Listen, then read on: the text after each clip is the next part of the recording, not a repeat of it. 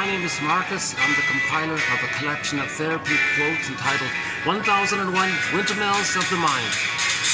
A collection of quotes taken from what's often called the psychodynamic or the psychoanalytic perspective, which long ago, as I understand it, was referred to by some as philosophical medicine or narrative medicine, helping one to be their own story doctor, helping one to find their story. The idea being that if a child is overwhelmed early on in his life, he may freeze up inside. Jeanette Paris, an author we discussed recently, describes it as emotional hyperthermia. The shrink in one sitcom referred to somebody as having emotional catatonia, a freezing effect. We need consciousness to heal this. We want our consciousness to rise.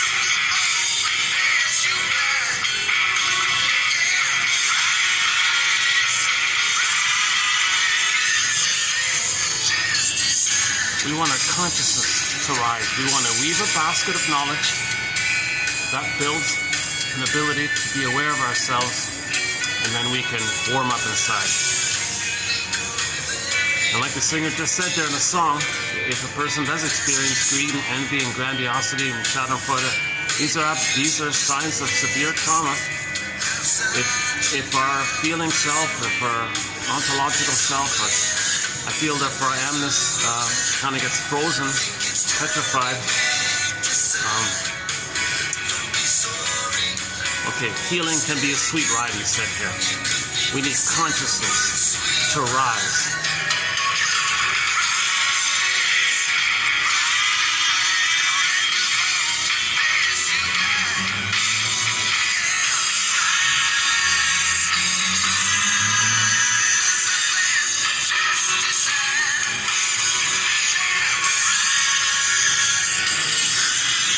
So let's see if we can raise a little consciousness here.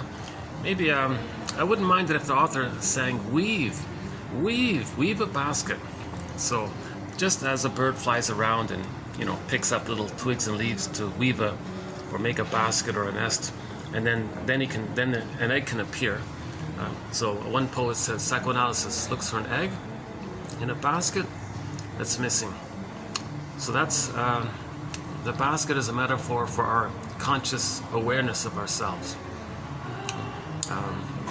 And then when we have a conscious awareness of ourselves, our uniqueness, our true self, our real self capacities, it's through that consciousness that the egg and the potential, the beauty and the gifts that's in the egg, the potential, new life, the vibrancy, okay, the life that's in the egg, so we can express our uniqueness through our consciousness, and that's called pleasure. And the main animating emotion is the joy character in the Disney film Inside Out. So normal, natural, regular development, mother does her job in a good enough manner. The child reaches what's called a psychological birth. A construct in his brain, a memory system in his brain, a batch of memories in his brain of a self-representation that feels that he was loved and he's okay by someone, the mother, who loved him, and she's okay. So mother's loving, because of that he was loved. So he created a temporal spatial spectacles. We see the world through our spectacles that we create in the first 3 years. Okay, so the normal spectacles is called whole object relations. Differentiation, I'm okay, you're okay, normal spectacles. Okay, so you see people as people. And now we're homotraumicus, so we're all one trauma, we're all one big family, we're all cousins from Africa basically, and we're all traumatized at the same time. So it's a little complex, a little three-dimensional. So that's sort of the normal state of affairs. It's called whole object relating. You see people in their totality, that they have a feeling self, they have a psychological self, they have a mind and an emotional life area, and it's wounded, they have traumas, and they're stuck with their traumas and they're repeating something to try to undo a trauma. They're trying to communicate their trauma. They don't even know what they feel. Maybe they have emotional hyperthermia as well. So this kind of recognition that we're all wounded people basically, right?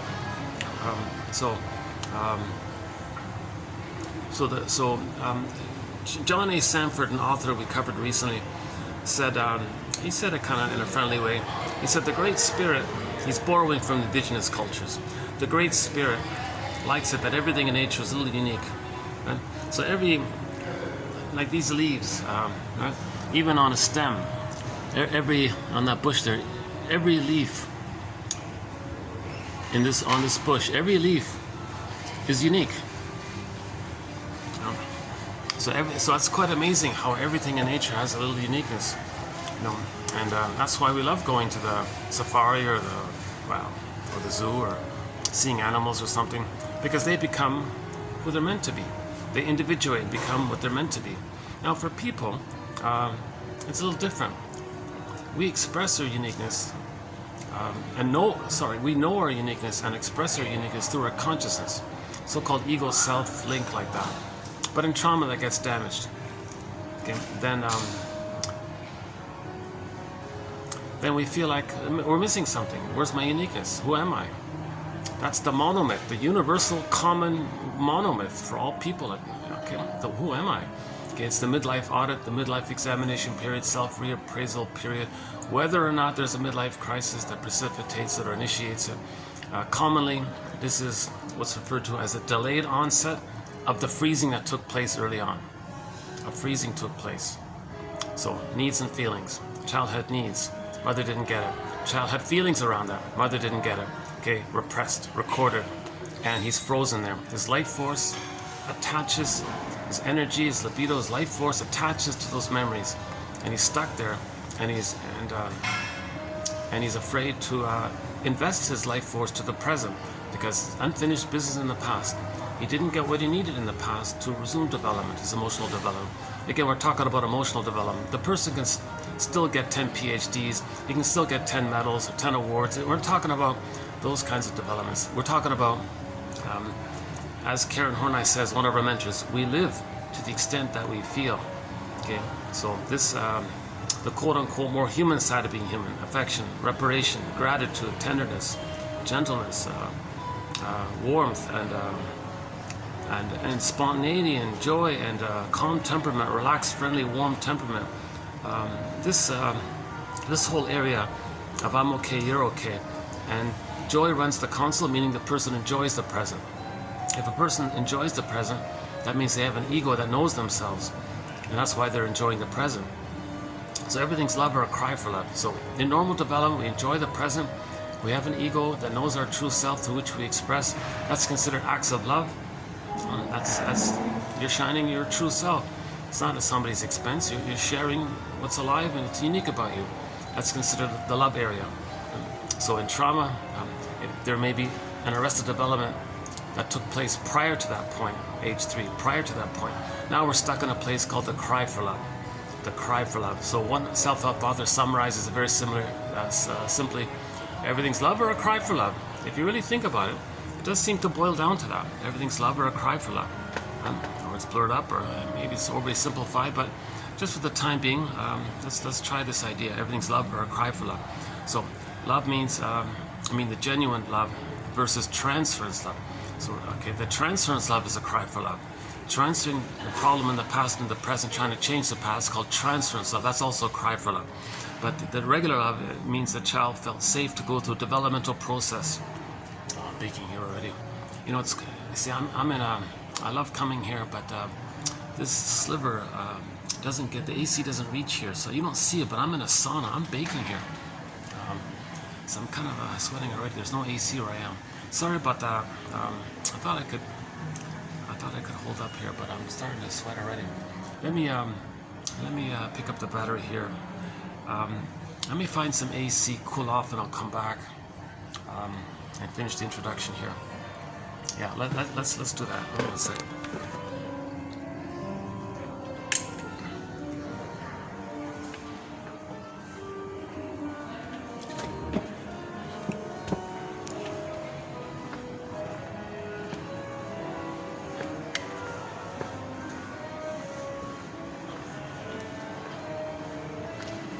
See, here it's okay, right? Here it's cool enough, right?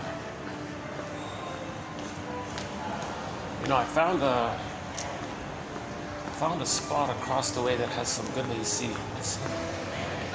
All these seats are taken down. Okay.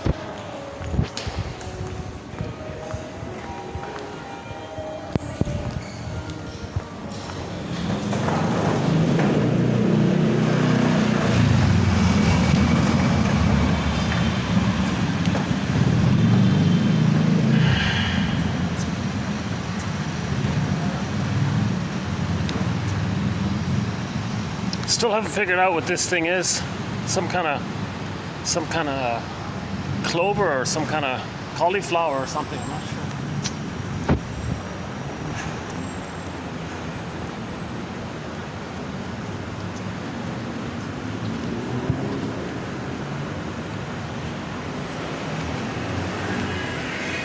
Oh yeah. Oh, okay. All right.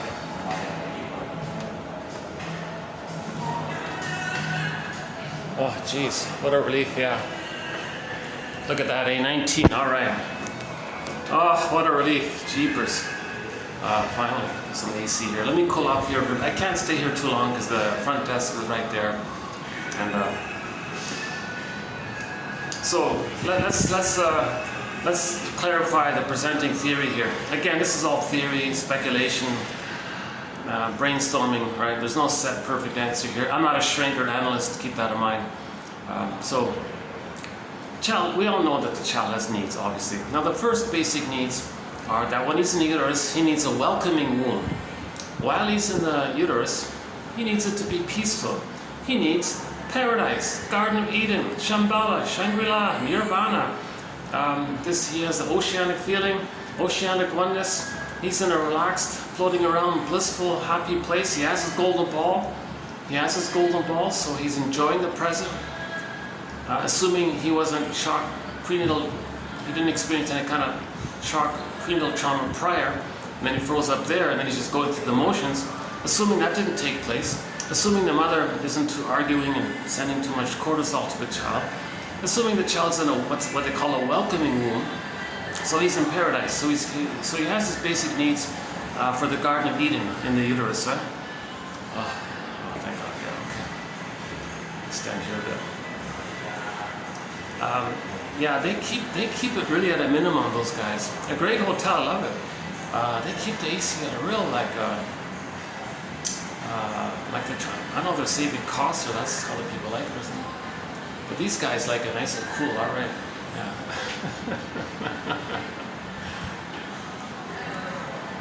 Oh God, jeez. Okay. It takes me a while to get here, so I'm usually sweating by the time I get here. And I find myself a little impatient. I said, let's get the video going. Let's get going here because if I wait too long, then it's gonna get dark already, and there's no light. I've got this like little brief window of time here, so I'm trying to squeeze things in here. So the baby needs the paradise, obviously, in the uterus. Now, when babies are born, they need that paradise to continue. They have a need for an extended paradise. Okay, so for the first 4 to 5 months, on average, says Margaret Muller, one of our mentors, 4 to 5 months, the child needs an extended, metaphorical, social womb. He needs that womb-like mother-infant dual unity, just the two of them. Okay, it was smooth, it was rhythmic, it was like an ocean, like floating on a calm, like being in a gentle, nice little boat on a calm sea or something. Just floating around, relaxed, sunny day or whatever. He needs that kind of smooth, some gentle music in the background maybe. He needs that kind of peaceful condition, rhythm of safety, that someone called it, rhythm of safety. He needs that rhythm of safety to continue for the first 4 to 5 months. So that's what he needs. So when he comes out of the uterus, hey mother, I have these needs for an extended paradise. So what he needs is what's called a secure attachment style. Okay? So for the first 4 to 5 months, the mother fulfills this by providing a positive maternal experience. A positive maternal experience when she provides a maternal holding environment. That's the womb, social paradise. Right? So, and now the baby's laying down memories based on the interaction. Human connections lead to neural connections. Baby's brain is malleable, laying down neural pathways, neurocircuitry, based on the model on the relationship, based on the relationship. He's setting it in, and then it becomes a part of his mind. The way the mother treats him, he's going to treat himself. Whether it treats him badly, he's going to have these convoluted, painful, compromised, dodging, gymnast, labyrinth, painful, and he's stuck there. That's unfinished business with the mother. And he's afraid to go forward because simple, basic, classical conditioning. If he has his needs and feelings, then mother responds in a way that causes him pain.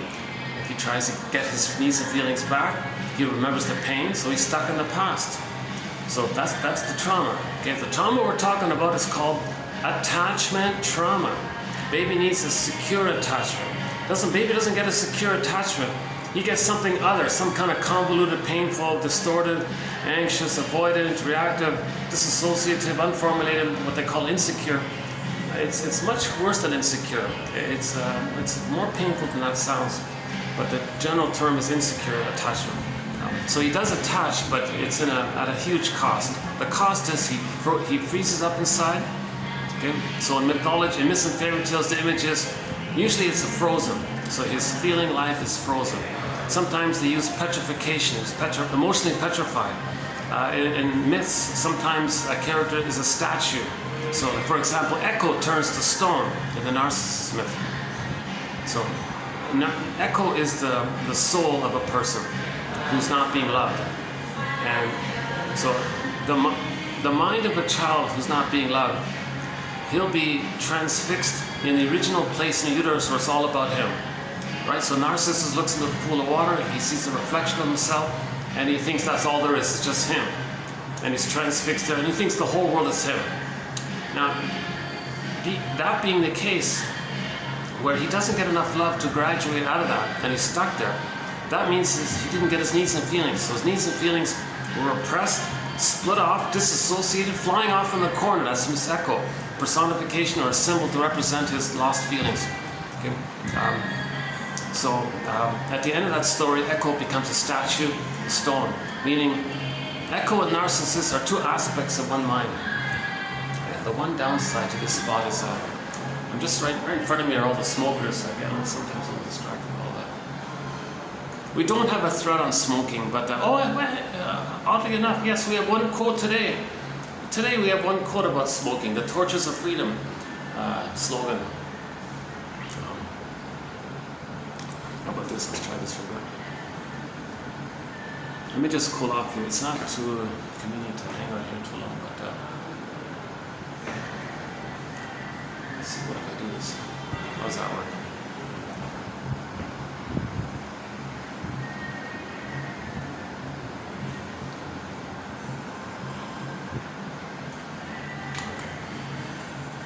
I'll check out the pool later, see how it's going on there. If there's a chance to go there.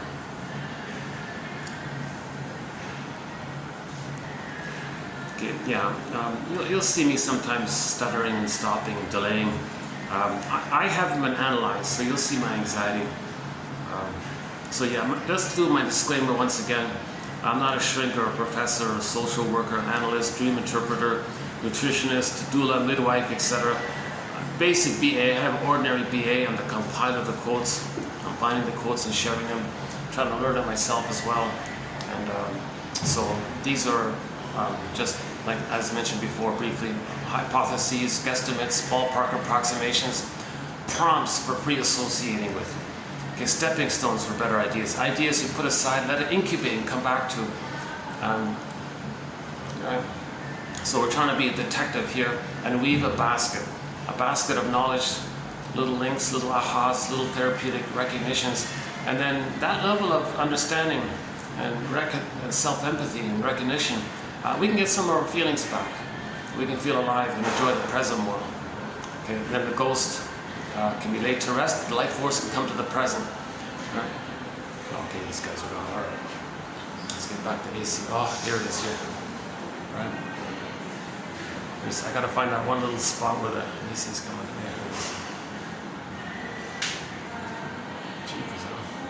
Oh, here it is. Yeah, there's the AC. All right.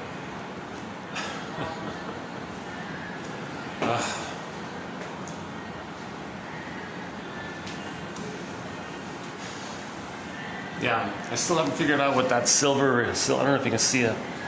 Sort of that silvery kind of, like a snow, like a ball of yarn of some kind, maybe. I'm not sure what it is.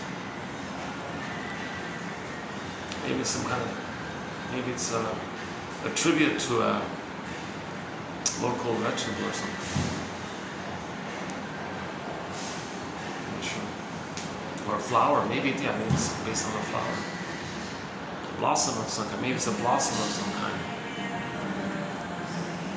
It's something nature-based. It feels like it's something based on nature, yeah. It's unique, yeah, okay. The sculptor who made that, if he tries to make another one, it'll be unique. He can never perfectly, identically replicate it. Yeah, mothers are meant to see that in their children. Mothers, when they have a child, they go, wow, my child's unique. Nature's greatest miracle. And that child's got to see that the mother sees that, then he can have some self-esteem by that.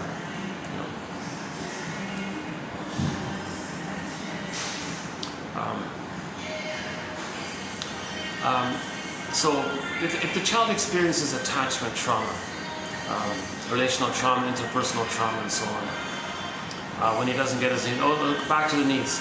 So let's assuming that the child in the uterus has his needs, he gets his needs met, he gets his paradise needs met. His needs got met automatically. He was in a state of a delusionary oneness with the mother, thinking that the mother was either just there for him, or just serves him, or is maybe a part of him. Is he like, and he's the center of it all, and he thinks it's just only him, really. The theory is the baby in the uterus doesn't understand that he's a little person inside his mother who's another person, it's two separate people. In the beginning, he thinks it's just all him in there.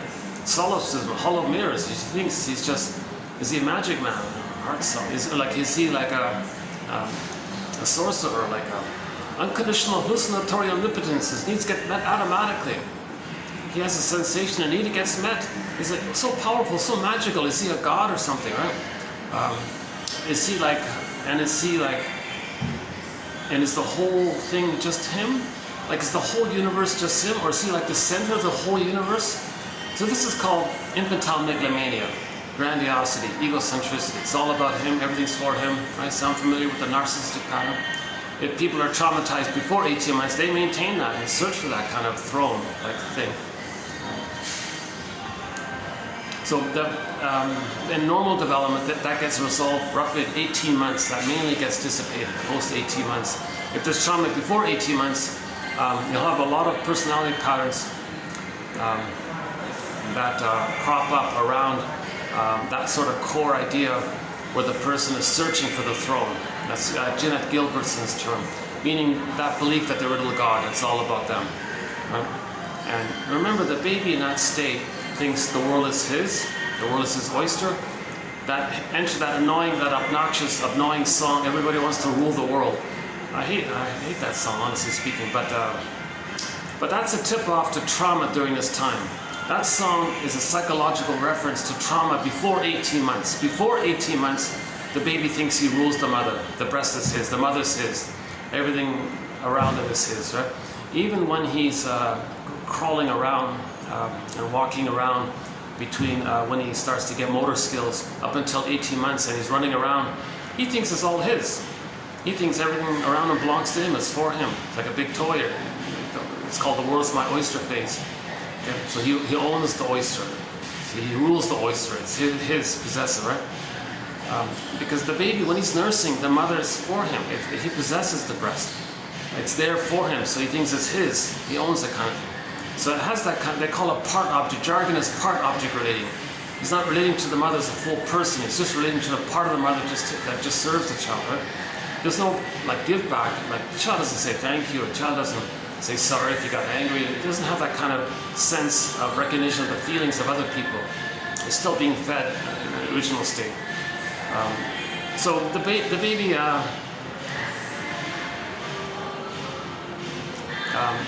Okay, so the needs. Yeah. So let's assuming he got his paradise needs met in the uterus. When he comes out, he needs an extended paradise for the first 4 to 5 months, sometimes called a psychological egg. And during the first 4 to 5 months, mother-infant dual unity.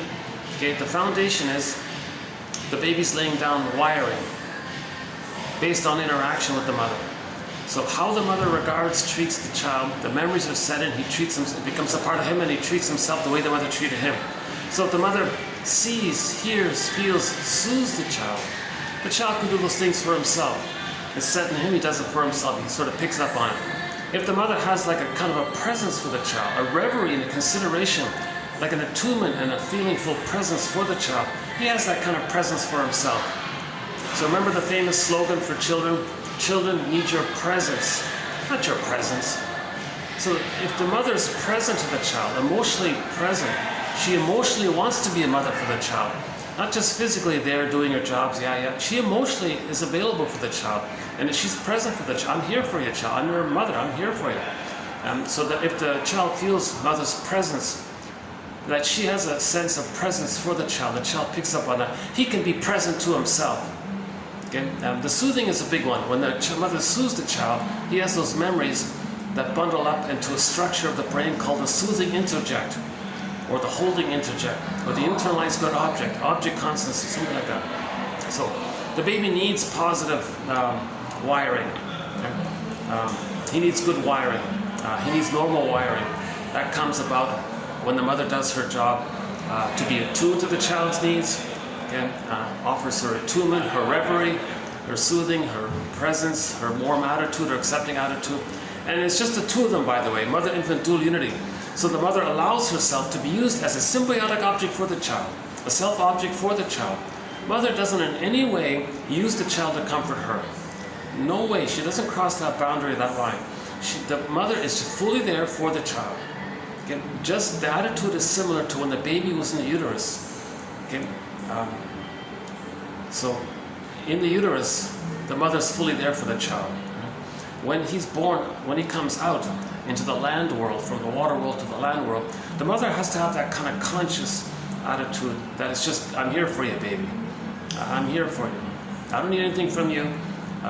You need something, I'm here for you. So there's an attunement. So now this attunement takes place when a nerve line is established. So the theory about this is when the child's suckling, something about the mucosal nerves in the child line up with the nerves, nipple breast to the mother. So in the uterus it was baby, cord, baby, placenta, cord. Back up a sec. Baby, placenta. Baby, cord, placenta, mother, mother, placenta, cord, baby, cord, placenta, mother, do, re, mi, 1, 2, 3, A, B, C, and it flows, it's smooth, it flows. That kind of, let the music play on, okay, when the child's suckling and establishes the nerve lines, baby, nerves, mother, nerves, baby, and it flows and it kind of continues. So, mother meets the baby's needs, all according exactly to the baby's. Now, when that line is established, the nerve line is established, that means the mother understands the baby's signals, because through the cable, the line's got to be there. So if that's broken, there's going to be a problem there, right? The bottle's used, there's no nerves in the rubber nipple, and the plastic bottle, what's this? Baby sends a signal, and it's like, yes, he's fed physically, but he's not getting that kind of presence, like he's relating to like a stone. And you may feel stone-like inside, right? Like if he's got a glass plastic bottle, he may actually feel emotionally like hardened like that. Hence the idea that emotionally we become petrified, turn to stone, emotional catatonia, emotional hypothermia, all these phrases that are coming about in the trauma literature. So again, we're talking about developmental trauma. We don't really cover too much of the shock traumas, the PTSD. Maybe down the road we'll look into that one. That's a tougher one. Masterson says, one of our mentors, James F. Masterson, says, just weave the basket, get these ideas, get these models, get these constructs, be a detective, be a detective, get the clues, be objective, get the clues. Okay, as you get the clues and you get some answers and a little recognition, then the feelings come in by that. Don't try to look for the feelings without the consciousness. One guy calls it spiritual bypassing. You can't bypass yourself like that, because then your feelings will get buried even further. Okay, so the image for this is the Pied Piper of Hamelin, 1957 family fantasy film, Pied Piper of Hamelin. At the beginning of the film, okay, the repression, the loss of feelings, was symbolized by the children being in the forest, hungry, tattered, clothed or whatever, starving, exiled, alone, all this. But you could hear the children in the distance, and you could access them, and you knew they were there. Okay, but later on, so the protagonist in the story said, oh, who cares about feelings? Who cares about your life? Who cares about loss? Who cares about love? Who cares? He sang the song, everything's about prestige and power and money and grandiosity. And he was searching for the throne all the time. Then the mountain opened up and the children were locked in the mountain. The mountain closed up and you couldn't even hear the children anymore. They had emphasized that scene where they couldn't hear the children. So that's a deeper repression. That's spiritual bypassing. Okay, so the line in the film was, he didn't pay the piper. So that phrase, don't be confused, the piper doesn't punish anybody. The piper is an emissary of unconscious processes. The piper is just showing what's going on. When we deny our feelings, the feelings get more buried, more repressed. Okay, that's more psychic pain. There's more of a feeling of living the unlived life, the provisional life, something's missing, life is passing it by. Okay, when this life begins, you feel like something's missing by that. Okay, so again, back to Karen Horney. We live to the extent that we feel. We lose our feelings, we spend the rest of our life searching for our feelings. Okay, I think I've cooled off here a bit.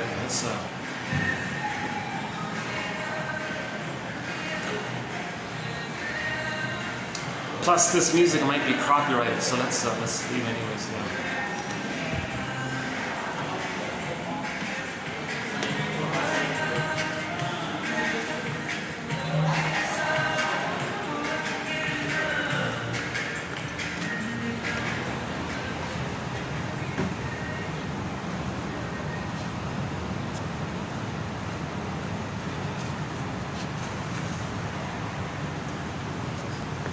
Still haven't figured out what that is, huh? Any ideas? Looks vaguely familiar, yeah. I first thought it was a cauliflower.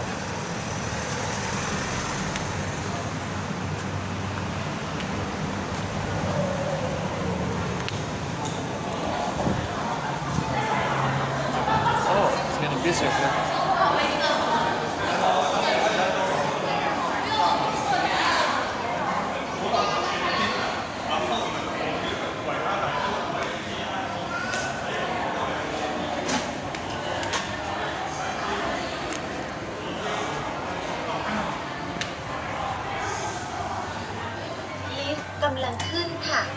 Going up.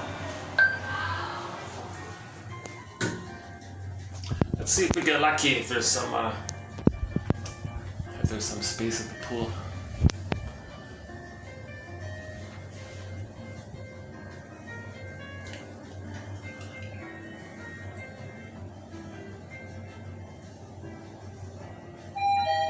ชั้น 6 ค่ะ 6th floor.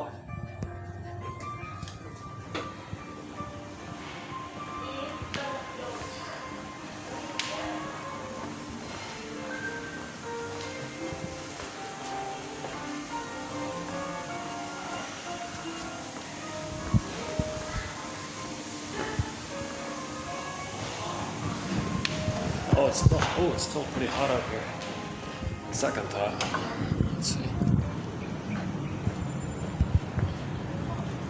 Oh yeah, it's pretty. Okay. Forget it.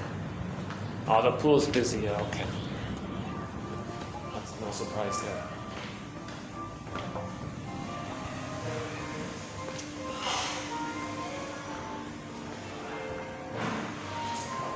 I've tried doing it here. It never works when I try to do it right here.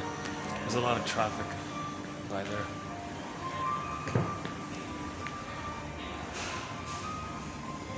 Let's at least do a few minutes here. Oh yeah, it never works. I've tried it so many times, this spot, but there's just so much going on next door. Okay, let's go to the laptop where I started. I think I've cooled off enough here.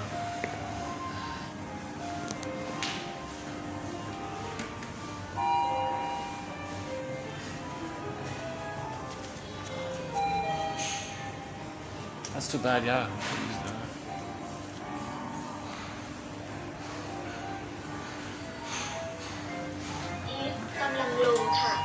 Going down.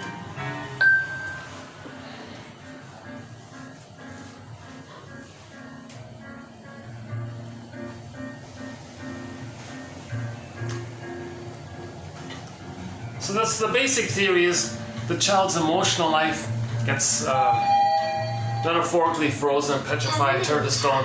And the Velveteen Rabbit's an example where the person says they feel unreal. Right?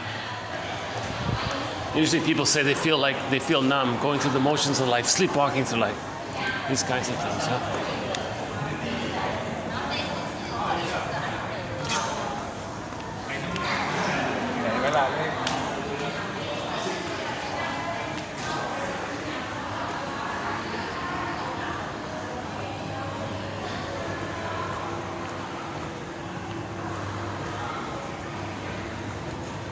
All right.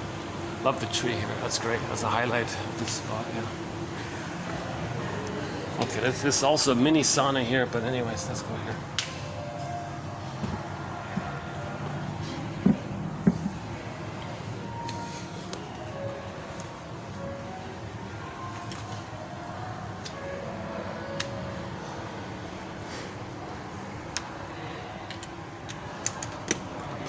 Plug this back in. Let's see.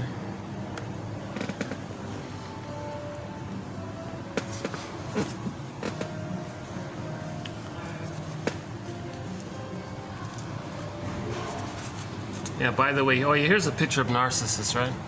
So Narcissus looks into a pool of water and he sees a reflection of himself. Not sure how well it's showing up here, but well, you can look at yeah, that's really showing up. See, he's transfixed. He thinks it's only him. Everything's about him. There's only him. His feelings are flying off in the corner. Echo. He ignores his feelings. He didn't get enough love to accept his feelings because the trauma is he didn't feel safe to have his feelings. So he regresses back to the old, archaic place that when he was in the uterus, it was just all him. So Narcissus turns into the little flower because it's considered a little addictive. Actually, we have Michelangelo's one here. This one might be a little clearer. Let's see. Does that show up? So I'm not sure how well you're seeing it, but if you look up Michelangelo, the Narcissus one. I do. Well. Okay, so similar idea. He sees his reflection, and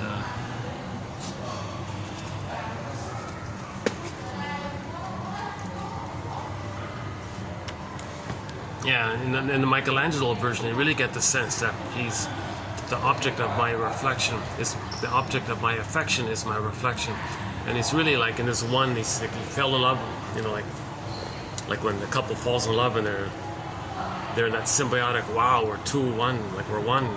Those kinds of things. So he feels one, because when the baby's nursing, he's one with the breast.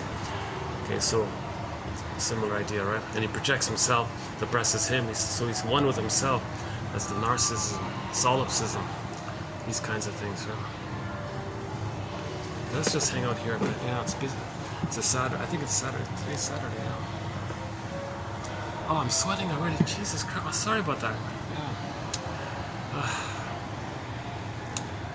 Are you gonna see me sweating here today? It's.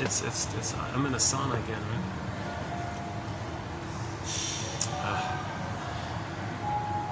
Okay, hold on. Let me see if I can relax myself. Maybe it'll calm down.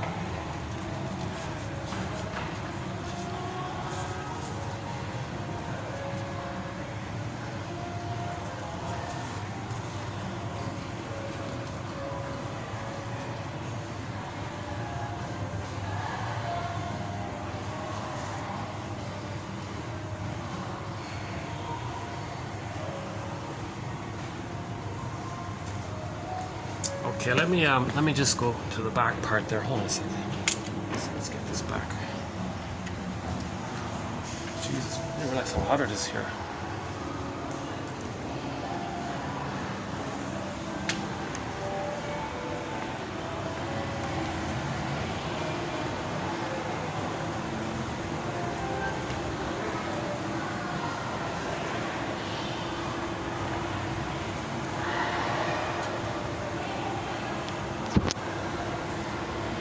It's a precious thing, right? The child has his golden ball. Everybody's born with a golden ball. Okay, like the sun, it radiates, it animates. It's called embodiment. You feel connected to yourself. You have your sense of self, right? So the image is the Whitebeard King Ballamon story. So in the distance, the young lady sees a polar bear, kind of rolling around on the snow, in a kind of a playful, relaxed way, and he's kind of tossing around, playfully tossing around this golden reef, and maybe like a guy in Italy making pizza dough or flying the pizza dough or something in a happy way or something. So she's drawn to the image. Okay? Just like somebody in Italy might be drawn to approach the pizza place. Oh, I want one of those pizzas. So the princess approaches the bear gently and says, "Hey bear, that golden reef you got there, I love it. Come on, hand it over." Polar bear explains, "Well, we're a package deal." And the story goes from there. So the metaphor is the polar bear is a symbol for the embodiment. You're in your body, the bear, the body. If you feel connected to your body, your inner house, your soul castle, your embodiment, your body, from the connection to that, there's a sparkling, like an animating, okay, like a life force sprinkling, animating. That's the gold idea. The golden reef, the golden ball, the shining, the radiance. Okay, now the golden ball, a metaphor for a wide range of feelings, needed feelings, appropriate feelings, aliveness of feelings, aliveness of affect. Okay, the main emotion is the joy one, and the serene, inexhaustible fullness of being. The serene, the calm, okay, continuous fullness of your embodiment, your being. You have your beingness, and you feel your beingness. There's your pleasure. There's your natural pleasure. The normal development, joy runs the counsel. Okay, in the Disney film, normal development, joy runs the counsel. But we saw that joy got zooped away. And then the whole story is about getting joy back to the counsel. Okay. Maybe more on that story another time. That film has won the Golden Windmills of the Mind Award. Yeah, that 2015 film, Inside Out. Basic image, very powerful basic image. Okay. If joy and sadness representing the feeling self, our soul even, or our aliveness, you know, for example, we need sadness at the counsel to accept losses. When we accept the loss, then joy can come back to the counsel. But if sadness is frozen, joy can't come back. So first we've got to get sadness to the counsel. Now, if joy and sadness, when they were zooped away, okay, when the feeling self was zooped away, all we had was the reactivity of the survival personality, the amygdala, the impulsive, hyperreactive amygdala. Okay, the fear, anger, and disgust. For most of the film, the character disgust was mainly about distaste and smell, sort of like the physiological area. And fear easily gets overwhelmed. Okay. In the beginning, the baby's afraid of his mother, but he's cornered, so the baby will be enraged at his mother. So usually anger is sort of the main one, right? But first, the baby would like to flee, but the baby has no motor skills. Where is he going to go? He can't crawl. He can't ask for help. He can't pick up the phone. So he can't go anywhere, right? So then now he's screaming and he's enraged. So usually it's the rage characters there. So the person with that mind, okay, with the frozen, lost, missing, joy and sadness characters, down a tunnel, down a cavern, okay, lost, searching, looking around, trying to come back to the counsel, right? Trying to come back. So there's always this attempt in the healing area to get it back, and we want to facilitate and make it possible for joy and sadness to come back. We just kind of cooperate with the Pied Piper, with Hermes, little messages that we're getting. Okay, little messages as Hermes, or the birds. We're going to cooperate with little imprints, patterns that we're noticing. Cooperate with this innate drive for healing and notice what's going on. Then joy and sadness can come back. So we want to get, okay, so in trauma, the child doesn't differentiate, have a sense of self. So there's no floor for sadness to stand on. So first the person's got to basically understand himself. But along with that, simultaneously, sadness appears with the sense of self. So there's a floor there for sadness to stand on. As we forgive the parents, understand ourselves, truth will set you free. And then now you're getting some kind of understanding of yourself. The sadness appears simultaneously. When we finish accepting the losses, okay, and then that process through kind of thing, then the ghost can be laid to rest, sadness can step aside, and joy can run the counsel again. Joy runs the counsel. That's the animating emotion for a person. In normal development, or when we heal from trauma, joy runs the counsel, right? So the traumas we lost, our golden ball, we're looking for it. When we find it, we stop looking for it because we have it. Now, this idea of looking for it, part of this looking for it is a mechanism known as repetition compulsion, where we repeat what happened to get some sense of what happened. We keep repeating to know what happened symbolically. Plus, we repeat with the fantasy that we can change the past. So I won't go into that area too much here, maybe. But a major thread in our collection is repetition compulsion, being synonymous with trauma. So.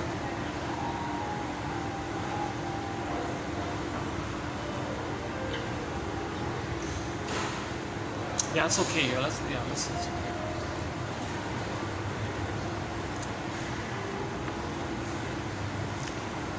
I don't want to stay here too long because I got the elevator people coming, and I don't want to make them uncomfortable or something. It's funny with this hotel. It's a great, nice little hotel. I really like this hotel. It's hard to predict when it's busy and when it's calm around here. Yeah, at the moment, it seems okay here. Yeah, look at that. Maybe I can even sit there. Let's see. These seats are always taken. Oh yeah, okay. Let's see.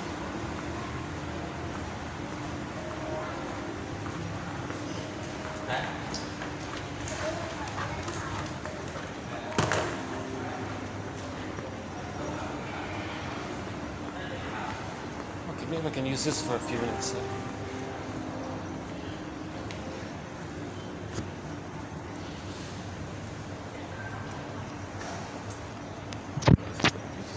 For a few minutes. Oh, yes.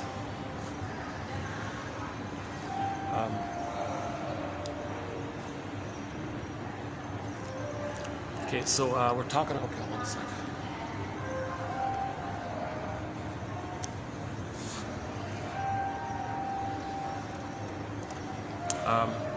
So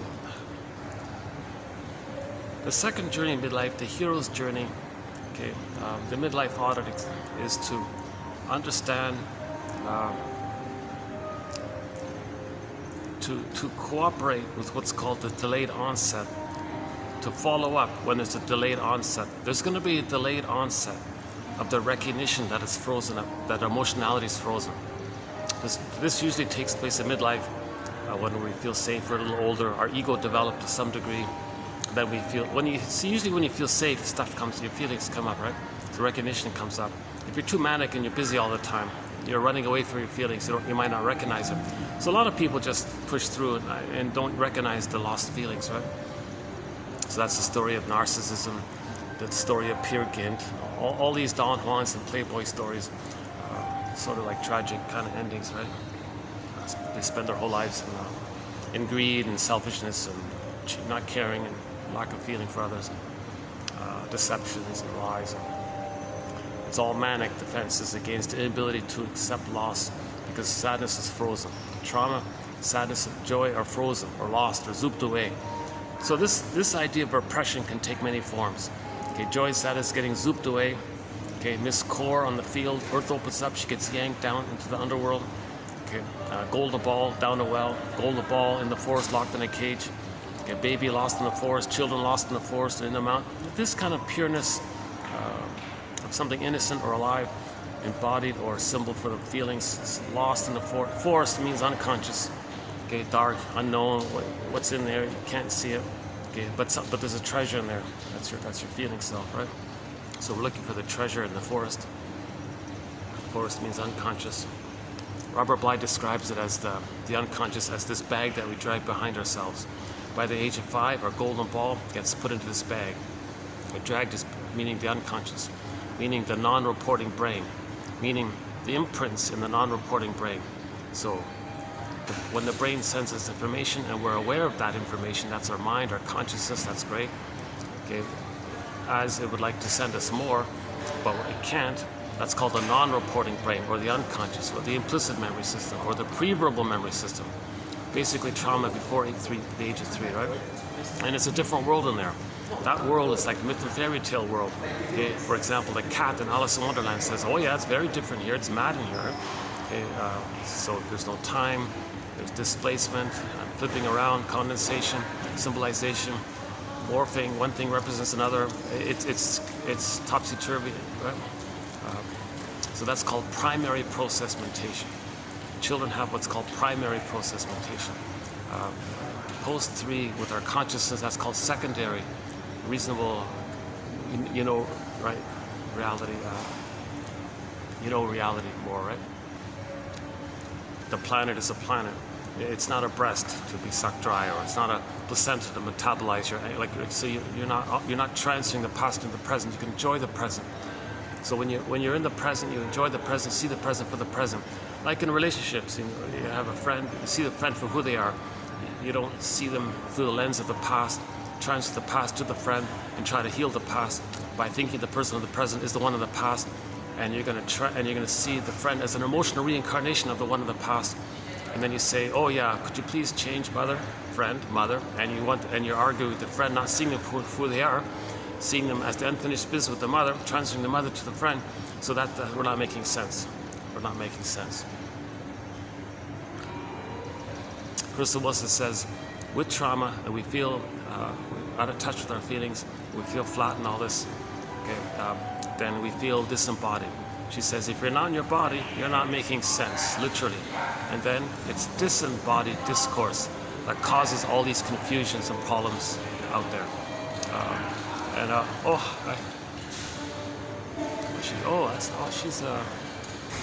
I guess she's one of the managers. It's funny, she looks just like the regular manager. They must be colleagues. Oh, I hope she didn't think I was filming. That's funny, eh? Because you don't... Yeah, that's right. When people pass by, they're not gonna... I just realized that, yeah.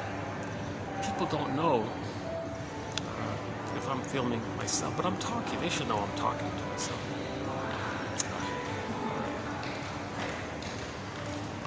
Maybe just to give people reassurance, I'll do something like this or something.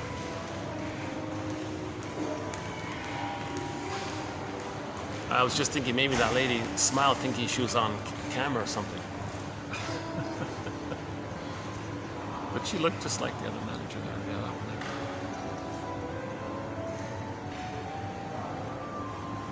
Yeah, graceful. There's a very mature, calm temperament with the staff here. They have a very calm, easygoing kind of manner. It's not like a numb, like they're still alive in their work, right? They're still present in their work. And, yeah, that manager, she's very gracious. She'll smile at all the guests. She's patient and pleasant with all the guests.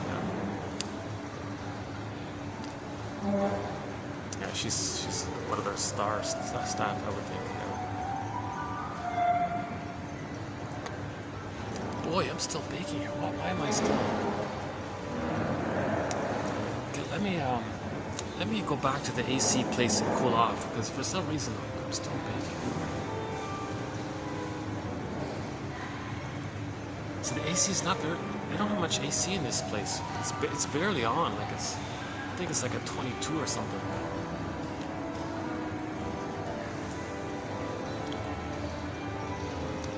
Over there it's 19 over there.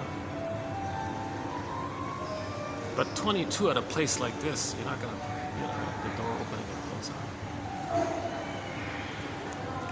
I know what it is. I don't realize how hot I get by the time I get here. Like I got a good, it's a fair distance to walk here for me. And I don't really realize how hot I am. And then when I sit down, the heat comes up. It's like a delayed onset. Like then I'm feeling it, right? So there's maybe another example of delayed onset. Something you don't know.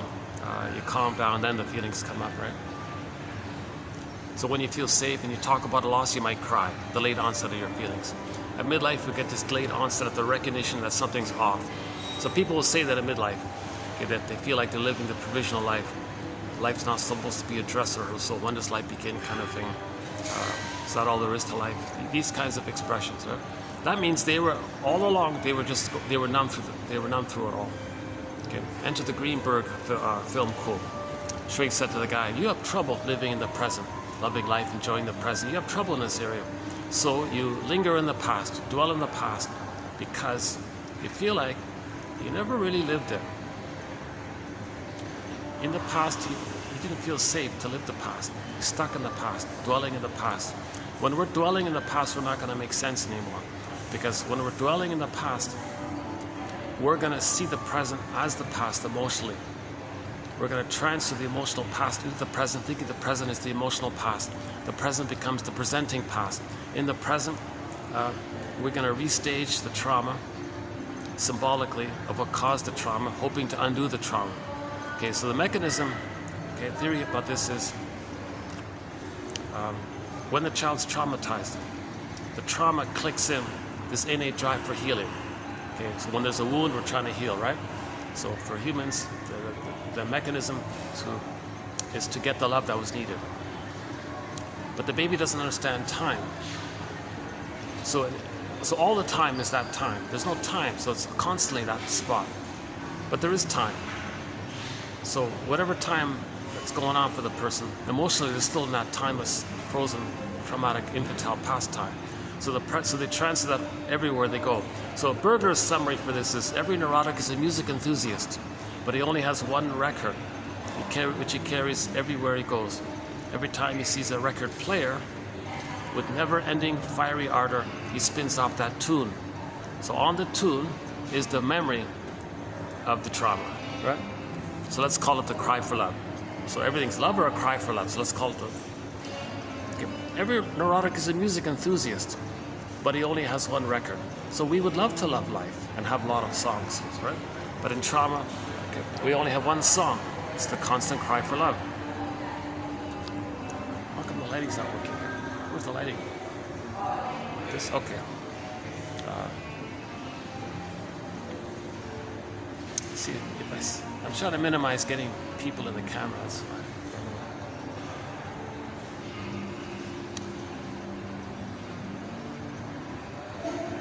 Okay, let me do the AC run and come back here. I'm still baking. Yeah. Okay, hold on.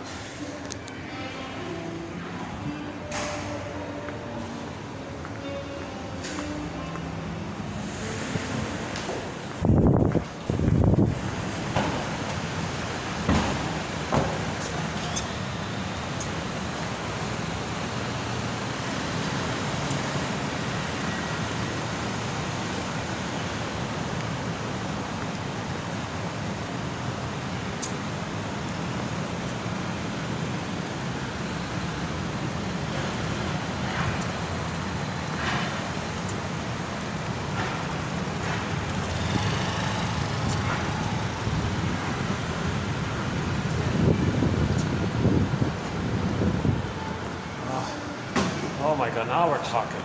Oh, gee, this is normal. Okay.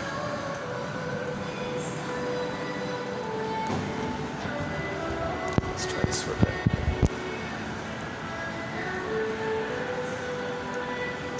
Lighting's not too good. Oh, how's that? Okay.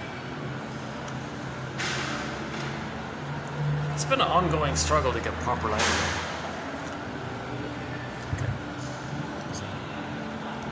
There's some AC here. Let me sit here for 10 minutes and I'll go back.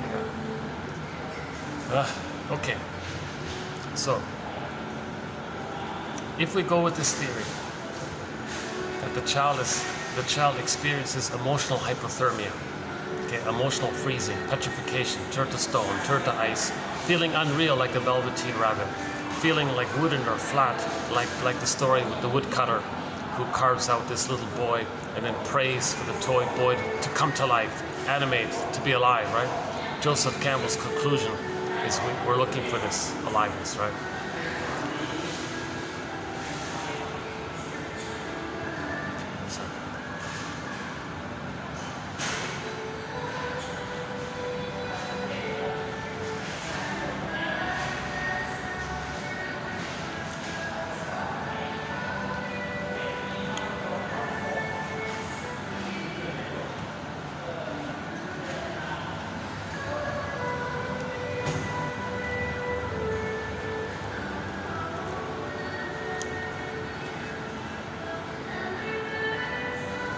I'm not going to blame the coffee because I'm tempted to blame the coffee. I'm trying a new coffee.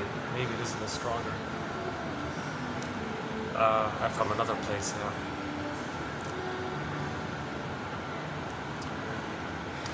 That's right. So, in the expression, everything's love or a cry for love. So in the love area, there's variety, spontaneity, enjoying the present, and so on, right? But in the cry for love, we're not enjoying or loving life in the present. The present is still the past. Now in the past, what happened? The child created a memory. Cry for love, mother said no. Baby felt shame. Mother, I need my needs for those first 3 years, right? For the paradise, the reverie, the attunement, no, mother, that's squelched. Okay? Mother to be seen and so on, right? So these basic needs, rhythm of safety, attunement, they didn't get met. And he cried about it. Mother didn't get it. So his needs and feelings, meaning the golden ball, okay, the princess, this core, okay, the baby, joy and sadness characters, okay, the innocent children, anything pure, it gets kind of recorded in the non-reporting brain. The metaphors, something's lost in the forest, or someone's lost in the forest, something like that. Now that trauma clicks in the organism's attempt to look for the love, because there's no time. So they're looking for the love. So we spend our lives looking for love. So we're either loving or looking for love, right? A cry for love. So the metaphor is we create a record. What are those 45s? Okay, those like side A, and let's say on side B it's the same song. Or long ago in the magazines they might include a record, like in the magazine, like a floppy, flimsy little plastic song, 45. And on side A there was one song, and on the back side it was completely fat. There were no grooves on the back. It was completely flat. So just one song. That's the only song he has. Okay. So on the song, baby shamed by the mother. Mother shamed the baby. Okay. So there's two characters there, right? So in the new situation, they're going to spin that record, meaning they're going to recreate, reorchestrate, to relive that scene, replay that scene, hoping they can change the past, undo the past, get the love that was needed. The problem is the present isn't the past, so it's not going to work. So a person does this to know what happened in the past. The person repeats the past in the present, interprets the present behavior as symbolic of the past to know what happened in the past. That's a therapeutic turning point to recognize this kind of thing, right? Oh, I'm right in the center of the traffic. Yes, yeah. Okay. Let me go back to the AC spot.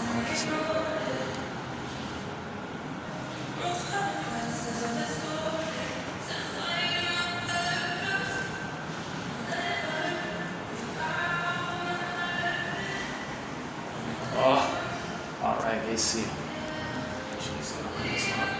I'm usually hot today, more than usual, yeah. A little embarrassing about that, yeah. But my give back for these awkward videos or imperfect videos or anxious videos is that the quotes are posted below. If you click the more link, you'll get the quotes. So that's sort of the give back there. Plus, in my humble opinion, a huge offering is through the coffee link page. For the price of a coffee, €4 basically, one can get 10,000 advanced self-help quotes, roughly 60 chapters in this encyclopedia.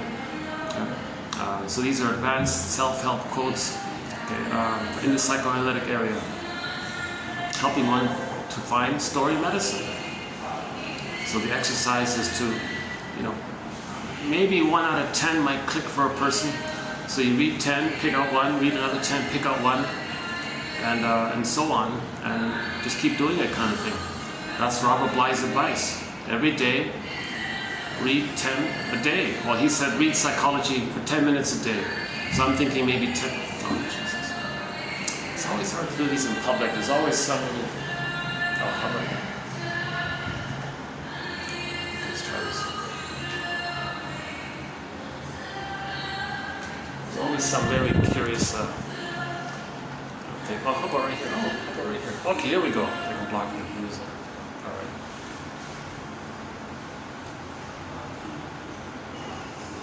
Oh, I see. These are.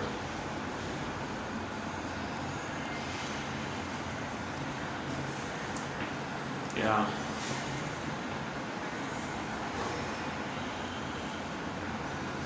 Okay, just give me a sec here then. Let all this pass in front of me pass by here. Hold on a second.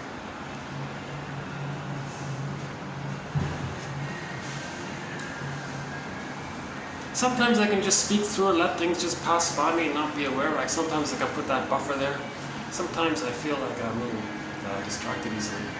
Depends on my mood, depends how things are going. So sometimes I do a smooth, nice video. I love those videos. They're not too common, unfortunately. Maybe 1 out of 10 videos are kind of smooth right through. So I'm still on the search out for like a nice room, like a quiet room with a view maybe, and I can just settle in and just speak freely and not have to, you know, do all these little bouncing around little things.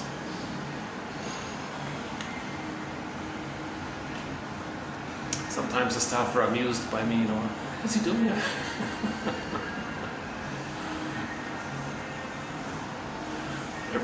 Everyone just like ignores you, that kind of thing. Yeah. Some people stare at you or something.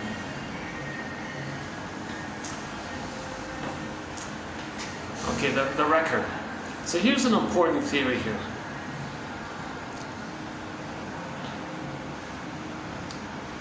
As mentioned earlier, the grandiosity, where babies think they're on a little throne, that they own everything. This egocentricity or grandiosity, Karen Horney calls it the glorified self, or the idealized self, the ego ideal, infantile megalomania.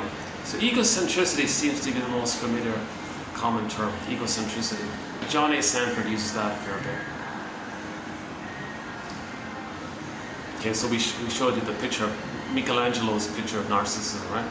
It's just all him, everything's for him, about him. If it doesn't help him maintain that grandiose image, who cares about it? So the attitude is, you know, Miriam Minerbo quoted a client where a woman said to her, you know, when a man doesn't give me everything I want, he gives me nothing. She actually had that attitude about men. He's got to give me everything or he's giving me nothing. She had this like either or. So she had a clear-cut case of the narcissism. She says it's two sides of the coin. On one side of the coin, you expect everything, the perfect oneness of the good breast. On the other side of the coin, it's your feeling of being a king and all this. So you got to let these two dissipate. Okay, I guess I can go back. I'm trying to minimize that kind of stuff. Just this is an awkward spot. This is the only AC spot I can use, but this is right where all the. Okay, let's go back. It's a real juggling act, eh? Jesus.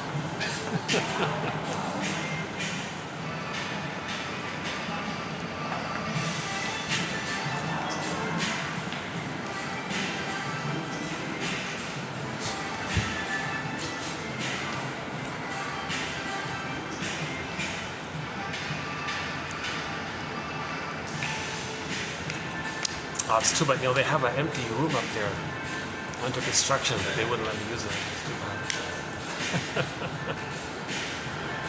There's no AC in there anyways, but...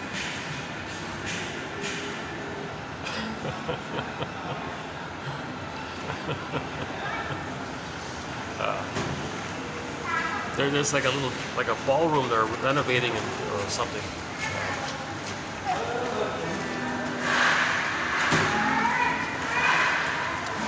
I was like that princess in the White Bear King Battle. Oh, come on, let me use the room.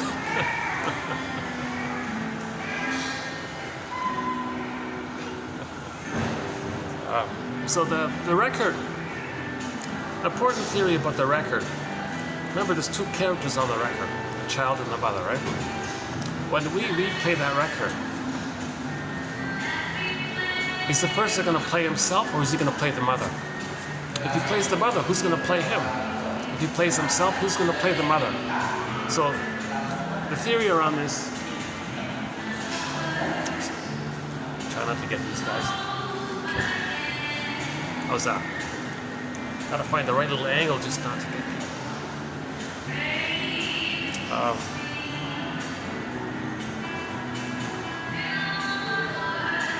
What if I turn this chair?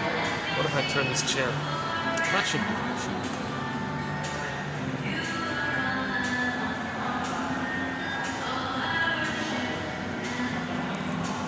Oh. So to answer this question, the theory is all babies begin with the mindset, I'm not okay, you're okay. So let's establish this point a little bit. When the baby comes out of the uterus and his paradise is not there, he thinks he's everything, he creates everything, and he's in pain, and there's no paradise, he may just simply think he's defective, he's flawed, he's a flawed God, he's something wrong with him. That's related to his identity. Identity links to shame, so he thinks he's defective. Part B, baby can't parse out where he begins and ends and where the mother begins and ends. So the mother's quote-unquote defective, he thinks he's defective. Part C, baby thinks that the mother wants the baby to save her. If the mother's not loving the baby, that means the mother has a cry for love. This cry for love is communicated by the mother not offering love. Now, when the mother's not offering love, she's hate. There's hate. Remember, joy and sadness zooped away. Hate's at the counsel. Love or hate. So the mother is hating the child.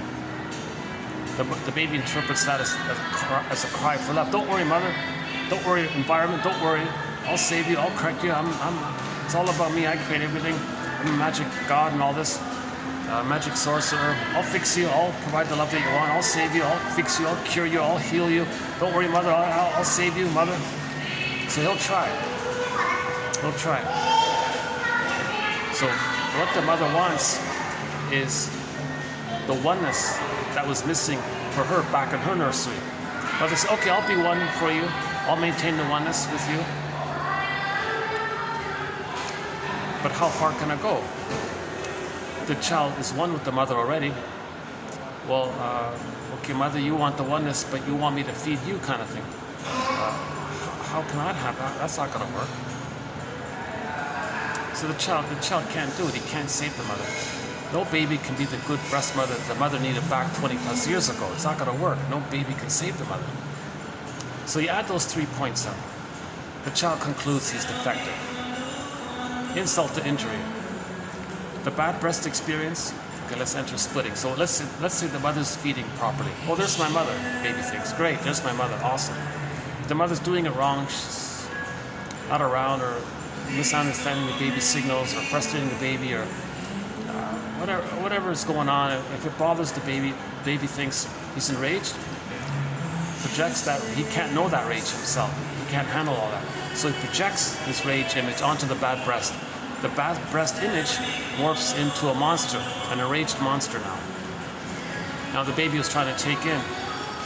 His unmet need ended up with oral greed. So he thinks the mother's a devouring monster, an enraged devouring monster that wants to gobble him up. Really? Do you think the baby can accept that about his mother? For the time being, to manage his feelings, he's got to think his mother's like that. And then he's got to somehow accept that that's his mother? Nonsense. So when the mother's doing it wrong, the child just says, that monster there, that's not my mother. No way, that can't be my mother. I can't accept that's my mother. I can't accept this bad breast now turned into a hungry wolf image. My mother's not a hungry wolf. That's not my mother. That's a hungry wolf. That's not my mother. But the bad breast experience is his mother. He can't know. He can't.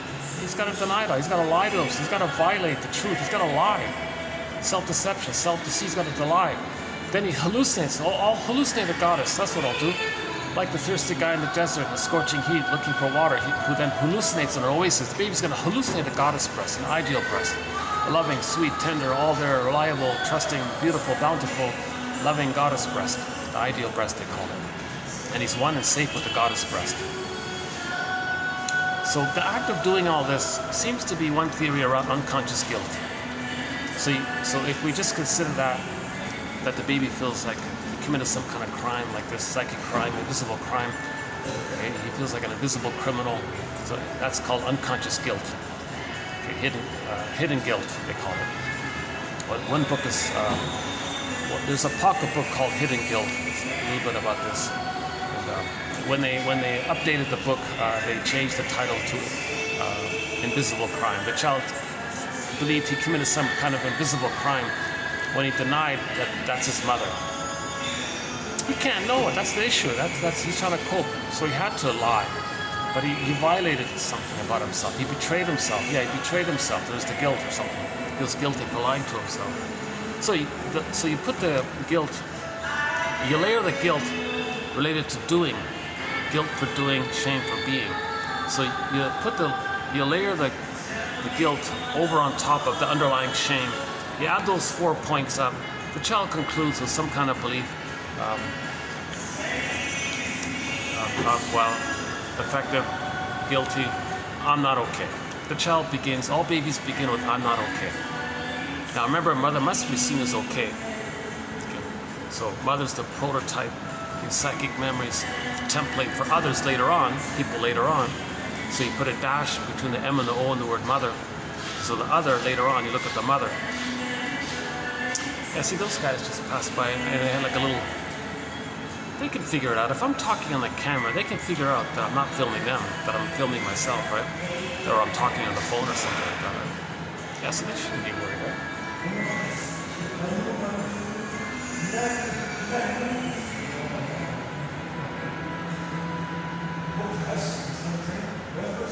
There's the front desk. How are they doing? Okay. I don't want to spend too much time on the front desk.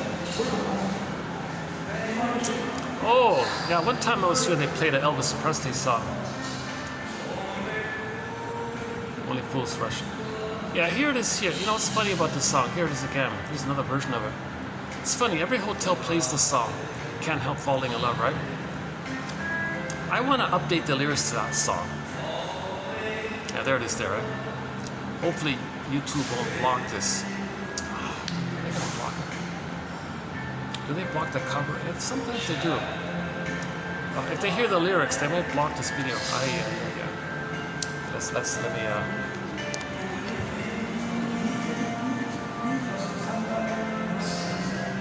would it be a sin? All right. I wanna. Oh wow, that's fresh on my mind here. That song, that Elvis Presley song, "Can't Help Falling in Love." I want to change the lyrics to that song. I want Kelly Clarkson to. I'm asking Kelly Clarkson to change the lyrics. She does a nice version of the song as well. Not too many people sing that song well. Even Anne Mary tried. Oh, she couldn't do it. Yeah, sorry about that.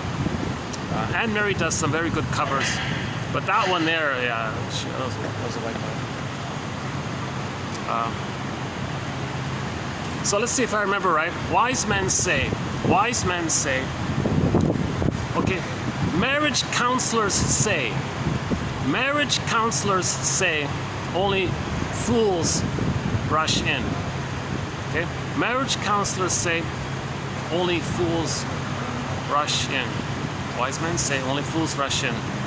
But I can't help falling in transference love. Transference love. I can't help falling in childhood repetition.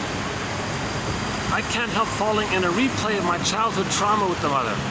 So the person in the present reminds them of the mother in the past. That's called transference love. Okay? Remember the wiring that's being laid down, the neural pathways and all this? Okay? When the baby creates a frustrated, convoluted, painful wiring with the mother, okay, that's called unfinished business. Okay? It's painful. He's trying to get out of it. He's trying to uncircuit that wiring and get a normal wiring, a proper wiring, a healthy wiring.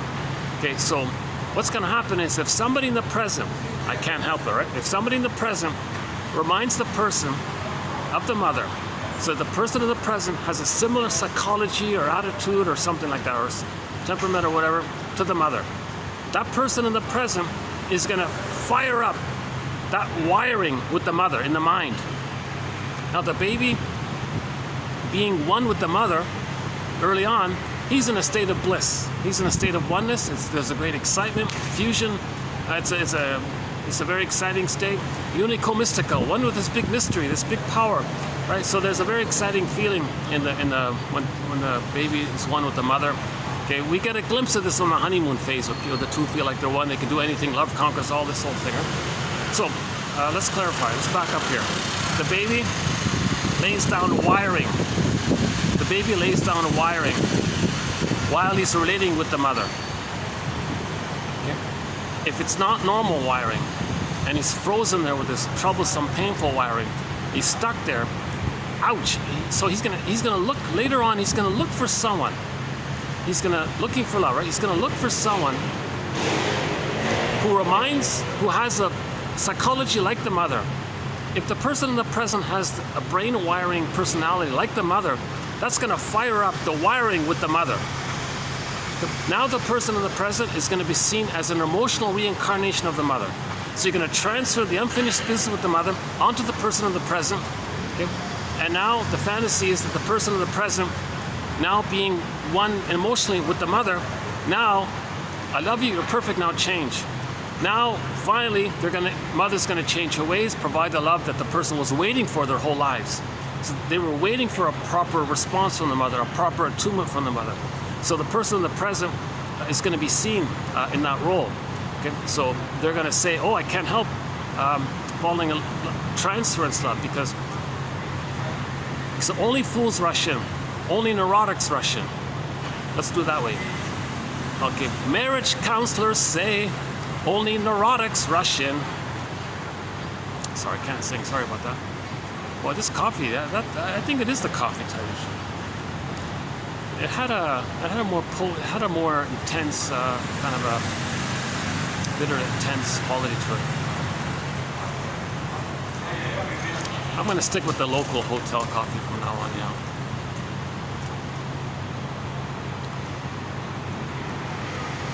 I hear it's not so bad after all. Let's hang on here for a bit. Yeah, okay. I'm not bothering anybody here. Yeah, okay.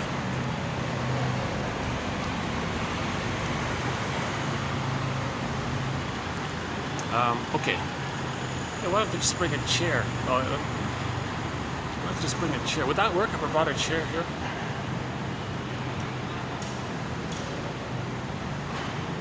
Oh, there's the whole... another smoker's...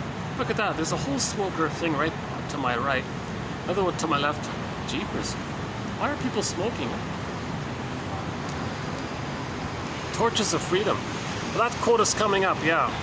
We'll talk about that slogan in today's quotes coming up here.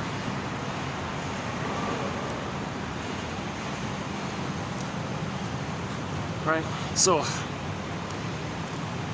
the person in the present triggers the electricity with the mother.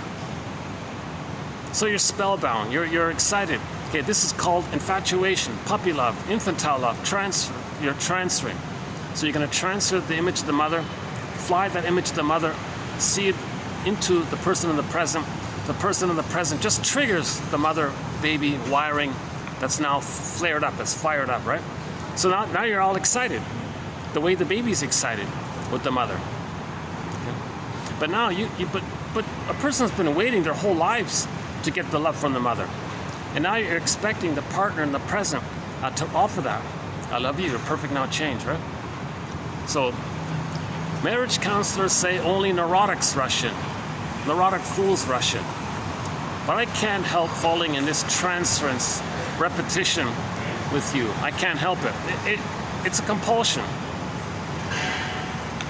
The baby has this deep wish for mother's love.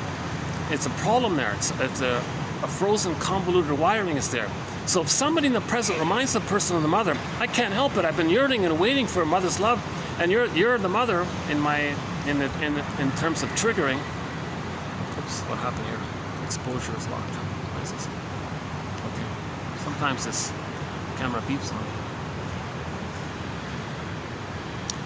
Oh, hang on. How's the battery? Yikes. Oh, Jesus. Okay, it's okay. It's holding up here. Still okay. So did I get that point across? That somebody in the present just triggers the electricity with the mother, and then you transfer that interaction with the mother to the partner. That's called transference love. Okay, and it's exciting, and you can't help it, and it's a great, blissful, trance-like feeling. So you're bedazzled, you're spellbound, okay, and you can't help it. You can't help it because the child is waiting. He can't help it. He needs mother's love. No one can help it. All babies need mother's love. Can't help it. The baby must have a secure attachment with the mother. He can't help it. Otherwise he wouldn't make it. That's the can't help it part, right?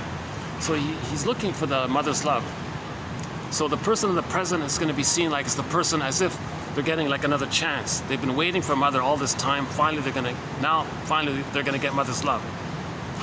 So what does it go? How does it go again? Marriage counselors say only neurotics rush in. But I can't help falling in this repetition, compulsion. I can't help falling in transference love. So neurotics are only capable of transference love. Neurotics are stuck in the past, so they can only transfer the past to the present. So neurotics only transference love. So there's a difference between regular mutual love, I'm okay, you're okay love, two are in the present, two know themselves, two have an identity, and they're sharing from that place. That's like a genuine, creative, spontaneous, playful kind of thing. In natural, normal, genuine, abiding love, neither of the two are transferring the unfinished business with the mother in the past to the present and trying to change the partner to be a good version of the mother in the past. In other words, no one's saying to the other, you be the good mother that I needed back in the nursery. No, you be the good mother that I needed back in the nursery. And they're arguing and quarreling and all this. So that's not taking place because they're dwelling in the past, transferring the past to the present. So in regular, normal, genuine, authentic love, they're not doing that. They're enjoying the present together. They're not expecting someone to correct what the mother did back then. In its most basic way. Because nobody in the present can correct that kind of thing, right? Now, if two neurotics do fall in transference love and they make I statements together, their marriages, they can heal together if they're conscious of it all. That's different, right? Okay, so marriage counselors say only foolish neurotics, only foolish dysfunctional people rush in. But I can't help falling in this infantile transference, puppy love, infatuation, transference with you. Like a river flows surely to the sea. Okay, like my neural pathways laid down in my brain. How's that? Like my neural pathways laid down in my brain. Some things are meant to be. Some things are meant to be. That's the state that's my traumatic script. Like my neural pathways laid down on my brain, that's the script I was given. What's the next one? What? Wise men say only fools rush in. I cannot fall in love with you. Like a river flows, like the neural pathways laid down in the brain, surely to the sea. Some things are meant to be. So it's not fate. It's not fate. It's just the person reminds them of the mother. Okay. So the traumatic script, the schema, the template, that's what we're dealing with, and we're stuck there. That's, some people call that fate. Well, no, be more specific. It's a traumatic script. It's traumatic memories, and it's painful memories, and it's frozen, and you transfer that to the present. So it's called transference. It's not fate, right? If you want to be more abstract and say, why did that happen? Well, that's a different story. Well, no, that's intergenerational trauma. Got some characters here. Let me cool off. Yeah, I'm starting to sweat anyways. Let's go back in for a bit.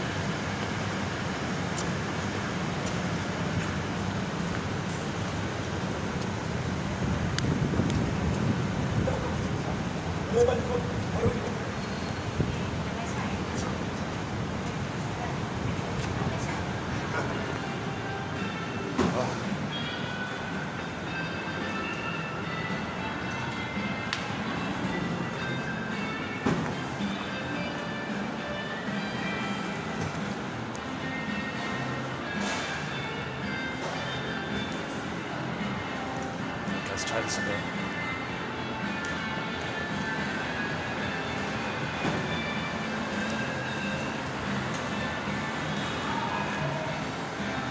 Yeah, they don't like me moving a chair to that corner over there for some reason.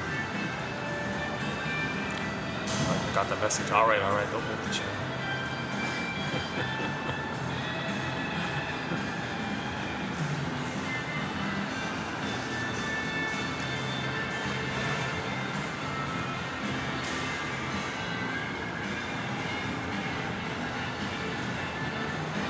Let's let these guys pass here. Hold on a second, another minute.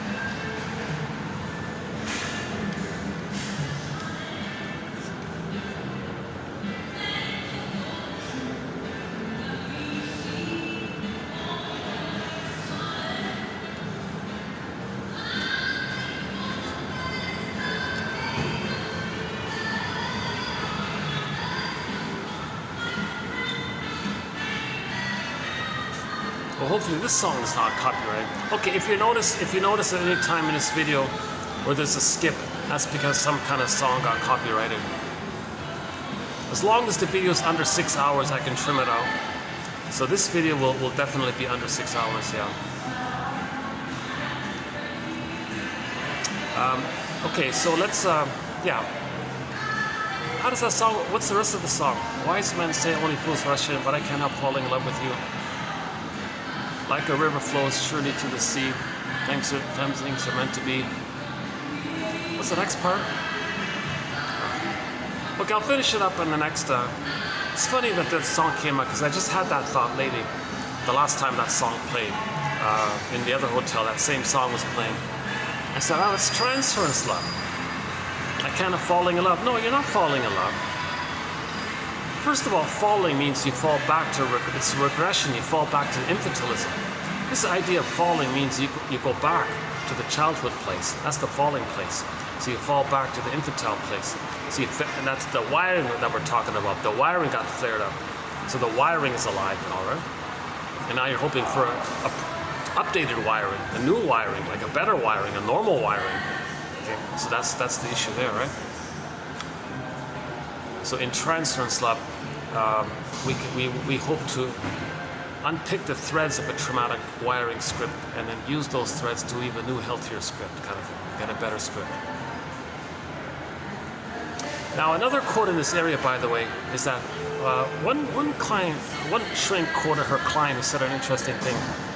He said to her, Jeanette Paris, he said to her, you know, I think I was infatuated with this woman.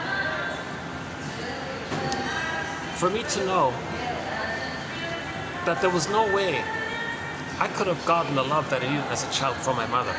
Because he wasn't getting the love from her, right? Because he chose a woman who was just like the mother, for him to know the frustration with the mother. So the reason we're attracted to these dysfunctional partners is to be aware of the frustration with the mother. So all the complaints you have with the partner, take it to the source. That's why you chose that person, to know your feelings from the source. So he said, yeah, so I gave up on him. And then he said to the girl, well, do you want to grow together? Because you're dysfunctional too, right? We can heal together. Oh no, I just wanted to find the right one who's going to be who will be the good mother that I needed. Well, I can't make you be the good mother that I needed, and you're not going to make me be the good mother that you needed. Why don't we be aware of this, make eye statements together, and heal together? She said no. So he couldn't stay stuck in that situation.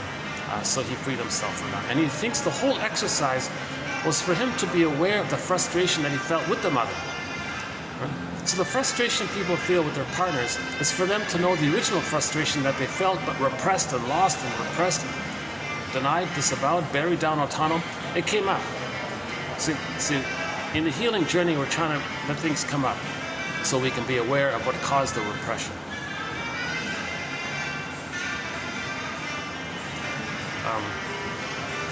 Let's geez, what's the other part? Wise men say only fools rush in. Okay, so marriage counselors say only foolish neurotics engage in intimacy, transference, infatuation, puppy love. But I can't help falling in this repetition. Like those neural pathways set down in the brain. That's my traumatic script. That is to be. Wise men say only fools rush in, but I can't help falling in love with you. Like a river flows surely to the sea, some things were meant to be. What's the next one?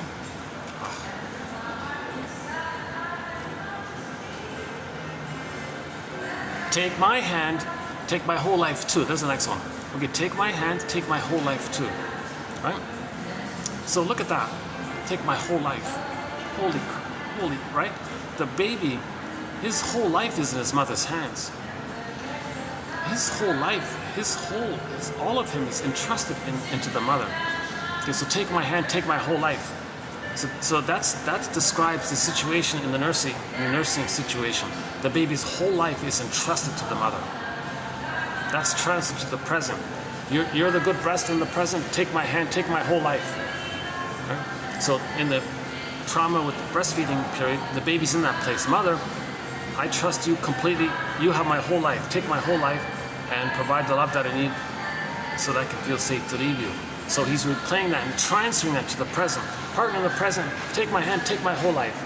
Now what he's hoping for is that the partner will be the good mother for the past. He'll feel safe to start to leave her. I mean psychologically separate. Not necessarily literally leave, but psychologically have a self-concept out of the oneness there. So that's the problem with the fusion. Baby has fusion, oneness. So when that song says, take my whole life, that's a symbol for fusion. Fusion, oneness, symbiosis, mother infant dual unity. Okay? The baby has a trauma in the place of the fusion and the oneness. Okay? So in the transference love, oh, person in the present, you remind me of the good mother in the past. Okay? Take it all. Take my hand, take my whole life. I trust you fully and deeply. I'm all yours, kind of thing. So he's in that cry for love that the baby had with the mother. Mother, please be safe. Please be a trusting, reliable mother. Don't give me attachment trauma. Don't give me relational trauma. Don't give me interpersonal trauma. Okay, but the baby did get it. Later, the mother hears a revival of the mother, the fantasy. Now they're back in that place, trying to undo the past, change the past, correct the past, heal the past, etc. Right? Yeah, I heard Kelly Clarkson sing this, and she does a nice job and all this. And I mentioned her because she does a very good job of More Than a Feeling. And we played Kelly Clarkson's cover of More Than a Feeling.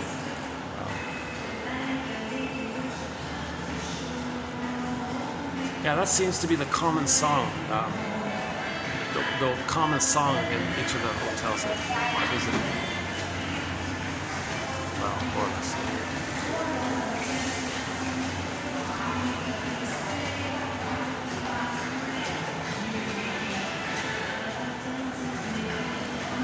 Okay, so let's go back to the I'm okay, something other than I'm okay, you're okay.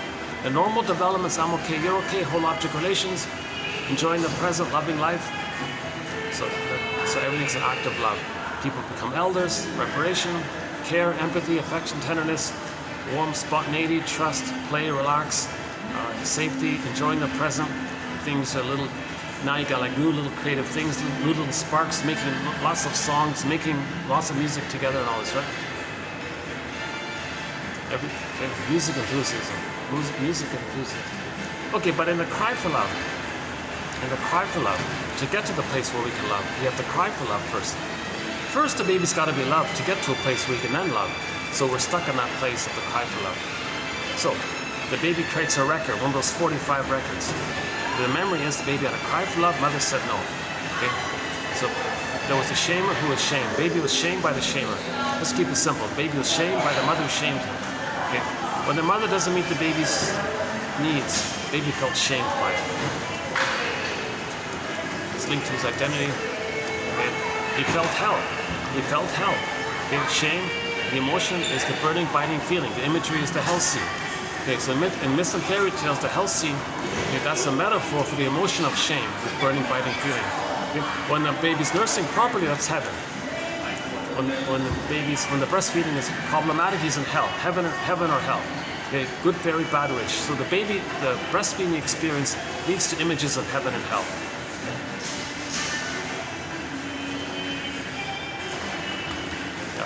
We played Kenny Shields' song in the last 2 videos ago. He said, yeah, we're looking for something under heaven, over hell. We need that middle area there.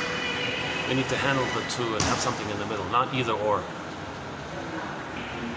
Yeah, it's a song called Storyteller, yeah. Well, let's finish that point up. So let's say the person in the present doesn't change the person's past. Right? Doesn't invent a time machine, take the two back to the past, where the person in the present becomes the good mother, the projector becomes the baby, the positive relationship takes place, the person as a baby gets the normal wiring laid down, hop back in the time machine, the two hop back in the time machine, come back into the present, morph into their respective places, and then the person, the projector, can say, hey, I don't need to have the fantasy that you should be the good mother that I did in the past. I can enjoy the present. So that's not going to take place. Because that's not going to take place, the person's going to say to the person of the present, oh, you're such a storyteller. You promised me this, I thought this, I believe this. You're a heartbreaker, you're a mistreating heart. I trusted you. Don't be cruel. Another Elvis Presley song. Don't be so cruel. She's not being cruel. That annoying song by Jeff Lynne, Turn to Stone. He said to the girl, you know, if you don't heal my past, if you don't heal my childhood, you make me turn to stone. What are you talking about? You already feel that. I'm just reminding you. I remind you of the mother who gave you that. Take it to the source. You're trying to know how you felt with the mother. I just remind you of the mother. I didn't cause that. Don't blame me for what your mother did. But that song, he was saying, no, you make me turn to stone. She had to say, nonsense. I don't make you turn to stone. You already felt emotionally petrified with the mother. It's just because I remind you of her, and that's triggered up. And that's what took place originally. I don't cause that kind of thing. So all these songs of you're a mistreating heart, you're a Fluschwieger. In German, Heartbreakers, Fluschwieger. I played Katja Epstein's. Would you believe YouTube even blocked that one? Can you believe it? Katja Epstein sings a German cover of Heartbreak, the Bee Gees song, Heartbreaker. They blocked that as well. In German, Heartbreakers, Fluschwieger. You're such a Fluschwieger. The song made popular by Dionne Warwick, right? Why do you have to be such a heartbreaker, right? Nonsense. You were infatuated with her because she triggered up the wiring with the mother. Because that person can't be the good mother for the past, and you're now feeling the pain with the mother, it's the mother that caused that pain. Don't transfer that to the person of the present and blame the person of the present for what the mother did. That's called transference love, right? So she wasn't the heartbreaker, right? Okay, you're maybe disappointed that you couldn't have a therapeutic dialogue together or something. But you're only going to learn that if you go to therapy together or something. Learn those skills of how couples can communicate with each other. They got to learn how to make eye statements. So if couples do find each other and they learn how to make eye statements. Okay, TQ 2360 is one example. The Rosenberg one called OFNR, O-F-N-R, the acronym. The Tina Gilbert's one, the Truth acronym. The What's the Hardest Thing About, question prompt, fill in the blank. And a few other self-help exercises. If a couple has this like spiritual, psychological practice, they're like co-counselors together in a way, but they're both conscious of it. They know what's going on with each other. So that's why it works. If they're not conscious of the thing, it's not going to work. Right? If the neurotics get married, if the neurotics are together, usually it's sour milk. It rusts out, it burns out, or becomes very devitalized. If it's devitalized, then they scapegoat one of the children. One of the children is scapegoated because it was to keep the parents that are devitalized together. So that they call that scapegoating the child. And the child acts out. Then the parents can have an excuse to blame the child. So they created a problem, and the child serves as a distraction for the pain between the parents. Because they can't make eye statements. They can't make eye statements together, so they need a distraction. So they traumatize one of their own children, called scapegoating, to create and make the child be angry, to convert him into a proxy character for their anger. So the child is seen as expressing their anger in the parents' fantasy. That's part A. Part B, then they step back and say, look how naughty this child is. We got to be angry at the child. So now they're directing their anger at the child. So some couples scapegoat their children. For more on that, Hans Jürgen Beard in our collection.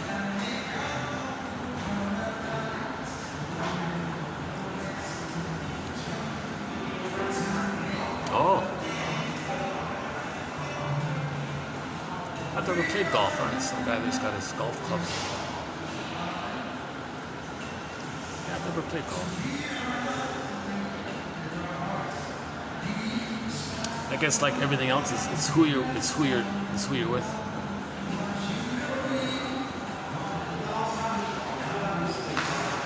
Maybe the two fellows playing golf, if they get angry, they just hit the ball or something. Huh? Yeah, we don't have a thread on the psychoanalysis of sports. Yeah. I mean, aside from the obvious, that there's a lot of dopamine involved. The chase, dopamine, and then you get the score, the point, the status, 1-up, and you feel safe because you got the point. And then usually when you get the status, you win the prize, you're 1-up, get the serotonin. So dopamine from the chase, serotonin from the catch. That's sort of me like a basic one for sports. But we don't have a thread on sports. Yeah, we don't have a thread on sports, smoking, alcohol.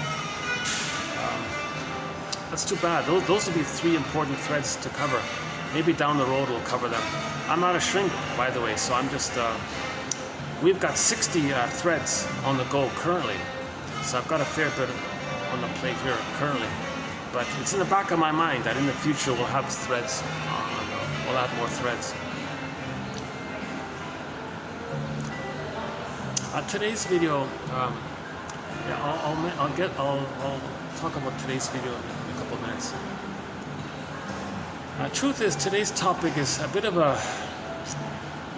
one of those. Once in a while, I'm sort of a. I don't want to talk about this topic, but I feel like I got to do it in small doses. So today's quotes is on PR, filled with psychology. But like Edmund Berger says, these PR guys are not using their knowledge to heal people. It's to sell something. It's to sell something to make money, right? So there's a lot of trickery involved, and that's a whole. I just sort of looked into it for the first time, really, the other day. Yeah, yesterday. So I'll just do one video for the time being on this PR issue. So the PR issue is hooked in to the sociological sub-thread that leads to prejudice. So PR is involved in prejudice because PR is involved in the pillage and the plunder. And the pillage and plunder is part of the sociological factor that's related to prejudice. So the main issue, the purpose is prejudice, understanding prejudice. So in understanding prejudice, we talk about the inner dynamics, but there are sociological dynamics. Well, originally there was a sociological event that caused the inner dynamics. The inner dynamics then make the sociological factors that reinforce the inner dynamic, and it kind of loops around. So we got to be two-sided here, the inner and the outer, how it loops around. If we heal the inner, then we can change the outer, right? Inside out, as beloved, so below. Heal the inside, the outside is normal. If our feelings are there, our doing is normal. If our feeling is wounded, our doing is distorted. So PR is distorted doing for sure. Oh yeah.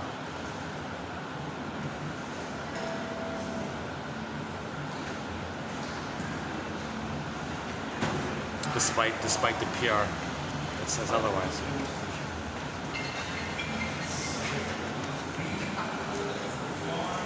Yeah, that's a triggering topic. You know, I almost didn't want to.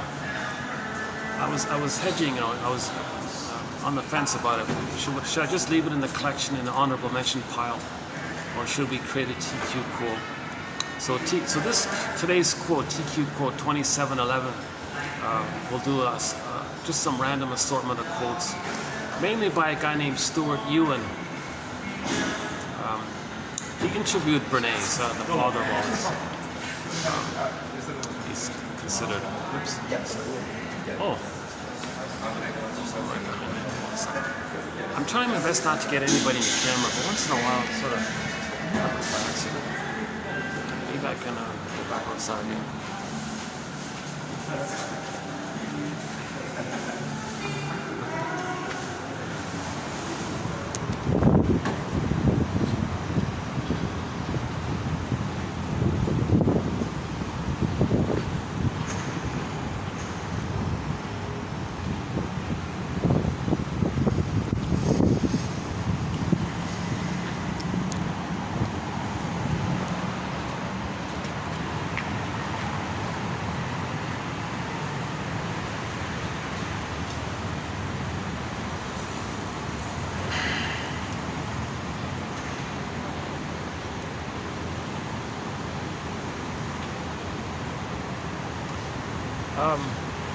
So let's go back to the record. Every neurotic is a music enthusiast, but he only has this one record. This cry for love record, this past interaction. Okay. He's looking for the love, the cry for love. He wants to know that he's lovable. He wants to know that he can receive the love. That's healing. That's to get the love that he needs so he can resume development, to know it, to get to a place where he can love life. The normal development, the natural result is we have joy, runs the counsel, and we love life. We express our true self through the consciousness of our true self. That consciousness develops when it feels safe to have our consciousness. So in trauma, the consciousness is frazzled up like the scarecrow character. In trauma, a person feels like the Tin Man maybe. The two being like that means the person feels disembodied. That's the cowardly lion. Dorothy's the part of the psyche that's trying to line things up. Or we might simply say, be like Dorothy and link up. Why the person feels like the Tin Man, but you got to repair the knowledge. You got to strengthen up, tidy up the scarecrow guy, make him a little firmer or something, and so you can connect it up. Then the person feels more embodied, and then the four of them were skipping along yellow brick road, the gold, and there's the vibrancy. Wizard of Oz one, right? Part of that is to have the feelings around the frightening witch image. No, the mother's not a witch that wants to eat the baby. It's the feelings of that.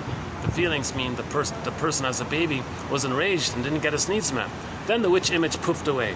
So when Dorothy threw water on the frightening witch, the image poofed away because it's not real. It's a projection. It's like on a screen. It's not real. Like a film projection on a screen. It's not real. So when she had the feelings, the image poofed away because she owned the feelings. You own your feelings, the frightening images poof away.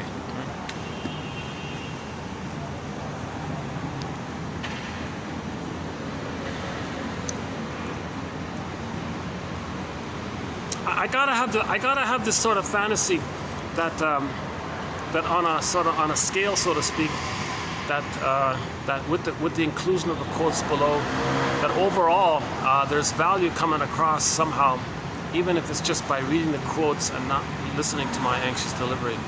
I don't have much of a viewership. I get that. My anxiety. I'm not a movie star. I'm not an orator or fancy speaker. I'm not a handsome guy, bald guy. Don't be. By the way, the bald glasses. That's just a stereotype. I only have a BA, right? Once in a while, people would say, "Oh, you must be very intelligent." Oh, come on, yeah, come on.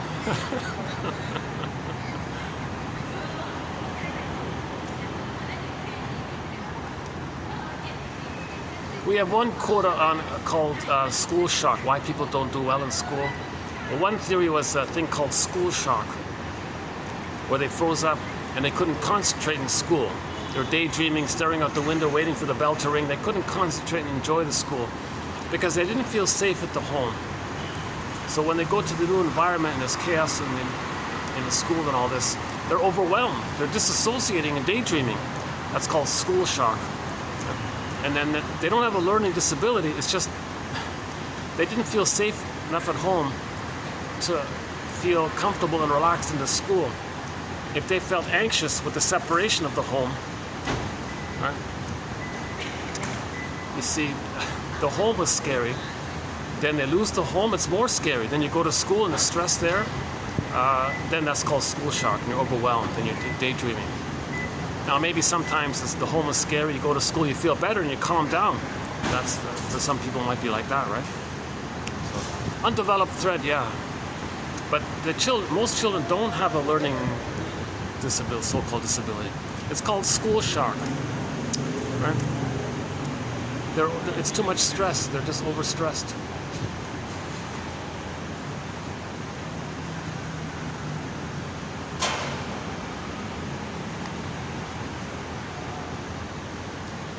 I wonder if there's a, I've never really looked around,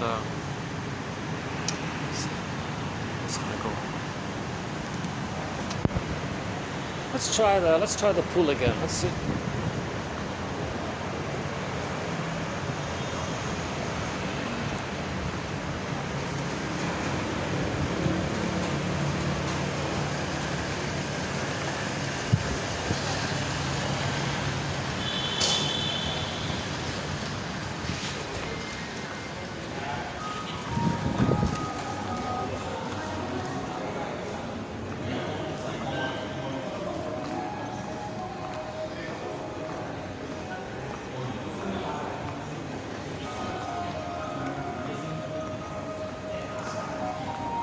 can use one of these captain chairs. Maybe I can use one of these. It's like Star Trek captain chairs. Just for a bit.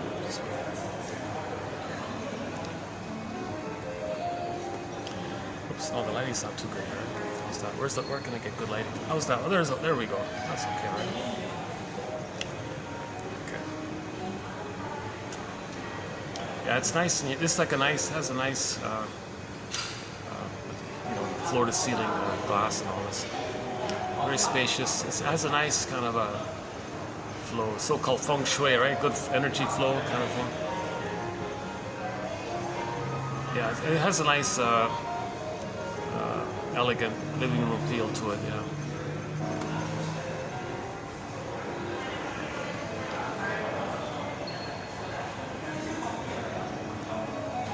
Okay, let's go back to the record. Let's clarify this.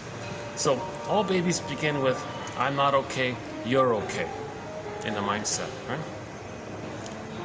It's just it's just brief. The baby's coping. No mother's perfect. The baby's got to adjust. How does the baby adapt to an imperfect mother? So he does these tricks of the mind. So the first trick of the mind is splitting and projection. So his fear and rage puts onto the mother image. His unmet need turned oral greed. The frightening monster mother image turns her into a hungry wolf that wants to eat him. Or in the Odyssey, it was the Cyclops eating the people. In myths and fairy tales, if there's any dangerous creature, character, whatever, that's enraged, wants to gobble up the person. That's just a metaphor to talk how the baby wasn't emotionally fed properly. It was a trauma with the mother. That's all it means. That's all it means. Right? It's a metaphor. Myths and fairy tales are metaphors for psychological dynamics.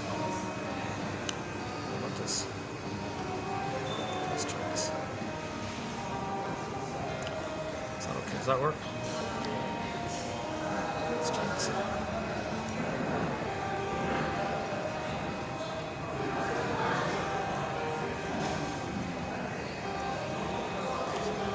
A little bit too distracting for me to do this here. All these little things passing by here. Yeah, forget about the fourth floor. They've got 3 events taking place simultaneously on the 4th floor. On the rare occasion, the 4th floor, they're in between functions and I can use it for a little while. By the elevators.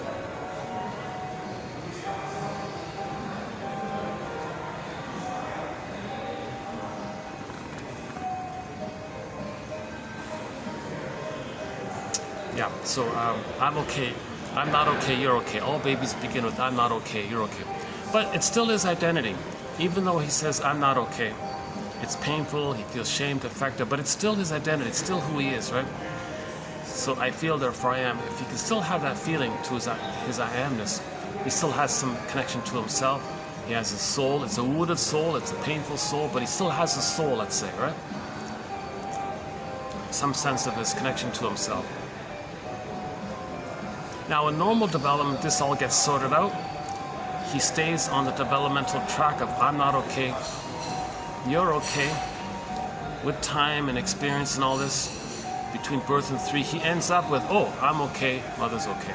I'm okay, you're okay. So let's back up. In the beginning, it's I'm not okay, you're okay. If the mother is consistently, they call it a strain trauma, cumulative, it accumulates. If the mother is consistently misattuned, malattuned, bottle schedule, unavailable, maybe she uses the baby to comfort her, that'll do it. Blames the baby, not emotionally available for the baby, whatever's going on with the mother. Or she shames the baby because she wants to replay how she had been shamed in her trauma. Yikes. So whatever's going on, if it's again and again and again, mother's misattuned, doesn't understand the baby's signals, baby's crying, mother says, get over it, stop crying, you're brought. Yikes. And this goes on again and again and again. Finally, oops.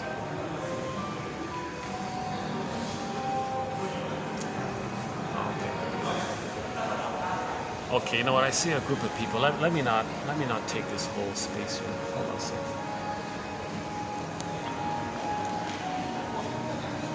Let me go back to where I was then.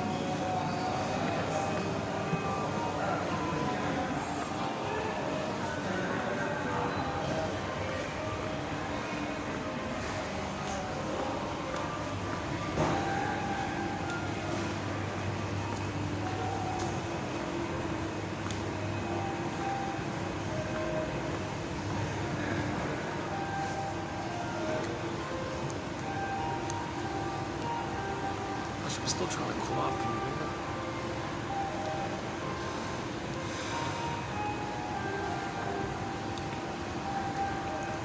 This is the coolest hotel and the hottest hotel at the same time. Like judgmentally, it's a cool place, but physically, it's a hot place. Never mind. Okay, let's continue. So, if the mother's doing it again and again, baby says, "Ouch, ouch, mother, no, stop."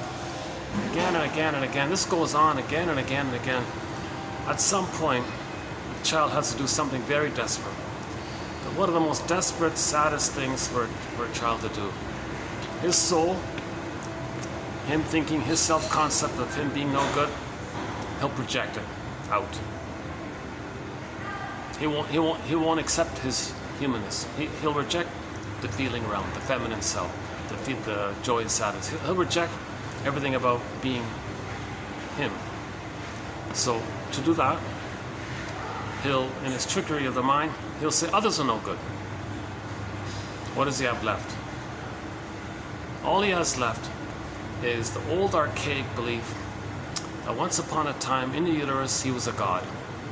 He'll take refuge in that old belief and search for it, believe it, cling to it, maintain it, try to maintain the pursuit of that.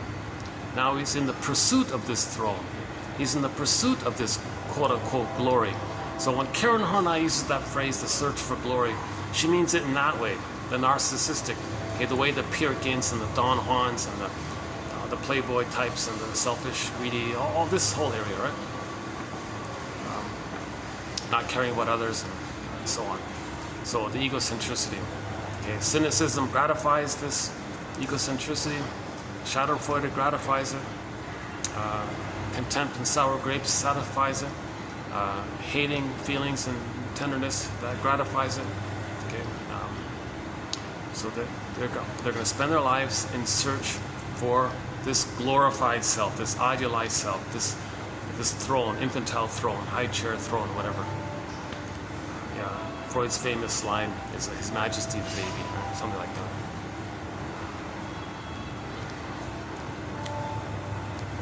I don't want to quote Freud because I don't even know what he said, what was translated. Let's scrap that one. We have no Freud quotes because of the translation problems. No Freud, no Jung, no Lacan. Too much convoluted jargon, so forget those. No Kohut, no Adler, and a lot of these other famous names. We don't really cover those. Ironically, right? A lot of the biggest names we don't include. These 10,000 quotes, these are practical quotes. These are like teaching quotes. Not trying to impress you and confuse you with some glorified, because the speaker wants you to admire them, so they confuse you. You know, not this attempt to, in your fantasy, ride on the coattails of someone who seems all wise or something. Forget all that nonsense. We're trying to learn here. Okay. In the next video, we have a quote that said, the shrink said, cure means when you really want to know yourself without self-deceit. That's a new one, right? She said, the therapy cure is when you really want to know yourself without self-deceit. That wasn't bad, right? She updated it from the famous one. But Freud's back to Freud. If you love and work, and you're happy and you're loving your work, well, then you're cured. Her version of it, or his version of it was, if you want to know yourself without self-deceit, that's the one there. That's in the next video. So that'll be in TQ 2712. That one there. Coming up.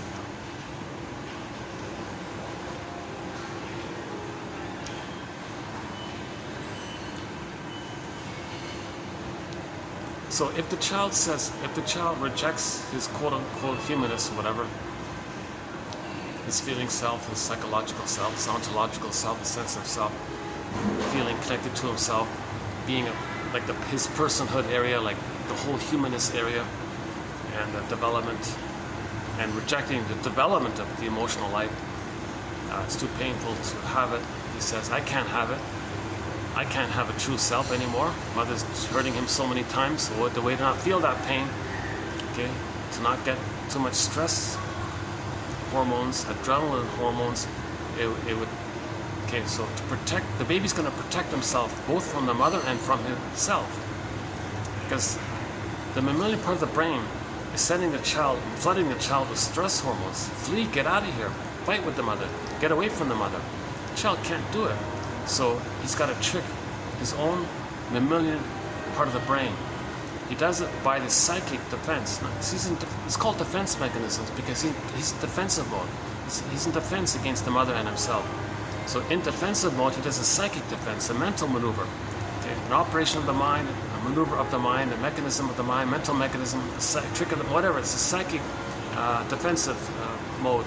So he's going to say and attribute and believe and think and assign and hallucinate or whatever that others are no good. Others are him, in other words. The hymnist he can't accept, he'll say others have that, others are it. And he'll deny that it's in him. That's a trick of the mind to not get too much cortisol. So he's trying to protect himself like just in a basic physiological way. So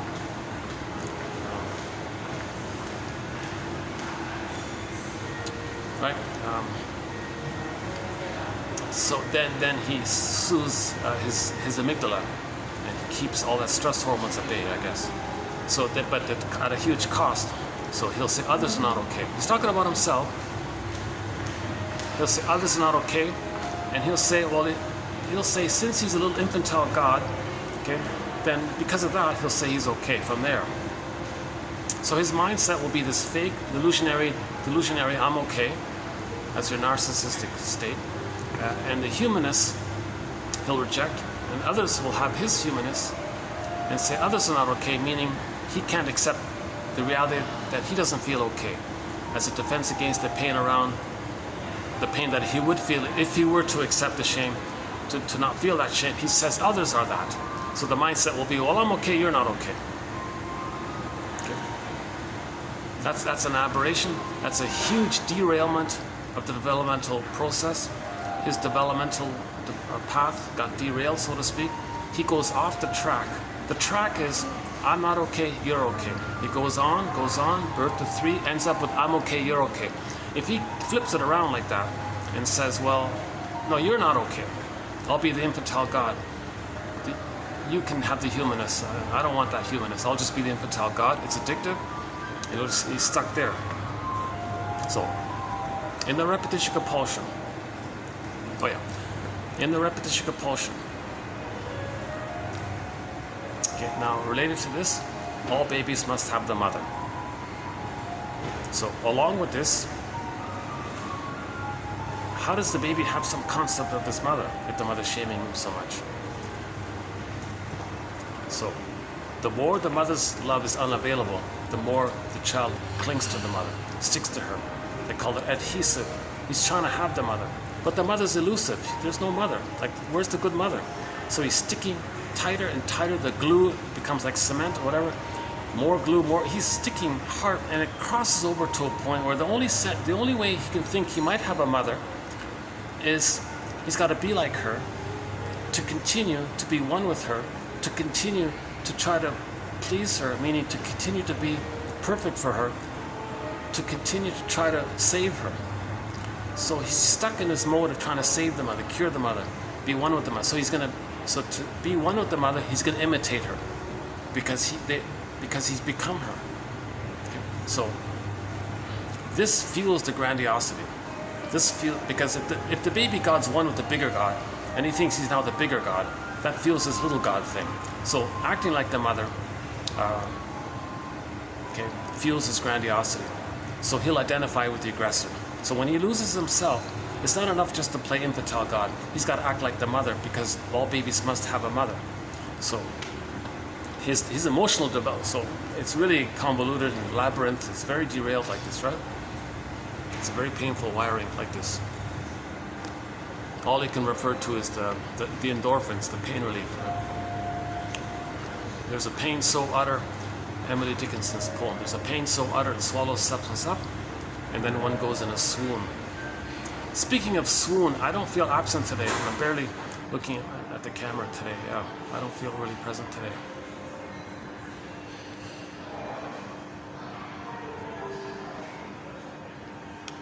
Yeah, truth is, past couple of videos, I haven't been myself fully, to tell you the truth. Oh, battery, hold on, let's do a battery check. Yeah, okay, it's still okay.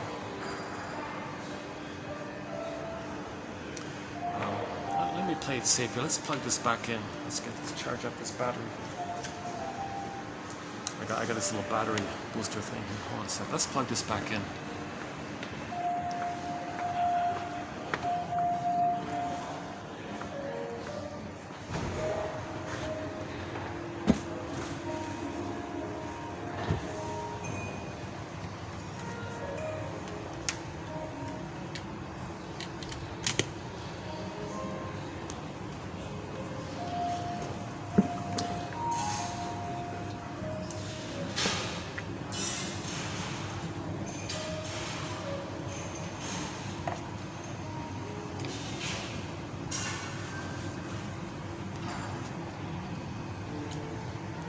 It's gonna start getting dark soon here. It's past 5 o'clock already. Jeez, how time flies.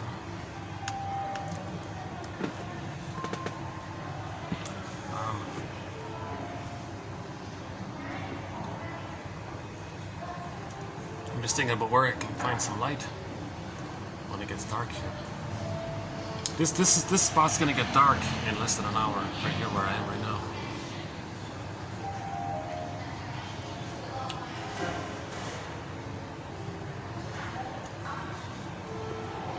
Identification with the aggressor. Yikes. So if the child has identified with the aggressor to have the mother, he'd be loyal to her, imitate her, still trying to be one with her, trying to still give her mother the perfect fusion that she needed, thinking that if the baby can succeed in giving the mother the experience of having been loved in her nursery, then maybe the mother will change her ways, provide the love that the baby needs so he can know himself. So before he can know himself, he thinks he's got to save the mother first. So to maintain the chance of still trying to save the mother, he's always going to be loyal to the mother. So Morton Kieson says, well, being dysfunctional means you're still trying to save the mother. Being dysfunctional means you're still trying to save the mother, because another point, if you layer also coming up in TQ 2712, dysfunction, she said, is to maintain the hope that they're still lovable. Every baby wants to maintain the hope that they're still lovable. So dysfunction means unlovable. So they're going to be, okay, so part of that is please the mother because you're still waiting for her love, because the child's got to be lovable, loved by the mother. So that's an interesting point that he said. That's coming up in TQ 12, another good quote. Yeah, so we've got some good quotes coming up next video as well. Today's quotes are kind of you know, I tell you, I could almost just as easily put today's quotes in the honorable mention pile and not bother with them. But let's just an experiment. Let's try them and see what happens.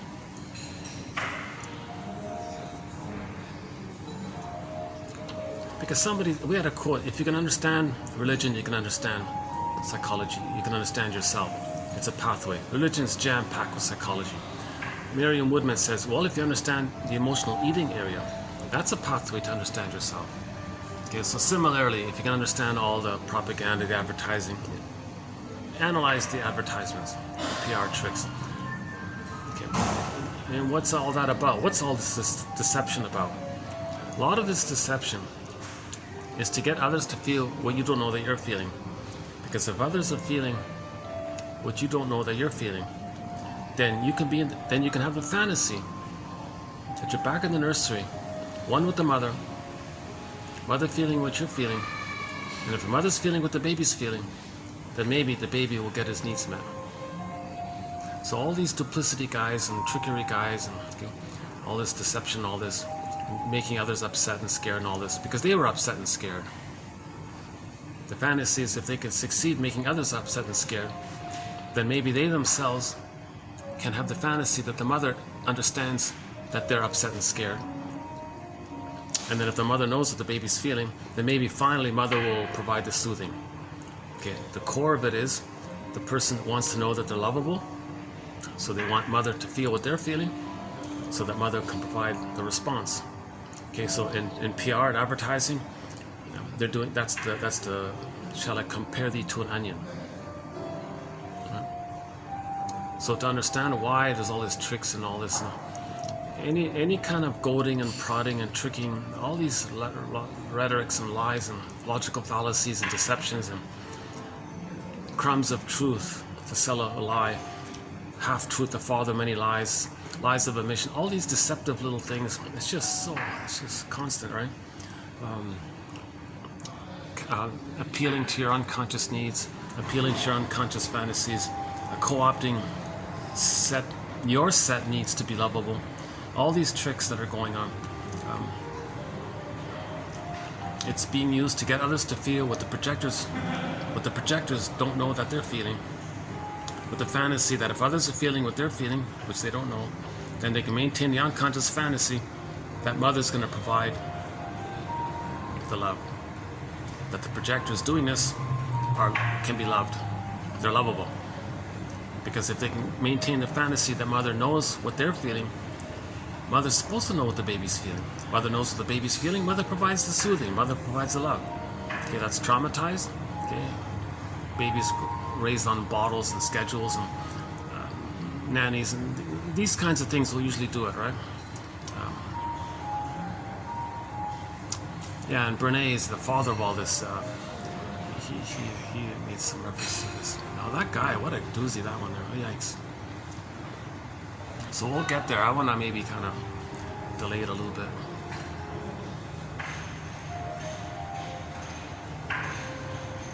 I don't want to get too triggered when I talk about the PR quotes coming up today. Just thinking about doing them triggers me a little bit.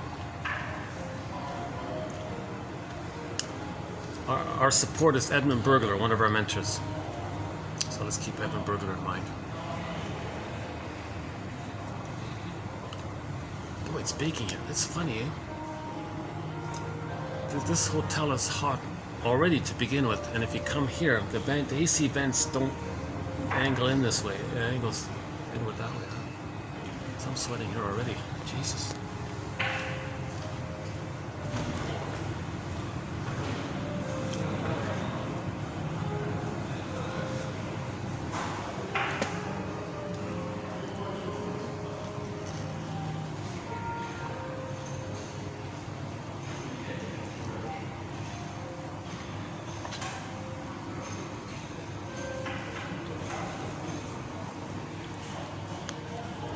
So on the record, there's a cry for love, right?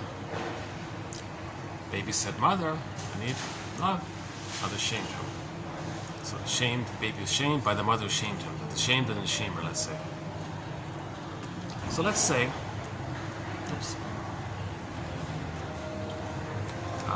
a person is traumatized before 18 months. If they're traumatized before 18 months, they're gonna do that. They're gonna say, "I'm okay, you're not okay."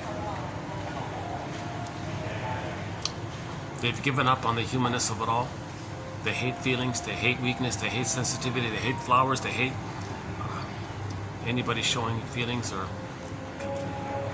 sadness. You know, they hate feelings because it was hated in them. They identify with the aggressor who hated their feelings. Okay, so they're gonna treat others the way they were treated, right?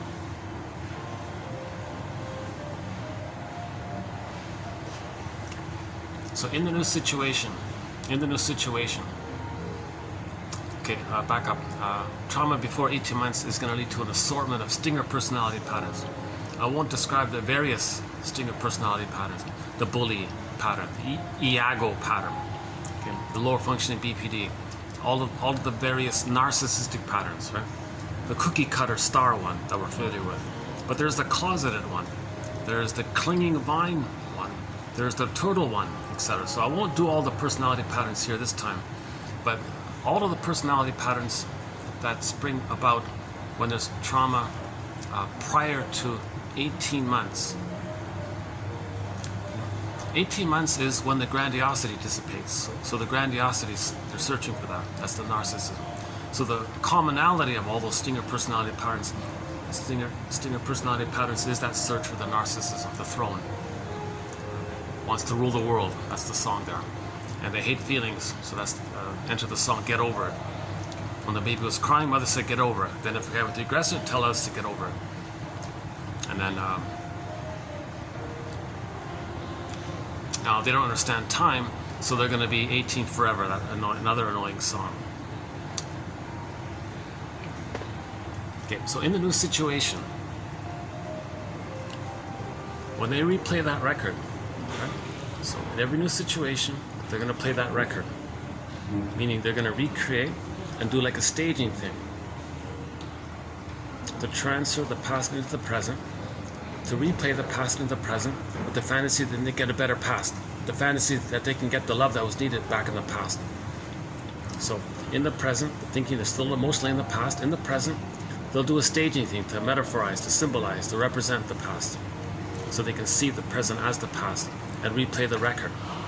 Now when the stingers replay the record, they don't do it directly. They don't do it directly. On the record it said mother shamed them. In the new situation, they don't just find others who will reject them the way the mother rejected them. That's not how they replay it. When they replay that record of mother shaming them, in the new situation, they play the mother who shames them. Okay, now again, they see them as others. So they'll find some non-threatening substitute other, see their wounded, I'm no good side, true self, flawed self, false belief that they're defective, false belief that they're shamed, false belief that they're no good. See them onto others. So they're going to play the shaming mother who shames them. But where is them?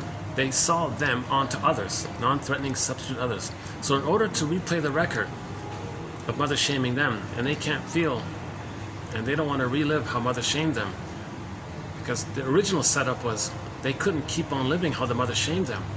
So they saw themselves onto others. So the behavior is they'll shame others. That's how they replay the mother shaming them, because they saw them onto others. Get it? So that's called identification with the aggressor. That's called negative magic gesture. That's their cry for love. Really? Shaming others to replay how the mother shamed them? Somehow it's going to zoom them back to the nursery where they're going to get the love from the mother? See, it's so convoluted, but that's their cry for love. Because the cry for love was they're replaying the record. They are replaying the record. The record is baby cried for love, mother said no, mother shamed them. They're going to replay that record. The trick is they don't do it directly. It's flipped. They identify with the aggressor, find someone else to play them, and shame others, and say, and in effect say, look how my mother treated me. That's their cry for love. That's their cry for love. So the way they're shaming others, that's to communicate how their mother treated them. As if to say, look how my mother treated me. That's their cry for love. They can't say it directly. They can't feel it directly. It's too painful to feel it directly, how the mother shamed them. Okay. All of these stinger personality patterns, they're going to reject goodness. They're going to reject feelings. They hate vulnerability. They hate the human side of being human. They hate trust. They hate affection, tenderness. They hate what normally develops in the child's love. They hate goodness and all this, right? So the baby believed the mother hated his goodness. He's one with the envy breast. The mother's now called the envy breast. So he's one with the envy breast. He's one with the mother who shamed him. To stay loyal to the one who shamed him, he's got to hate goodness. He believed his mother hated his goodness. He becomes her. To be with her, to stay with her, to be one with her, to act like her, to be fusional with her, to try to save her, to please her and all this, he's got to imitate her, act just like her. Originally, she hated his goodness. He learned that. So, to stay one with her, he's got to hate goodness. That's called envy. So, hatred of the good. So to be loyal to the mother, he's got to hate goodness. Then he feels safe with the mother. He feels some pleasure because he's one with the mother. It inflates his grandiosity, the narcissism. Now the narcissism, the one with the mother, is addictive. Hence the flower, Narcissus flower, named after that little white flower. The Narcissus pattern named after that little white flower. Okay, on the front cover of Alexander Lowen's book called Narcissism, there's a picture of that little white flower.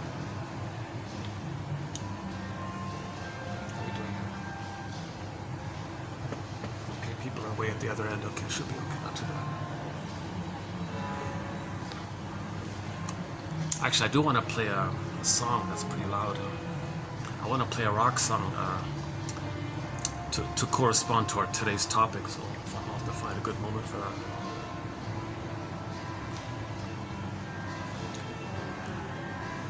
Okay, so stingers are always, so they'll hate vulnerability. Cynicism gratifies infantile megalomania, Schadenfreude. Okay, likewise, so baby mother got some kind of pain relief. Okay, when she discharged her hate onto the baby was present, so the baby kind of contained the mother's hate, so she got some kind of soothing by the baby. So that's called Schadenfreude. Identification with the aggressor. When they hate others, they feel soothed in the way the mother got soothed. That's called Schadenfreude, the pain relief. It's not pleasure. It's an aberrant. It's a disturbed, perverted, perverse, psychotic. They call it perversion of pleasure. All this is perverted, by the way, psychologically perverted. Yes, the shrinks use that term, perverted thinking, in this area. You're shaming others to repay a mother. This is all disturbed. This is psychotic, disturbed thinking. They call it perverse thinking. Forgive psychology for its jargon, says Robert Bly. So we don't know the right terms for this. I'm mainly using Edmund Burger's phrase, negative magic gesture. Negative magic gesture. Really? Hurting others? That's negative. Magical thinking. You think that hurting others is going to heal what happened to you in the nursery? That's the magical thinking.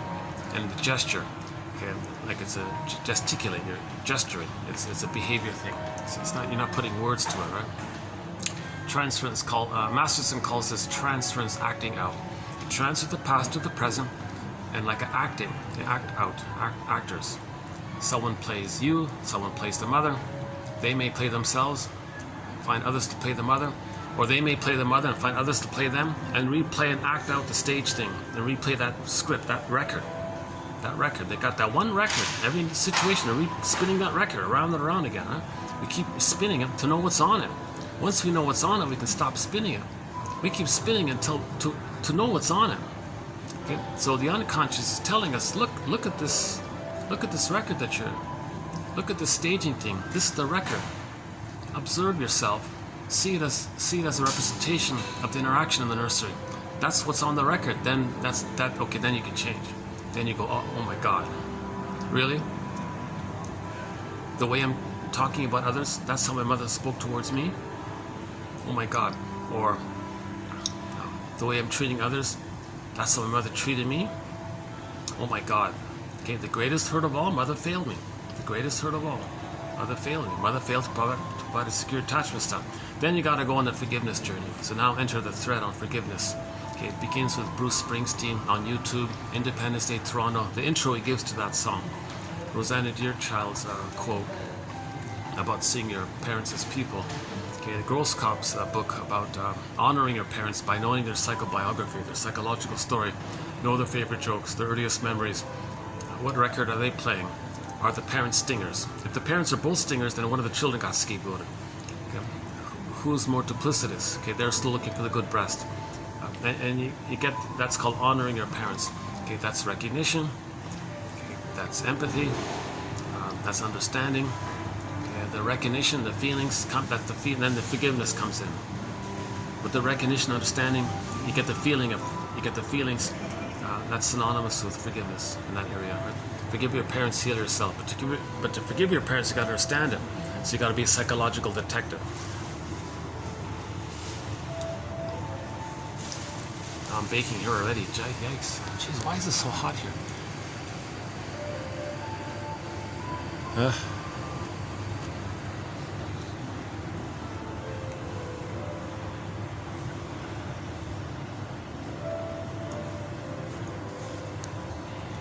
See, I'm trying. When I turn the camera on, I'm wiping the sweat off my.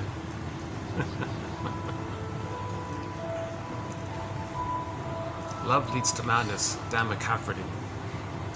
No, it's transference love leads to madness. Lovesick. Yeah.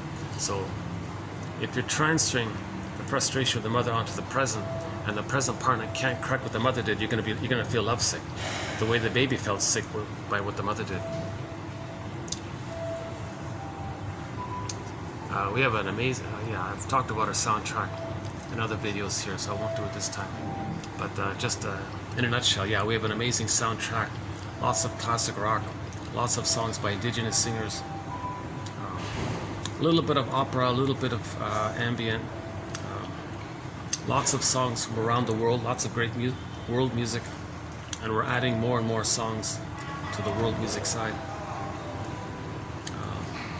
German as a key, a lot of songs in German, some songs in German, some in Turkey, in the Turkish language. No, wait a minute. Yeah, the Turkish language. Yeah, right. Recently we played a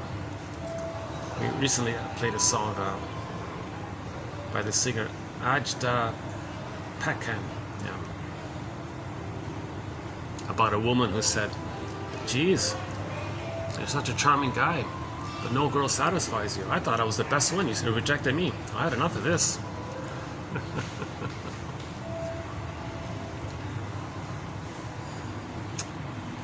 A couple of disco songs, yeah, Gloria Gaynor, yeah. Street Heart, Kenny Shields. Okay, we'll talk about the soundtrack another time. Brian Andre, yeah, Brian Andre, a few songs from him. Iñárritu singer, Brian Andre. Should we play that one? Yeah, let's take a musical break here.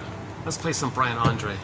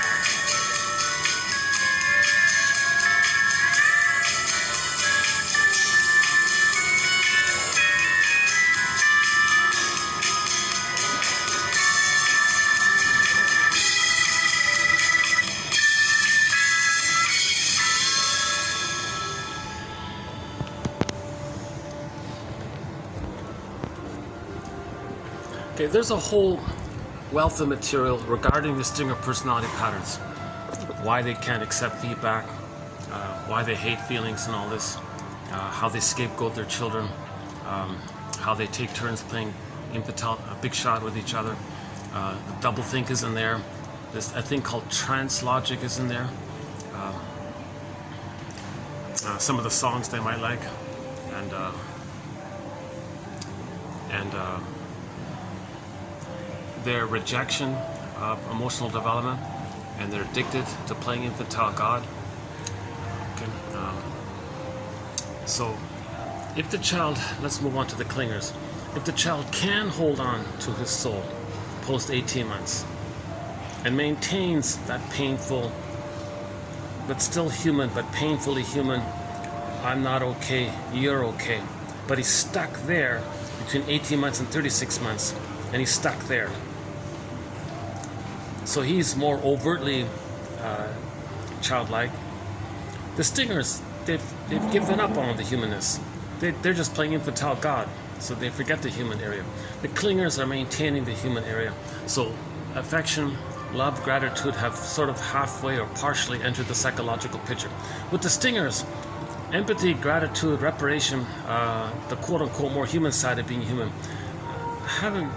hasn't really entered fully into that psychological picture. For the stingers, the main emotions are hate, greed, envy, spite, vindictiveness, schadenfreude, grievance collecting. Bergler calls it injustice collecting. Because they don't have the psychic structure to mourn, if there is a loss, immense contempt and sour grapes, they need them anyways, right? They call that a fire of victory when they do that. And a few other areas. So it's a very anger-based area. Joy and sadness are frozen away, and they're afraid to recognize that, even to know it. They don't want to know it, they don't want to think about it. They're just addicted to this phase of getting the endorphins. So when the baby's in a pain, the endorphins kick in, the mercy numbing thing. So the only pain relief they get is the endorphins, and it reaches a point where the repetition compulsion, when they shame others to replay the wreck how the mother shamed them, they're reliving how the mother shamed them. When the baby's so shamed, he gets endorphins. That's not a happy chemical, despite what other people might refer to it as. It's not a happy chemical. So there's a book called Meet Your Happy Chemicals. They include endorphins in there. No, it's not a happy chemical. You know, if you stub your toe, you feel pain, then you get this blurring thing. That's not a happy chemical. It's the mercy numbing thing. It's not really a happy chemical, right? It's not quite fair to call it like that, but it's the pain relief chemical, and that's their concept of happiness, less pain. But it's not the pleasure of I'm okay, you're okay.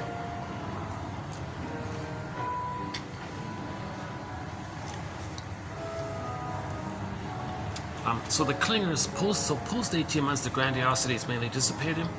They got enough love to enter into that rapprochement phase of development, post 18 months. But they're frozen there between 18 months and 36 months. So they're still childlike. Ironically, the more childlike characters out there, the pleasers, the clingers, the caretakers, they look very foolish and very silly, very childlike with these silly ideas. They're so childlike, right? But they're on the human track. They're actually on the human track. They're capable of some relationships, love, empathy, reparation, care, affection, that has sort of halfway entered the psychological picture, right? It's still partially there. Their problem is they didn't get enough support to reach their self-agency and adulthood, right? Now the stingers have given up on all that. They're just playing infantile God, so they're nowhere near that, right?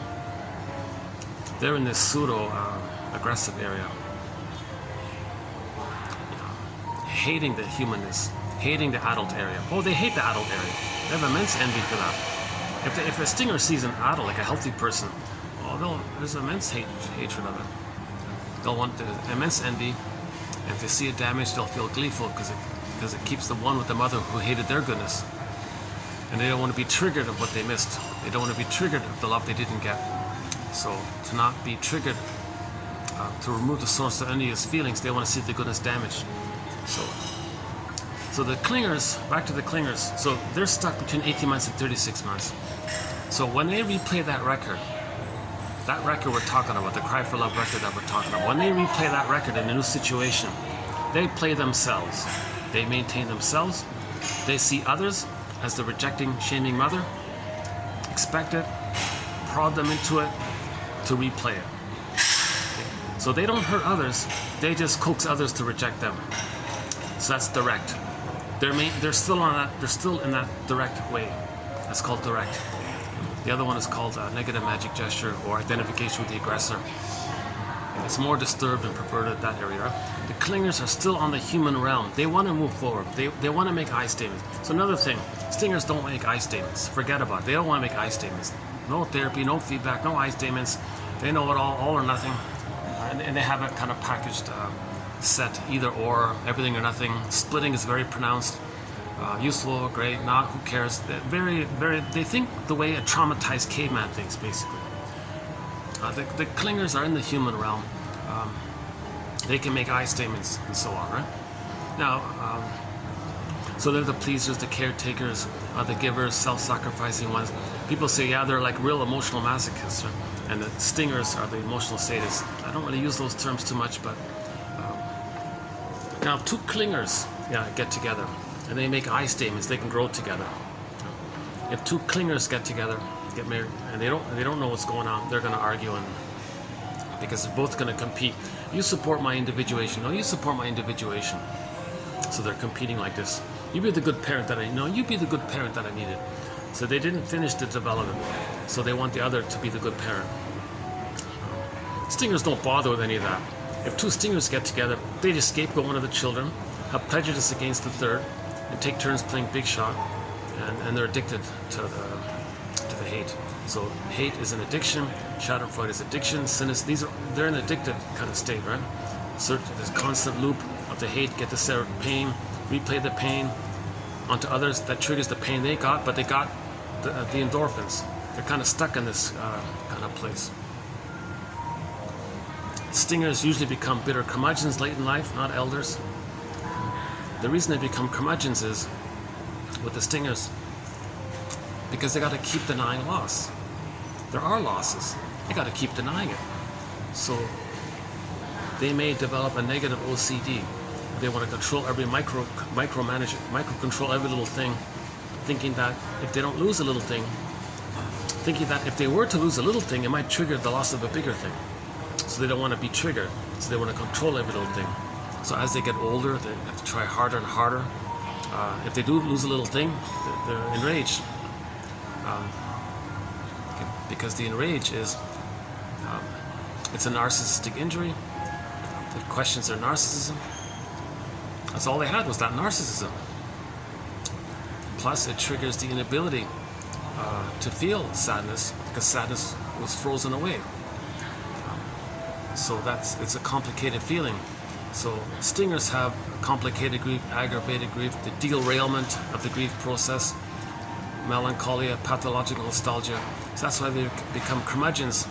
Someone joked, when some of them are in the nursing home, they're back in the nursery kind of thing. They transfer the nursery situation into the nursing home. So they're grumpy, stingy, and all that. Not elders. They're still in this petty place of searching for their throne. And it's harder and harder to hold the throne, I guess, when they get older and older with less resources, less ability to charm, less ability to trick others, I guess, if they get older and older.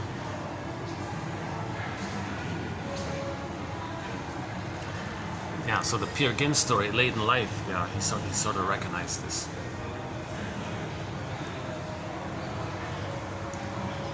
There's a bit of an evolution, it seems like a healing signs, because narcissism, that story, there was no reference to him healing. He was just stuck there till the end. There was no reference to him admitting echo. But in Peer Gynt, okay, so Solvig was what echo was for narcissists. Solvig is for Peer Gynt. But at the end of the Peer Gynt story, he acknowledged Solvig. Where have you been, kind of thing. She said, of course, what are you talking about? I'm your feelings. You denied me. So he did admit it, kind of thing. And maybe another sign of evolution is sometimes on YouTube there'll be like a Playboy kind of famous person or something, and he'll talk about his therapy process. He'll say, and so there's like a little evolutionary there. Narcissists, forget it, appear again. What's going on here? And nowadays, you know, modern narcissistic types, some of them actually talk about their therapy process, and you can see a little improvement there in that area. So we are healing. There's this drive for healing, right?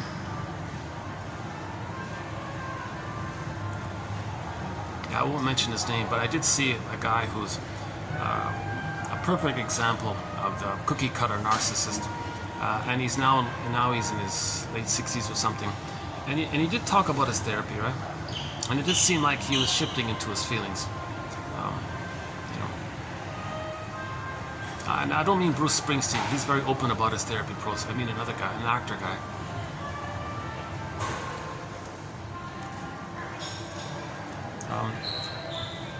So yeah, if the clinger, oh my God, if the clinger marries the stinger, yikes.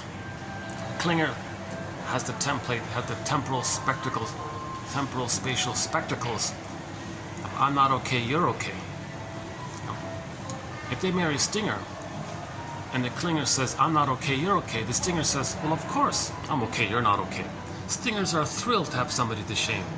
Stingers are married to mom. They are mom, right? Mom shamed them.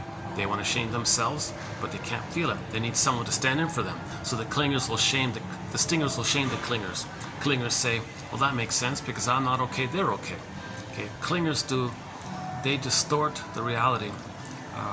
So we see things through the lens. The lens is, I'm not okay, you're okay.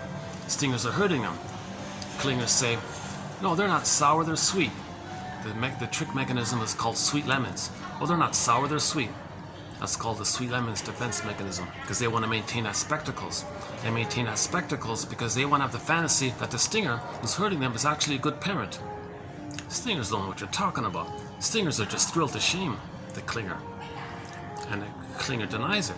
It takes the clinger 6 to 7 years to wake up and say, oh my God, the whole time I've been caring for them, trying to save them, trying to help them. Remember, children trying to save their parents? The stingers had contempt for that. You're a fool. You deserve to be stung. Because he believed that he deserved to be stung by what his mother did to him. So the stingers have no consideration or regard or gratitude or empathy or respect for the clinger's efforts, well-meaning efforts. Stingers hated the efforts. The more the clinger tries to please him, the more he's going to criticize him. So the clingers finally wake up, oh my God, this whole time I've been caring and loving them, or trying to do my best in all this positive direction there. He's been hating it and hating me for it, and he got thrilled hating me for this, and he got some pleasure by hurting me by this. The clingers say, oh my God. So they leave after 6 to 7 years on average, they say, and write a self-help book, and may write a self-help book entitled Codependent No More. Or they might play April Wine's song, Won't Walk Down That Road No More. In that song, he says, yeah, I'm not going to give my soul away like that anymore. And it's a huge surprise that clingers are not aware of narcissism. So that's why there are so many books about narcissism. They're mostly written by clingers, they said, pleasers and all this.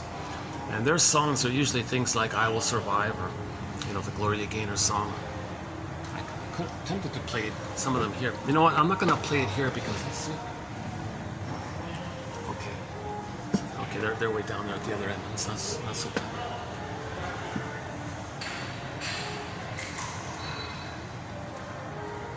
I wonder if I can play our song here. Is now a good time to play it? I want to play one rock song for today's topic, but I want to find the right time. Yeah, the clingers. Sometimes the histrionic can be in there. By the way, differential diagnosis, as they say. There's a difference between the clinger and the pleaser and the histrionic, high-functioning codependent, even the high-functioning BPD. There's a difference in that area. If the psychic structure is I'm not okay, you're okay. Now the clinging, vine narcissist, you see, they're not the codependents. They take egocentricity and egocentric pride of how great they are, that they can cling to a turtle narcissist, one with the bully pattern, with another narcissist. So they're both stingers. So it's a little different there, right?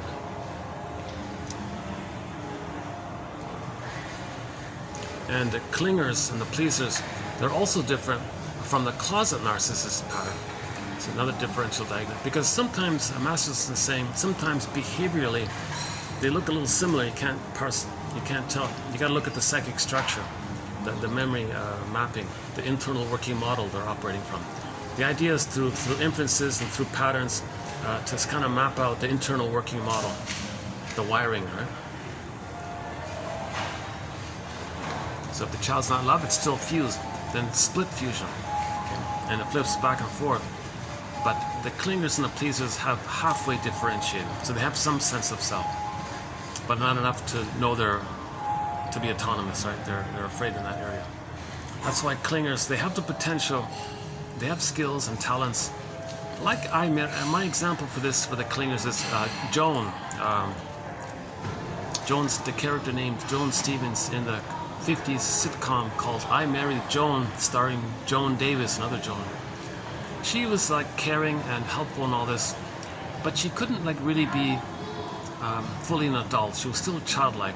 Always wanted reassurance, creating drama. Do you still like me? She was still childlike, you know. And the husband was a judge and all this, so he played like a good, reassuring, stable parent and all this. So that was like the fantasy on that end. But she was always stuck in that mode. She didn't change, right? She was always like creating drama, like a little child. And the husband said, "Oh, everything's okay. I'm here for you," and all this. But she couldn't.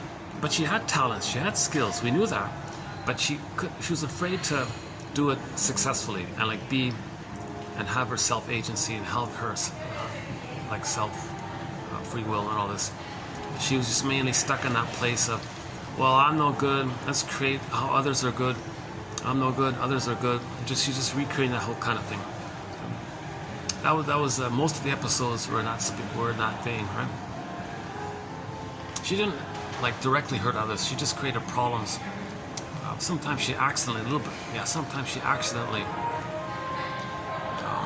not truly hurt others, or never meaning to hurt others or something, but she would create trouble, and then sometimes she would expect, oh, you're gonna leave me, aren't you? Because I'm no good. Because I'm no good, you're good. And my mother rejected me, you're gonna reject me. So she's always testing and replaying this record again and again and again. Every episode is basically the same like that. Now, on occasion, she regressed. Sometimes the clingers can regress temporarily to the stinger place, feel very badly about it, and come back to the clinger place. And they can apologize and make reparations. So Joan would make reparations and fix things. Stingers, who cares? They don't have regret. They don't feel any gratitude or regret or any of these kinds of areas, right? They're just chasing the grandiosity and the hate and the greed and the envy and infantile yardstick, perfect to forget it. Contempt, can't admit loss, those kinds of things, right? Now, in our topic coming up later on the PR thing, they're mainly operating out of the stinger place. They don't care about others, right? They're greed is involved, envy is involved, grandiosity is involved. That's the stinger area. So the PR industry seems to be operating from the psychology more of the stinger personality patterns. Clingers care about others. Clingers feel. Clingers want to save others. Clingers want to help others. They're like nurses and all that, right? Stingers, you got to be kidding me. They don't care about. They don't understand. They don't care about that. One quote coming up was a disturbing one was people wanting to make money will hire them to make more money, and the PR would say, well, you have a choice. You can lose pretty or win ugly. And the short sellers would say, well, we just want to win. We don't care. An entitlement. So that's a stinger area. That's really a troublesome. That's a trouble. Some of their slogans are very troublesome. Those PR ones. So we'll get there in a minute.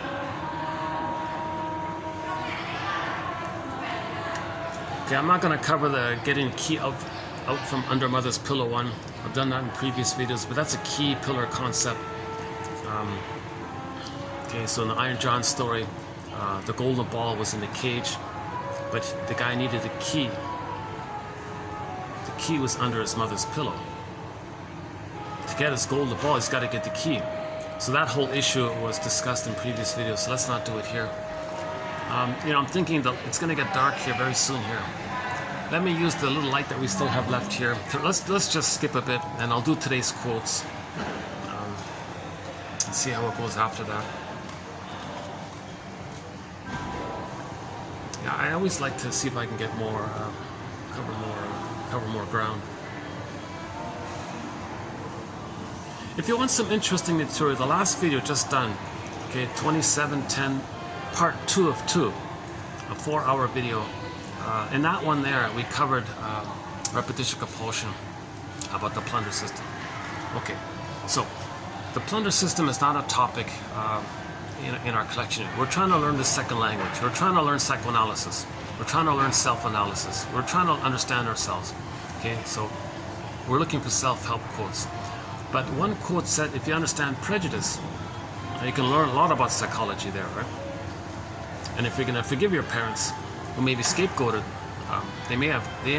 when parents scapegoat one of their children, that's prejudice against one of the child, right? So to understand, to heal our parent, to forgive our parents, you got to understand their prejudice. So prejudice is a major threat.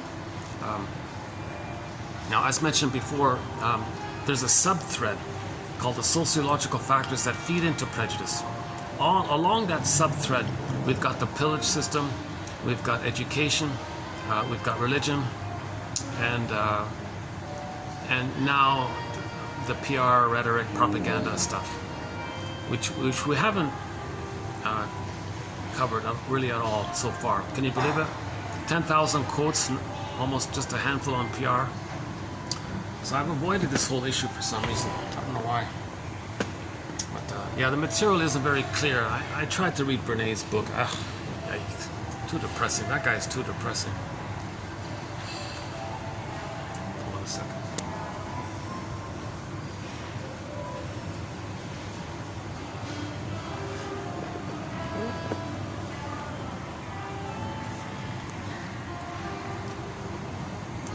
I feel like I should play a half-decent song to calm me down for this next one. This next coming up one. How about Reflections? Let's play Reflections. Let's play a nice little soothing song here. I don't know if you can hear it, but I'm going to play Reflections in the background by a Sona Jabarte. Let's see.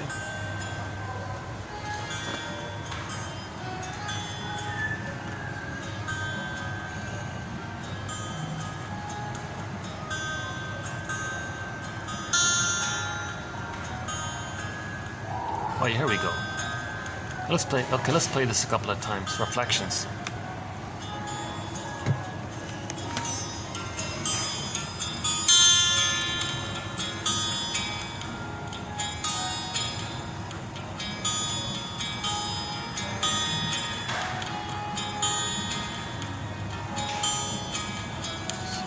So all of these quotes are reflections. Brainstorming, hypotheses, being a detective, reflections, windmills, searching, thinking, considering,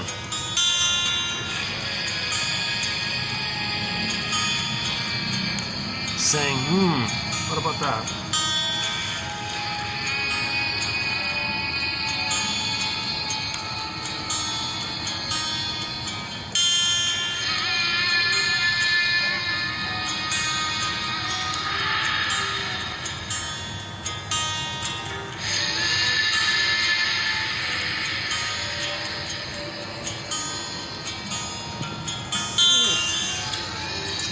So the topic starts with Katja Epstein's song called Diese Welt. I won't play it here, but she has a song called Diese Welt, meaning this world, our world.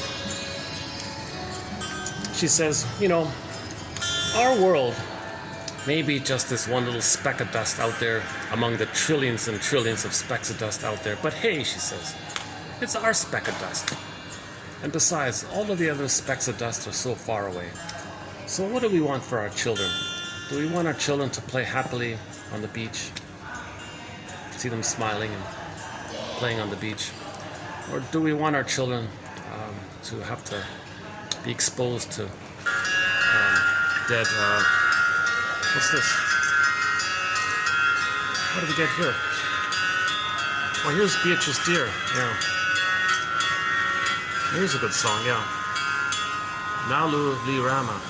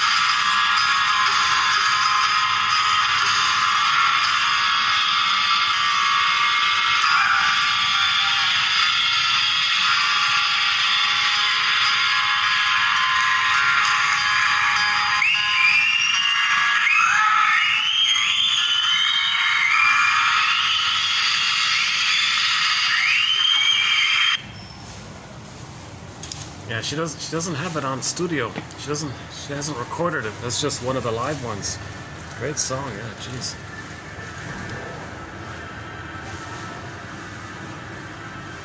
Wow, I don't know why my computer's doing this.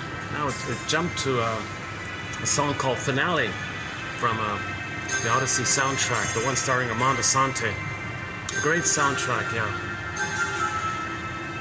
Okay, let's just leave this one on. So back to Katja Epstein, Diese Welt. So what do we want? So we want our children to play happily on the beach, have a good time, and smile, or do we want our children to have to see dead, rotting tuna, seals? Now dolphins are showing up, whales, all sorts of fish and things. Yikes. So it's our world, right? Now, when she says our world, we're all from Homo bodoensis. We used to be Homo bodoensis, an earlier version of us, and it took us, an earlier version of us, 1,000,000 years for us to become us, Homo sapiens us. So let's have some evolutionary gratitude for all this. So another one is this speck of dust.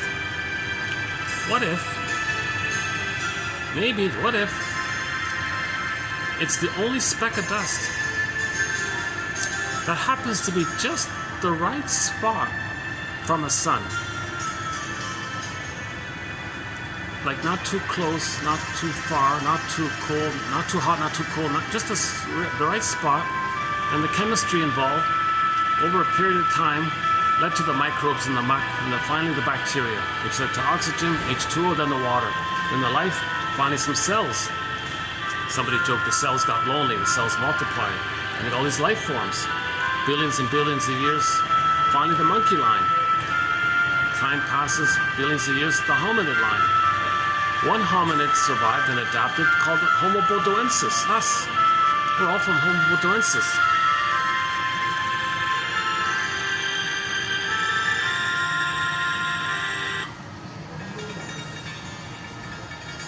This is from the White Bear King Valamon, this one here.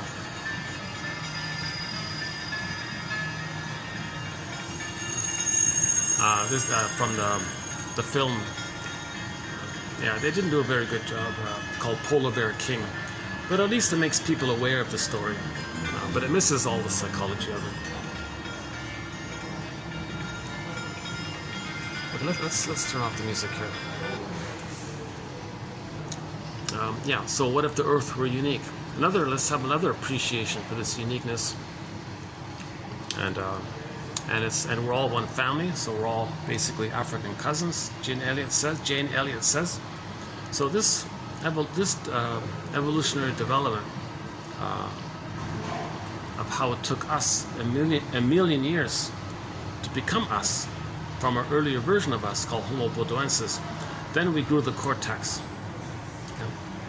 And then we were all one. This took place in the Eastern Africa somewhere, and then we spread around once we got the cortex. With the cortex language, consciousness of ourselves. Now we can speak and draw. And now we can do science and have cognitive skills and do math and all this, right? So now we became Homo sapiens. But it took us a million years to develop this cortex, right? And we're all this from this one hominid line. So we're all from this one family, one species, human. So, and then we spread around and settled in different places. Now the temperament was calm, easygoing, warm, affectionate. Somebody joked, were we like the bonobos, Homo bodoensis? It just meant, what he meant was we were kind of warm and kind of trusting and relaxed and safe and a little playfully affectionate, all this. Tender touch, caress was there, right?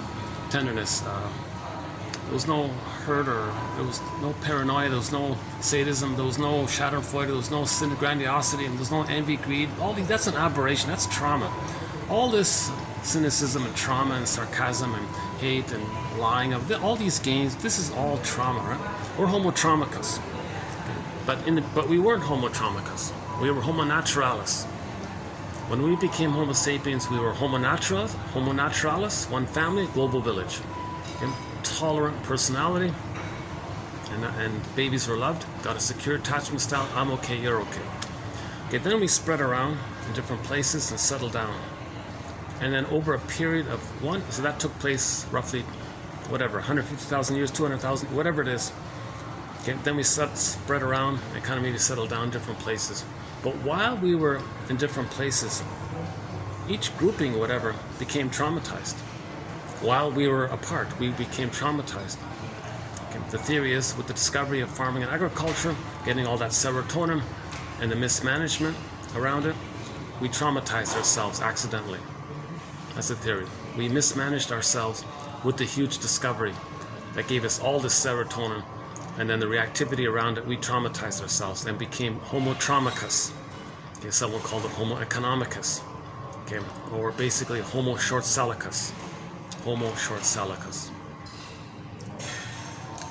So basic idea was, when we discovered food and agriculture and all this, we got surplus food. When the mammalian part of the brain perceives that the person is safe, it releases serotonin by it. A serotonin that's over and above the regular baseline serotonin from the wiring and the neural pathways of having been loved. So the people were safe already. Okay, we can all live like nomads, or I nomad at you, you nomad at me. They weren't mad at, they were loving. They were loving, affectionate. Temperament was warm, calm, long life, very healthy, and all this. Affectionate, playful, normal temperament. Joy ran the counsel. But when we got that boost of serotonin from the huge discovery, kind of like winning the lottery kind of thing, then you got more serotonin. That means you're more safe. When that serotonin dissipated, it's like eating a candy bar. You get extra sugar, you feel safer. That's going to dissipate. Then when it dissipated, by comparison, you go, wait a minute, I'm not as safe as before. Now you feel stress. So now you want more. You want to get that back kind of thing. You forgot about the baseline because your brain adjusted to this new level or something. Enter global pillage. Because now the farming, agriculture, well, we want more. So now we shifted from village to pillage. So now we're grabbing and all this. But in order to do so, they said that, geez, we're all nice to each other. We're all one big family. How are we gonna grab like this? Well, out of the confusion and panic, someone said, traumatize the babies. Why? Well, if you traumatize the babies, they'll end up with prejudice. What do you mean? Well, if the babies are removed from the mother, they'll be traumatized. In their brain wiring, in their brain imagery, they'll have eat or be eaten. What do you mean? Well, when the baby's traumatized, he'll be enraged at his mother by that. That rage he'll put onto the mother image and create the mother image as a hungry wolf. He'll identify with that image and have a slogan, if I'm not the hungry wolf, I'll be eaten by this image. He'll have a slogan of eat or be eaten. Okay? When babies are traumatized, they're loyal to that. So they got to repeat it. Then we say to the children, we want the stuff on the other side of the lake. Okay? So, babies felt that the mothers gave them emotional poverty, short-sold their soul, pillaged their soul, plundered them and all this. They identify with the aggressor, repetition compulsion, and the mother didn't care. They've identified with that, envy. Okay, now in the pillaging, get the stuff. They only want to get the stuff on the other side. When they get the stuff on the other side, to do it, they make others impoverished and all this. That creates a pool of poorly paid workers who do all the work. So the psychology was needed, a mindset called the prejudiced personality. So we shifted from the tolerant personality to the prejudiced personality. Because in the prejudiced personality is, well, I'm okay, you're not okay.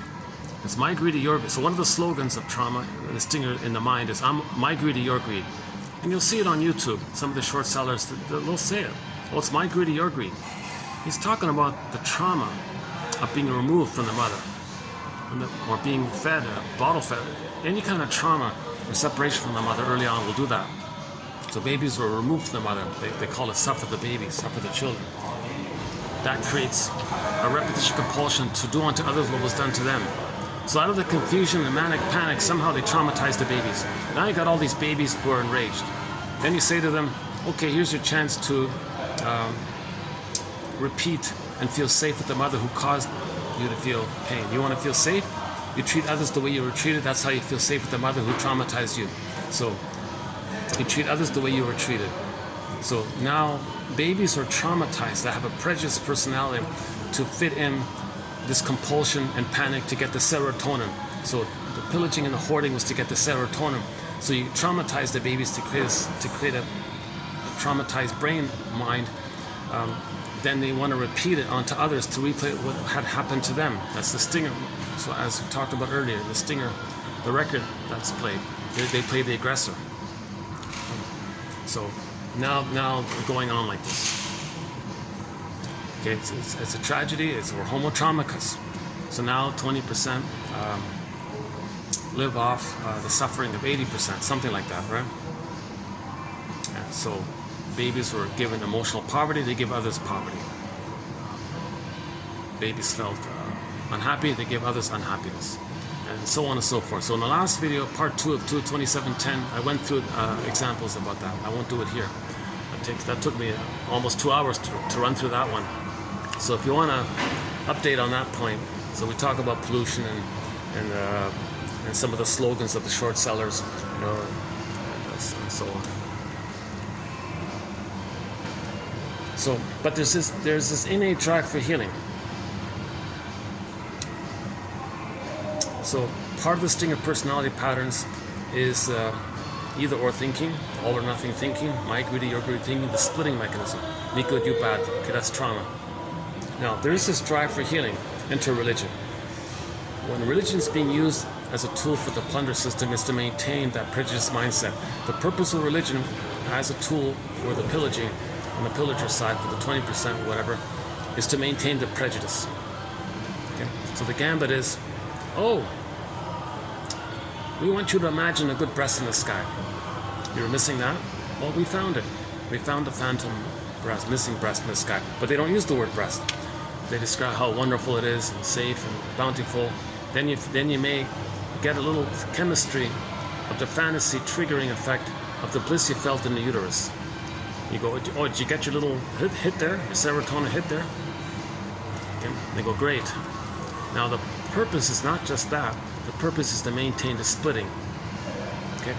The good breast, bad breast, which leads to goddess and demon. Okay? Jungle now and nowadays is, one guy said, a jungle garden. So in the brain imagery, it's goddess and demon. Okay? Good fairy, bad witch. Religion wants to maintain that splitting. They don't want you to heal the splitting. They don't want you to forgive the mother. They want to maintain the splitting by getting you to imagine the good breast. Okay, say the bad breast is not your mother. Okay, so they maintain that. The baby can't know that the bad breast was his mother. The religion gambit is, well, no, that bad breast, that's not your mother. They maintain it, and they get you addicted to the fantasy of the oneness of the good breast. Then you feel good, you feel excited, you're a believer. But the purpose is to maintain the splitting. So the splitting is needed to create the prejudiced personality. The prejudiced personality is needed because when people have a prejudiced personality, that's trauma. When there's trauma, we repeat onto others what was done to them. So then they continue to treat others badly the way they were treated. Others, the victims of this, then are put in poverty, and they do all the work, and that's part of the hoarding, the pillaging, right? The poor people hand over all the stuff, basically. It's really sad. We're not families still. It's trauma. It's a severe trauma to treat people so badly like this. Oh, we're losing the light here already, eh? It's too bad. What is it? 6 o'clock already. That's too bad. Yeah, it's gonna get dark here. So,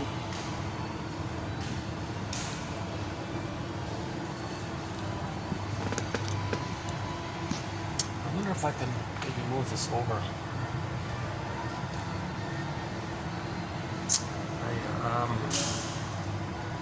So let's see.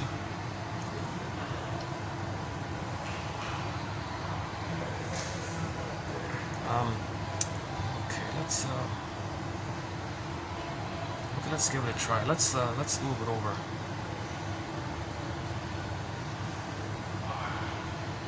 Okay, let's see. Hold on a second.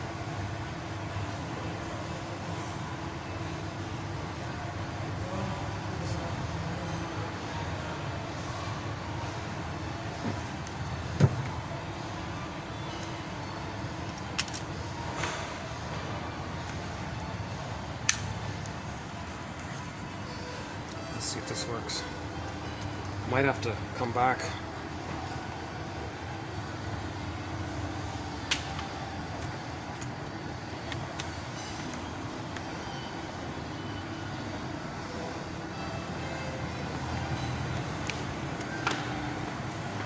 Sometimes, once in a while at night, it's kind of mellow around here. Let's see.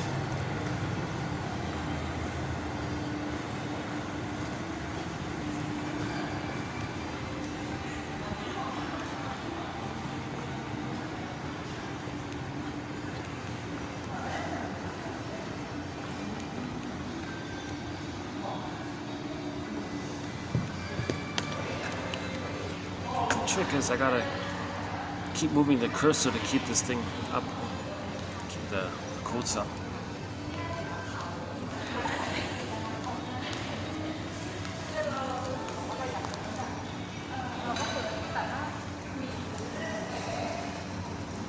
Okay, so that's part of prejudice, right? To act like the shaming mother. who shame them, but they're going to see them onto others, shame others, to replay them, others shame them. Others who are shamed are given emotional poverty, and in that impoverished state, they're going to feel dependent, helpless, okay? And then from that state, now the greed and the pillaging, now they want to greed. They want to gobble in as part of the greed to get the serotonin. Now the deeper issue is the envy. Deep greed, it's called grenvy. Greed is just sort of like the superficial tool of envy. That's why so many things are being damaged. It's envy driven. When the baby's traumatized, his goodness was squelched. He identifies with the aggressors, and then to stay loyal to the mother, he's got to see goodness damaged. So the greed is the fantasy that when you gobble something, you're getting the serotonin. But nothing you get can change the wiring with the mother. So the greed doesn't work, and it's insatiable in all this because there's no time. It's timeless, infinite mourning, no time, timeless. So greed never works. It never takes you back to the nursery. But the deeper engine is the envy. The envy. To have the mother, they gotta hate goodness. If the mother hated the baby's goodness, to have the mother, they gotta hate goodness. So envy is the real driver. And 1 year ago, a famous short seller said, you know, I want to throw humanity a crumb. Or maybe you want to look good, a thing called narcissistic giving. Or maybe generally wanted to be helpful, I don't know. But he would be disloyal if he was being helpful, so I'm not sure. But he said, yeah, the short selling, destroying the planet for a quick buck. He said it's envy driven. He says it's not greed. You think it's greed? Our PR companies told you it's just greed. It's not greed. That's to distract you. You think it's just greed. People don't understand greed. By the way, we did 7 videos on greed about a year ago. Check out the greed videos. 22. It starts at 2278. I think that starts there. I think following the manic defenses, which was 2276. Which followed the transference love topic I just mentioned. We did some great topics. Oh my God, I gotta say, this past 1 year, in terms of quotes, there have been some exciting, illuminating quotes by the shrinks, and they're there. We just gotta like highlight it, make it available. That's why I think everybody over 40 can benefit from having this encyclopedia on their iPhone. Just read 10 minutes a day. I think chances are you'll find one. You just get like one little twig for the basket. Keep weaving the basket, then the feelings will come in. Okay, hold on. Where were we?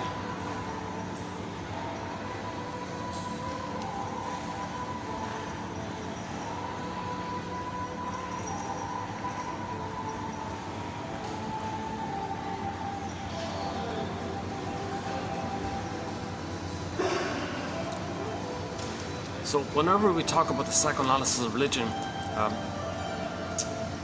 we mean it as when it's being used as a tool to maintain the prejudice in service of the pillaging, right? So we went from global village to global pillage 10,000 years ago, and we've been stuck in this annoying loop, right? Indigenous people back then said, no, don't mess with this. You're violent, you're disturbing the ecology and diversity, all this.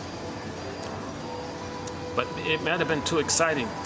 Imagine today if everybody wanted $1 trillion and somebody said, you know, it's going to be too confusing if everybody suddenly had $1 trillion. Just take a little bit that you need, don't take more. Really, do you think people are going to follow that? It'll be too exciting, they'll be this manic. And so that's what happened 10,000 years ago. We've been in this manic kind of state, and it traumatized us in the process. Now, the storytellers came on the scene to try to heal us. Okay? The short seller side co-opted the storytellers, the fairy myths and fairy tales, co-opted it, cherry-picked it around, isolated the helpful parts, highlighted, mislead people, used it to maintain the prejudiced personality.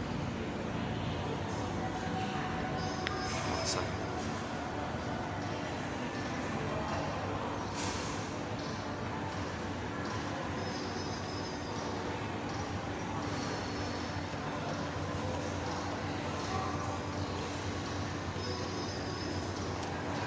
So that's a major thread in our collection, Psychoanalysis of Religion. It starts with 1203.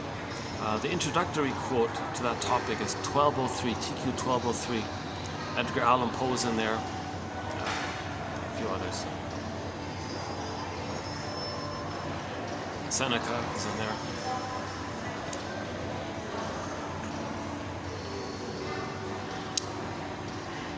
Yeah, I got the problem with this laptop is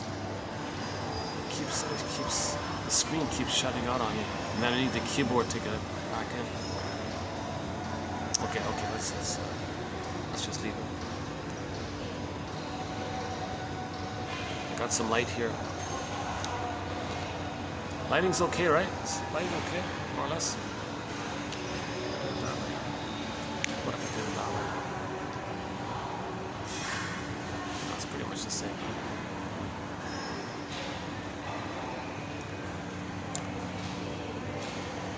So I won't do any of the religious ideas at this point. Lloyd Demas says, well, it's the phantom placenta, because if the cords are moved, the child's missing his placenta. Well, the placenta's in the sky. Imagine a line, your cord, then you feel fed the way the baby was fed through the placenta. Placenta metabolized the baby's waste elimination. So you're distressed, placenta will take care of it. Okay, this invisible, powerful entity. Okay, the phantom placenta will take care of it. Shift it over to the breastfeeding. Similar idea, the breast in the sky. So you describe the placenta, what it does for the baby, and the breast. You blur it up to confuse people, and you create a powerful entity. Like, wow, like for the baby, the breast, the placenta was powerful.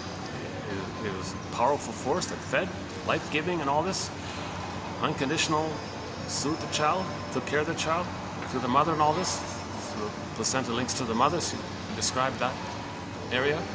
Then transferred over to the breastfeeding time. Likewise, the power of the life-giving breast for the baby, and the breast soothes the child. So you describe those adjectives to this invisible power in the sky. Okay, the gambit is to get people to feel a little oneness, to trigger the oneness they had in the uterus. Then you feel this excited feeling, okay? This excited oneness feeling. You felt that was amazing. Now you're a believer, and you do it again and again and again. But the purpose of doing it again and again is to maintain the splitting, because they don't tell you that the frightening image side is your own images. They don't tell you that. They just say it's like a separate thing out there. That maintains the splitting. Okay, that maintains, then I good, you know good. That's the prejudice. They want to maintain the prejudice. Okay, now education is sort of a sociological factor that feeds into it. Now, when we became homo short sellicus, okay, then the short seller means something's good, you want to profit from its damage. So the mother got a profit when she damaged the baby's soul, right? So we became homo short sellicus, or homo economicus. I think homo short sellicus is more descriptive. Okay, one famous, so in the last video, part 2 of 2, yeah, I won't do it here. But there's some more specifics about that. Let's just limit it to this one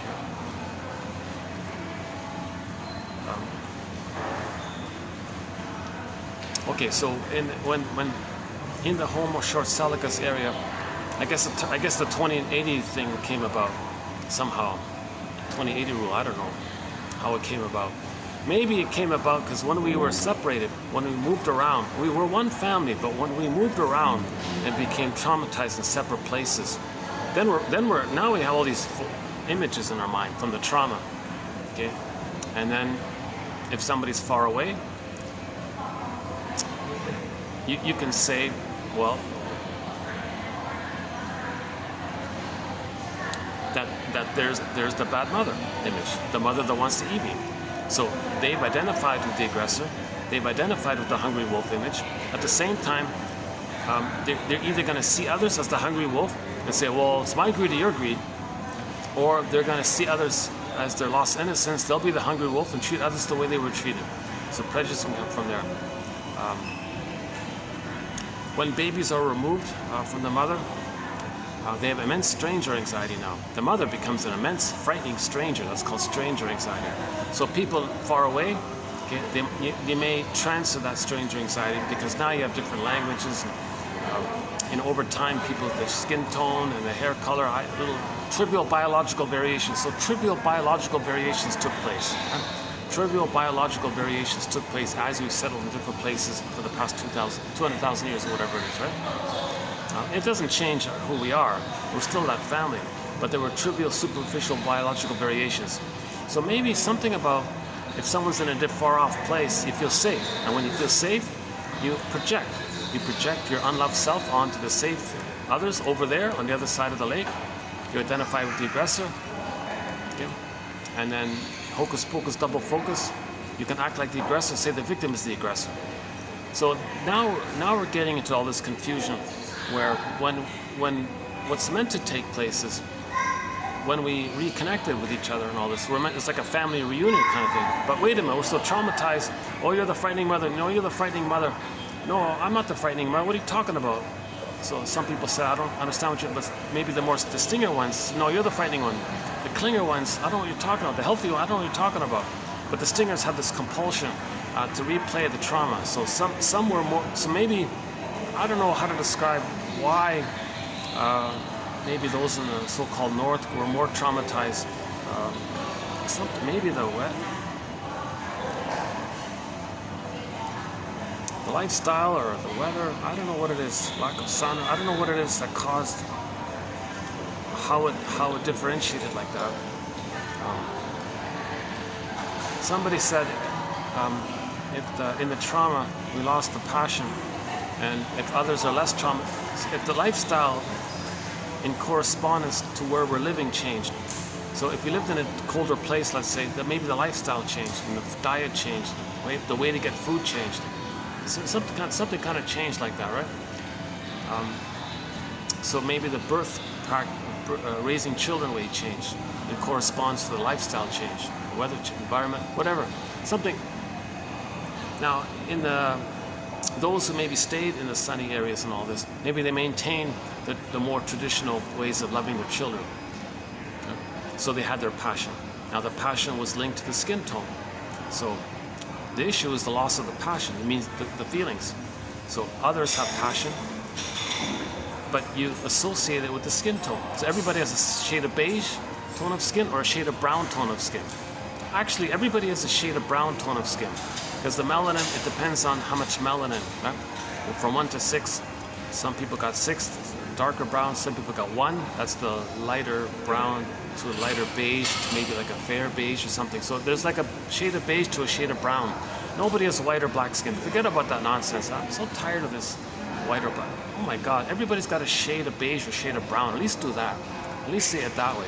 Now maybe the shade of beige felt that they lost more, there's more trauma because of the lifestyle, so they lost their passion. They see others who had a more traditional way of raising their babies, so they had more passion. They associated the shade of brown tone of skin. So they would say shade of brown tone of skin, they have more passion. They lost their passion. Now, the mother that caused them the loss of the passion is the frightening image mother, right? A boogeyman image. So those who have shade of brown who have passion, they say, oh, they're the frightening mother. So that there could be prejudice from that way. And then somehow it ended up that instead of being reunited as one family, we're traumatized, let's help each other. Well, you're the frightening mother, took away my passion. I didn't take away your passion. Okay? And trying to understand and try to heal ourselves. Okay? We're homotraumicus here. So that's the issue. We became homotraumicus. We're a traumatized version of ourselves. And we're trying to heal. So the storytellers, so philosophers came on the scene.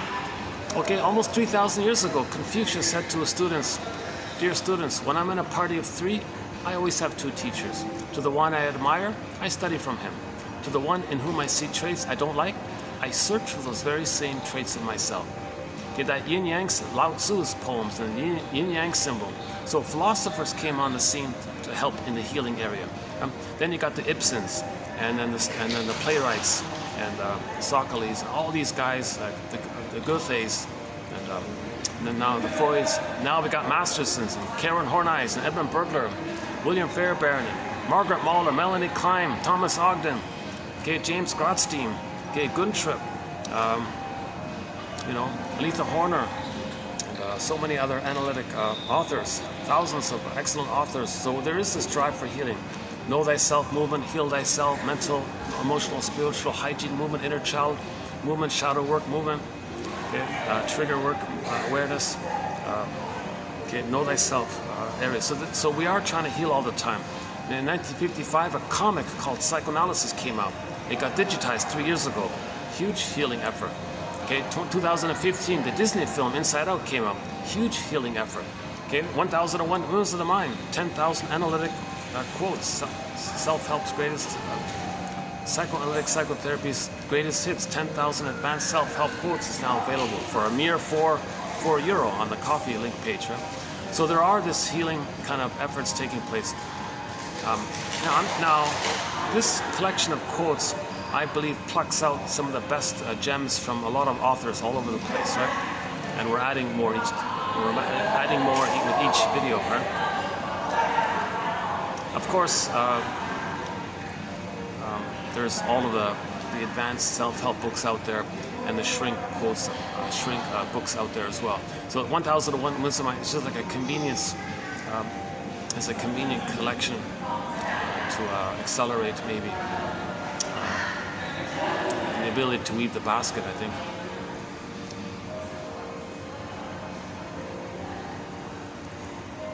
And then, yeah, and the films have helped. That uncertain feeling.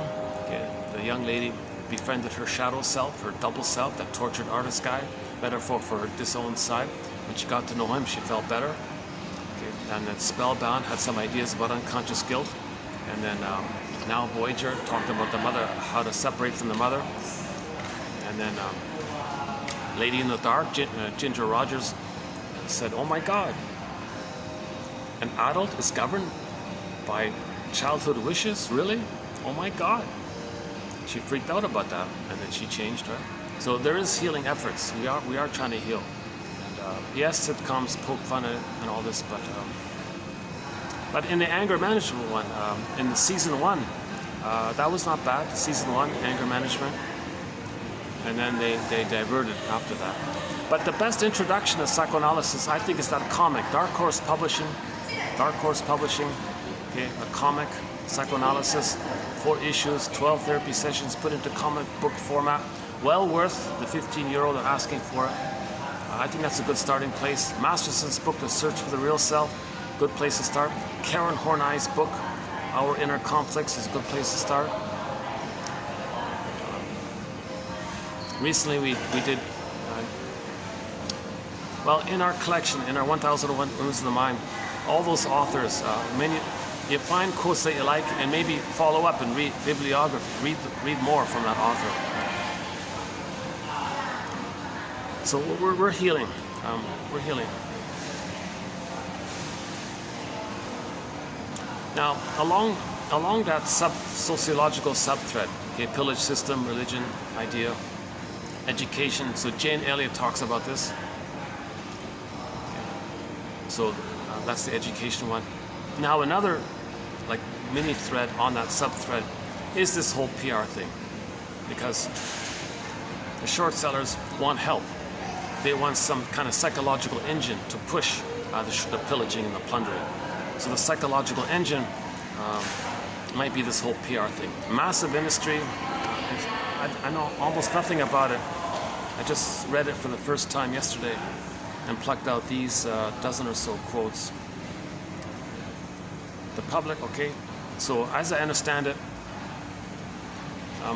I'm not dwelling into the plunder system, I'm not dwelling into the details of the pillage and the plunder system, but just to acknowledge it a little bit so we know what we're talking about. Okay, so as beloved, so below. So our unconscious is like a puppet master telling us what to do. Some people say, well, outwardly, there's this, so each individual has a shadow government, or invisible government, or secret government, like a puppet master telling us what to do. Most of what we do is based on the unconscious. Well, inside out, as beloved, so below. So on the outer, to know the inner, we can say, well, there's this committee of 200, one guy says, that calls the shots and tells the PR what to do, hires the PR companies what to do, and the 200 are helping the 20% to plunder and pillage, because the 20% have envy, and they're greedy, and they're grandiosity, and they're addicted. So part of the pillaging is to hire highly literate people, like writers and all this, I guess, who are traumatized themselves and have a lot of vengeance fantasies and all this, and don't care, but they're articulate, and they become the PR ones. So Bernays seems to be the head of this. At least that's what the books say. Who knows? Maybe he's just a front for someone behind him. I don't know. So this Bernays guy was Freud's cousin, right? Or nephew, pardon me, nephew.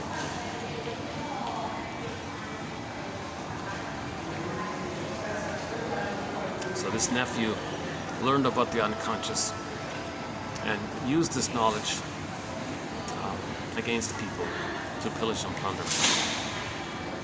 So it's helpful to be aware. We can use that as an avenue of self-awareness, right? If we understand the tricks of the PR trickery guys, they're appealing to our unconscious, so we can know more about our unconscious. So they're accidental teachers in a way.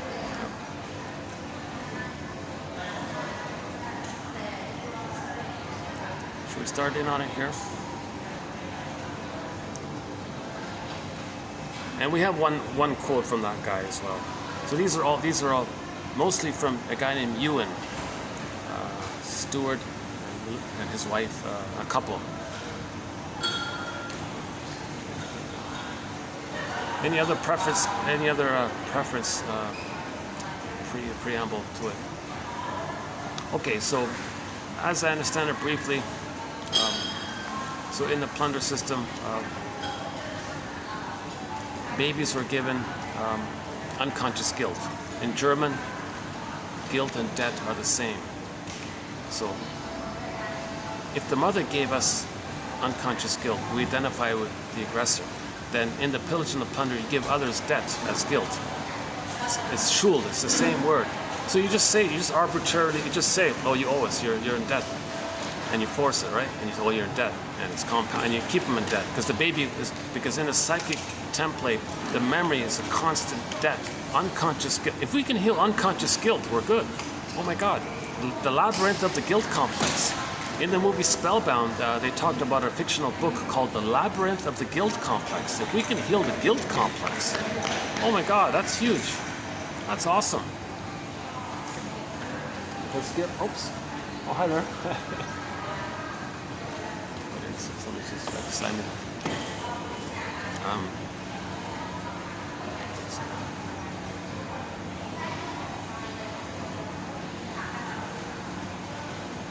They're just some place to start. Took me a while. Somebody, they weren't watching me. They were just standing by.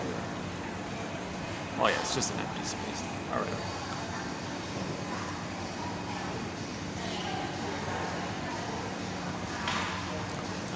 Guilt. In German, the words guilt and debt, they use the same word. So emotional debt, it's guilt. They use the same word, guilt, debt. A baby feels debt to the mother. The baby feels guilt to the mother. No, it's not the baby's job to save the mother. Why is he guilty? Nonsense. But the baby has magical thinking. He believes he's guilty. Poor baby, so innocent. Creates this awful belief on himself. That's the disadvantage of magical thinking. That if there's something wrong, he blames himself. He's unconscious guilt. Identification with the aggressor, thinks the mother gave him that. So they give others that.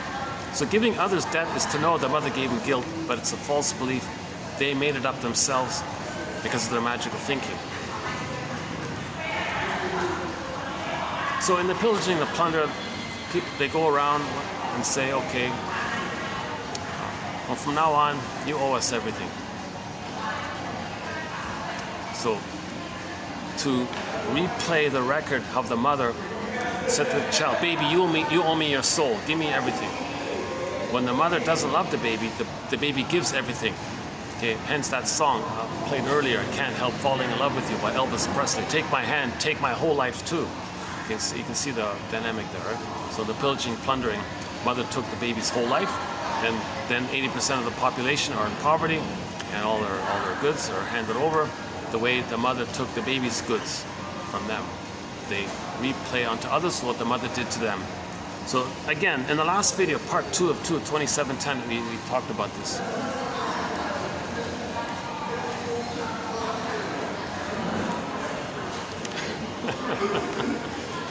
don't even know if she understood what I was saying.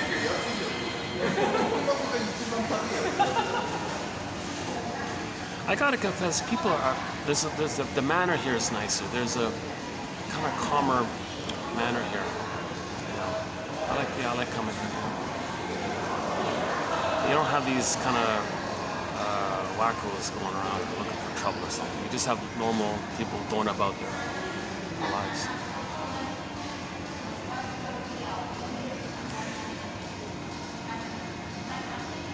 Yeah, some places I don't go back anymore, right? It draws a certain crowd or something.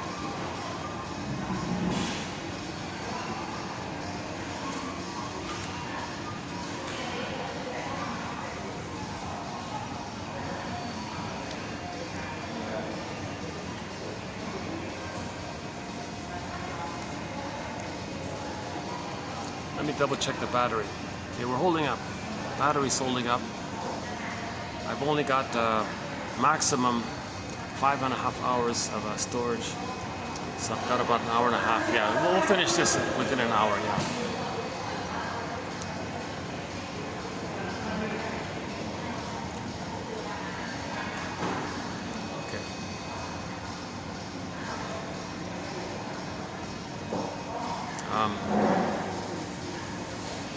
So we were talking about okay, Peter Phillips. So I'm not an expert in this, I don't know, but I'm not dwelling in this area, but there's a book called Giants by a professor in California, Peter Phillips. That's a common name. If you look on YouTube, you got to type in Sonoma University or California professor or something like that. Professor Peter Phillips. So a guy with the white beard, that guy there. Because it's a common name. If you type in that name, you get all these other characters. So yeah, so this professor, he said he spent his whole life trying to articulate or understand something about this invisible government, shadow government, secret government. Okay, the PR might be sort of embedded within that, right? Bernays says that they're the invisible psychological engine of the shadow invisible government. So the PR is sort of embedded within the pillage and the plunder, and it's sort of invisible like that. His metaphor was just like in a family, the doctor's there, but we don't talk about the doctor, but he's important for the family, right? That was his PR propaganda. So you notice the PR, how he associates you transfer the positivity of the doctor to the family, and says he compares himself like that. But the truth is, most people have a most unpleasant association with PR and all this. You know, for example, the cigarettes, torches of freedom. Really? Women, they wanted women to smoke, so they advertised, well, it's a torch of freedom. You want your freedom? You can puff smoke, and you tell the man to back off. You're getting your freedom, or your mother to back off, or you create some distraction against your mother. That's torch of freedom. But you're hurting yourself to do this, and you're not psychologically separating from your mother. So you're not getting emotional freedom from your mother by smoking. Oh, torture freedom. You want freedom, don't you? Here's the torture freedom. So it's the emotional appeal that emotionally women want emotional freedom from their mothers. A lot of women have a fusion with their mothers, and they want freedom from their mothers. And they may see the mothers onto everybody, or men, including men. They may transfer the mother onto men. They talk to a man, and she smokes in front of the guy. She wants freedom from her mother, see it into the man.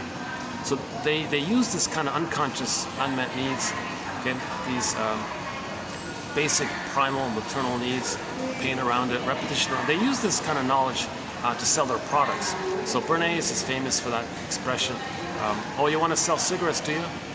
Well, let's create the slogan, torch of freedom. So women were seen as holding torches of freedom. They're holding their cigarettes. I've got a torch of freedom here. What they mean is women's going to puff smoke in the fellow's ear or use the cigarette when he's talking to her. Yeah, I'm going to separate from my mother. you're not psychologically separating from the mother. A woman is not going to psychologically separate from her mother when she kind of breaks off the dialogue with the fellow or something like that. But she pulls out the cigarette. I'm getting free, and then she puts a cloud of smoke between him and her. She thinks she's creating a buffer to separate. It doesn't work. But the woman has an unconscious desire to separate from the mother. But the cigarette smoke's not going to do it. All it does is give the woman tar nicotine. Her lungs are damaged. Right? But that's the PR. That's the quote-unquote so-called dirty business. With your lungs dirty business, in that example. So they don't have a good PR. And one quote said, yeah, the PR people engaged in other PR companies to make the PR industry look good. So there's this constant battle to convince people that PR is not so bad. It's ironic, right?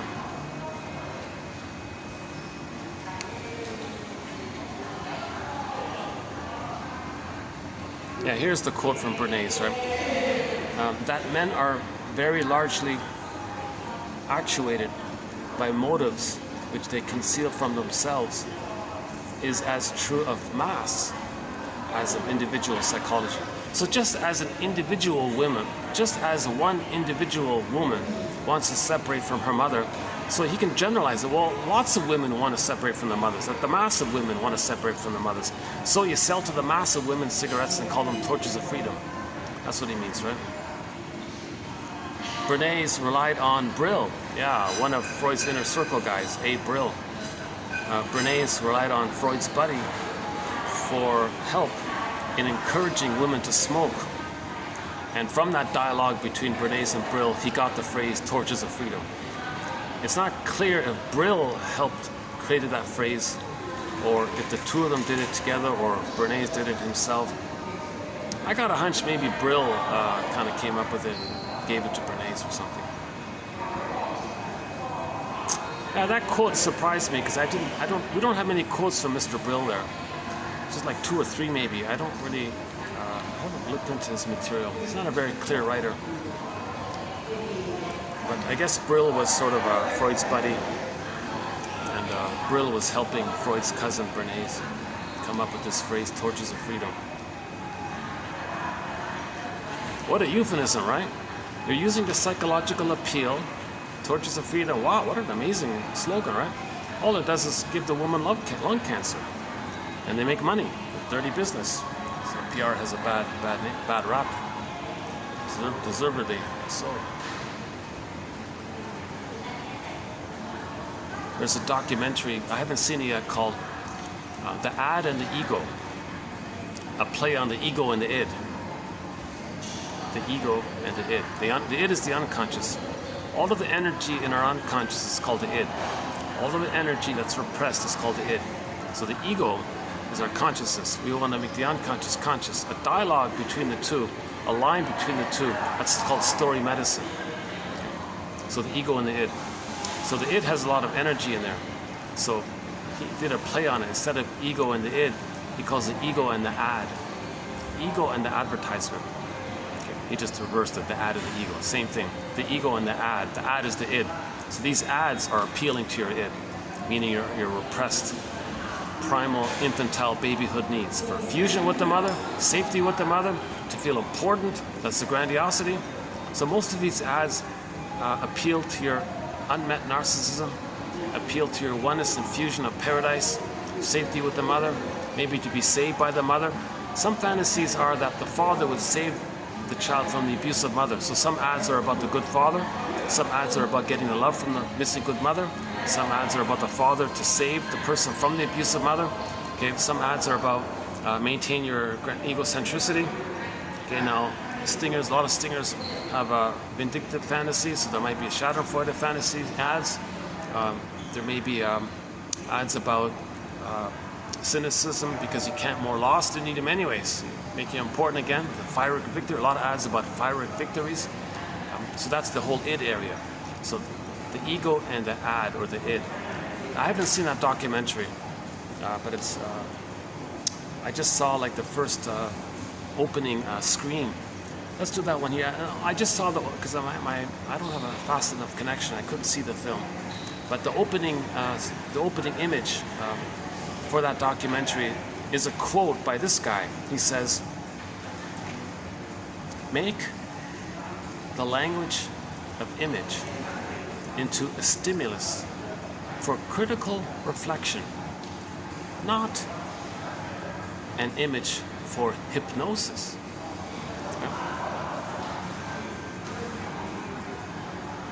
So the PR, they're using images and slogans and all this to hypnotize you. So they first confuse you. So that's called, another documentary is called Masters of Doubt. Is that right? One second here. I haven't seen that one either. I'm kind of bored with these kind of things, to tell you the truth. Merchants of Doubt. Yeah. So there's a documentary called The Merchants of Doubt. So if they create doubt and confusion, you're hypnotized. Now you're going to believe what they're selling.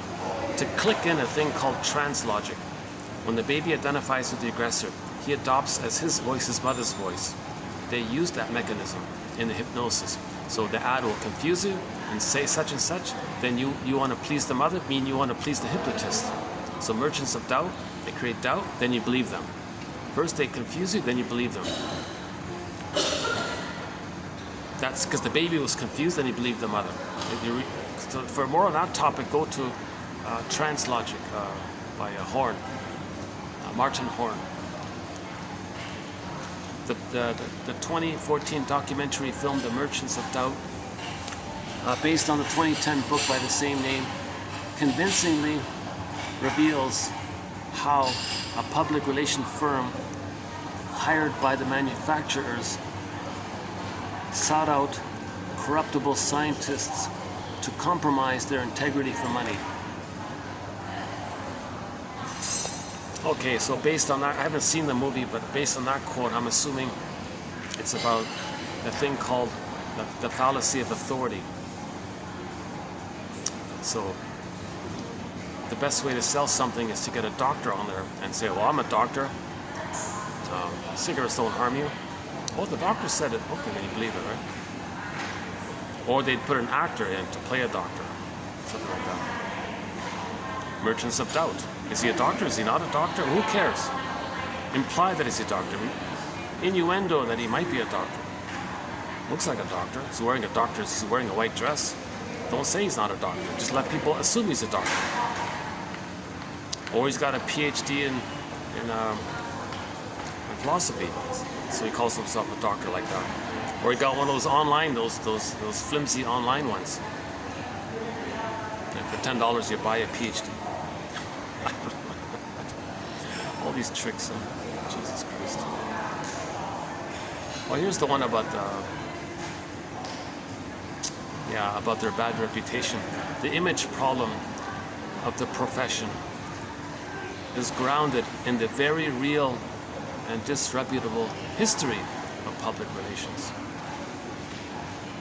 They tell people, do you want to lose pretty or win ugly? Yeah, that's their slogan. That's what they tell people. There is hardly... Oh yeah, that's... I saw a short interview with the director of the film Merchants of Doubt. He said it in there. There is hardly a need to detail the history of ethical transgressions with which members of the profession have willfully engaged.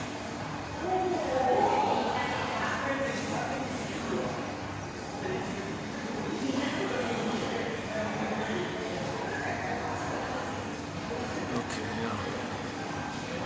Let's do that one later. So back to Peter Phillips. He says because the short sellers are filled with envy, they want to make sure no other short seller does something good. So to keep an eye on each other, all of the short sellers buy each other's shares. That's to make sure no one changes and is going to be disloyal to the mother.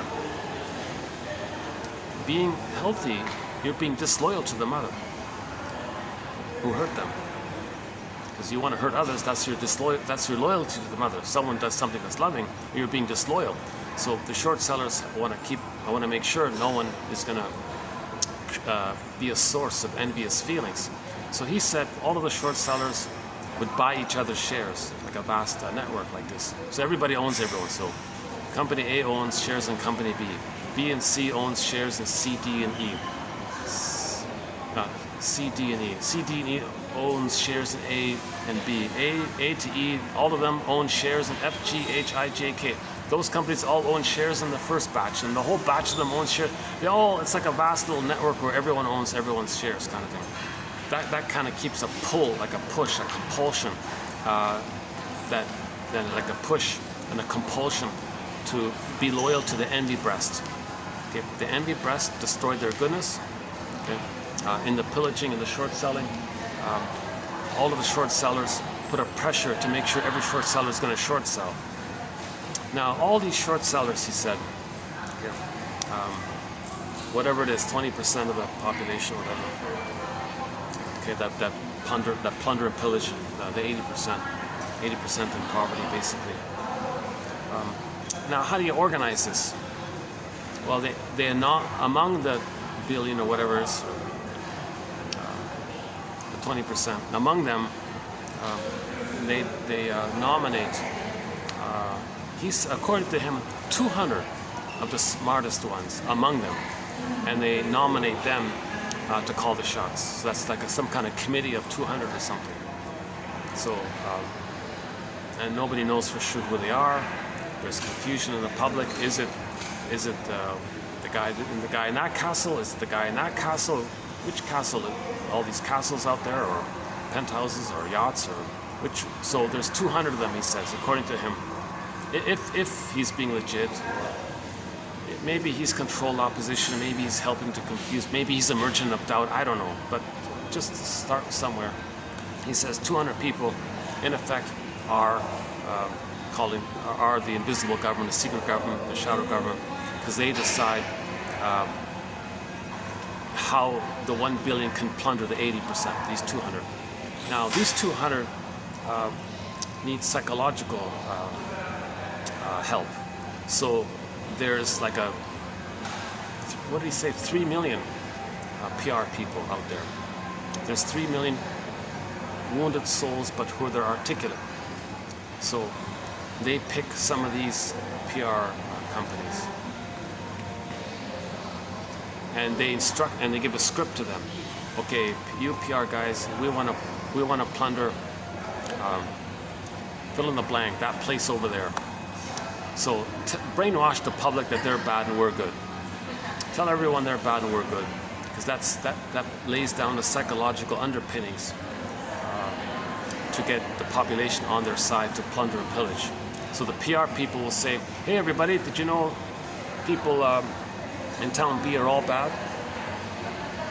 And then they'll fabricate things, create dramatic images or something, and do it again and again, kind of thing. That's their specialty, to facilitate the psychology of pillage and plunder, right? So this Bernays guy was saying, the 200 who are helping the billion to stay rich, they depend on us to provide a psychological engine for this. If they didn't have us to provide a psychological engine, it'd be hard to sell what they're doing. It'd be hard to pillage. The PR people are there to provide a psychological trance brainwashing to allow all this, right? To fool people with their knowledge of the unconscious, right? Our first quote here: the public relations counsel, or officer, or agent, or whatever. The public relations counsel can try to bring about identification with what they're saying by utilizing the appeals to desires and unmet needs and wishes. At still other times, Bernays' psychological thinking was simplistically Pavlovian. Quote, when millions are exposed to the same stimuli, he informed readers of his book Propaganda, all receive identical imprints. Okay, so that's one part of the PR campaign, is to repeat the same kind of image, and it's like impress in their unconscious these vivid images. These vivid images are simplistic, they're powerful, and they're seductive. Those are the key three, he said. So you'll have some kind of simplistic, powerful, and very impressionable, powerful, deeply emotionally promising kind of idea, right? And bombard people with this kind of thing. That's part of it. But that's not all, that's not it. That's not only it. You want to appeal to their unmet needs. What do babies need? They need fusion, symbiosis, constant yearning. Enter Katie Lang's song, constant craving. So the appeal will be oneness, paradise. Okay? If there's trauma, you want to maintain your grandiosity. So appeal to your defense mechanism. Your defense mechanism is the search for grandiosity. So appeal to your narcissism. Okay, you buy this product, you're important. You're a He-Man, you're a number one. You buy this product. Okay? Appeal to your desire to have an identity. We have a need for an identity. So one famous slogan was, at this muffler shop, you're a somebody. Come to our store and buy our product, and you're a somebody. You want to be a somebody? Come here and buy this product. So the emotional appeal to be a somebody, either a narcissistic somebody or just a somebody, whatever, however, a healthy somebody or a false self somebody. And when that ad came out, their sales, that muffler company's sales increased 30% overnight, basically, with that appeal, right? So you want to appeal to people's desires. Okay, wishes, unmet fantasies for identity, egocentricity, if it's a defense mechanism. That one about somebody is a double. It appeals to your need for identity, and it appeals to your need to maintain your defense mechanism of the false identity. So you're somebody that way, you're important that way. So it can be used in a negative way or in a positive way. So it's a very powerful image, that one. At this muffler company, you're a somebody. Woof, everybody came running in. So you're appealing to people's unmet, you're appealing to their defense mechanisms, or you're appealing more directly to their underlying needs. You're appealing to their narcissism. You're appealing to the wish for love.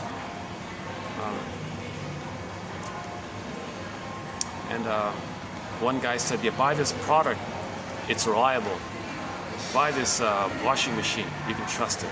It's reliable. So, and they described the mother. They didn't use the word mother, but they described the mother. They transferred it to the washing machine or the appliance or whatever.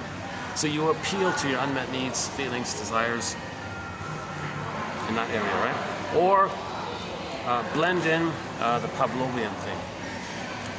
Next one here, Bernays argued that people hold on to their ideas within what one psychologist, referring to Trotter, has called logic-proof compartments.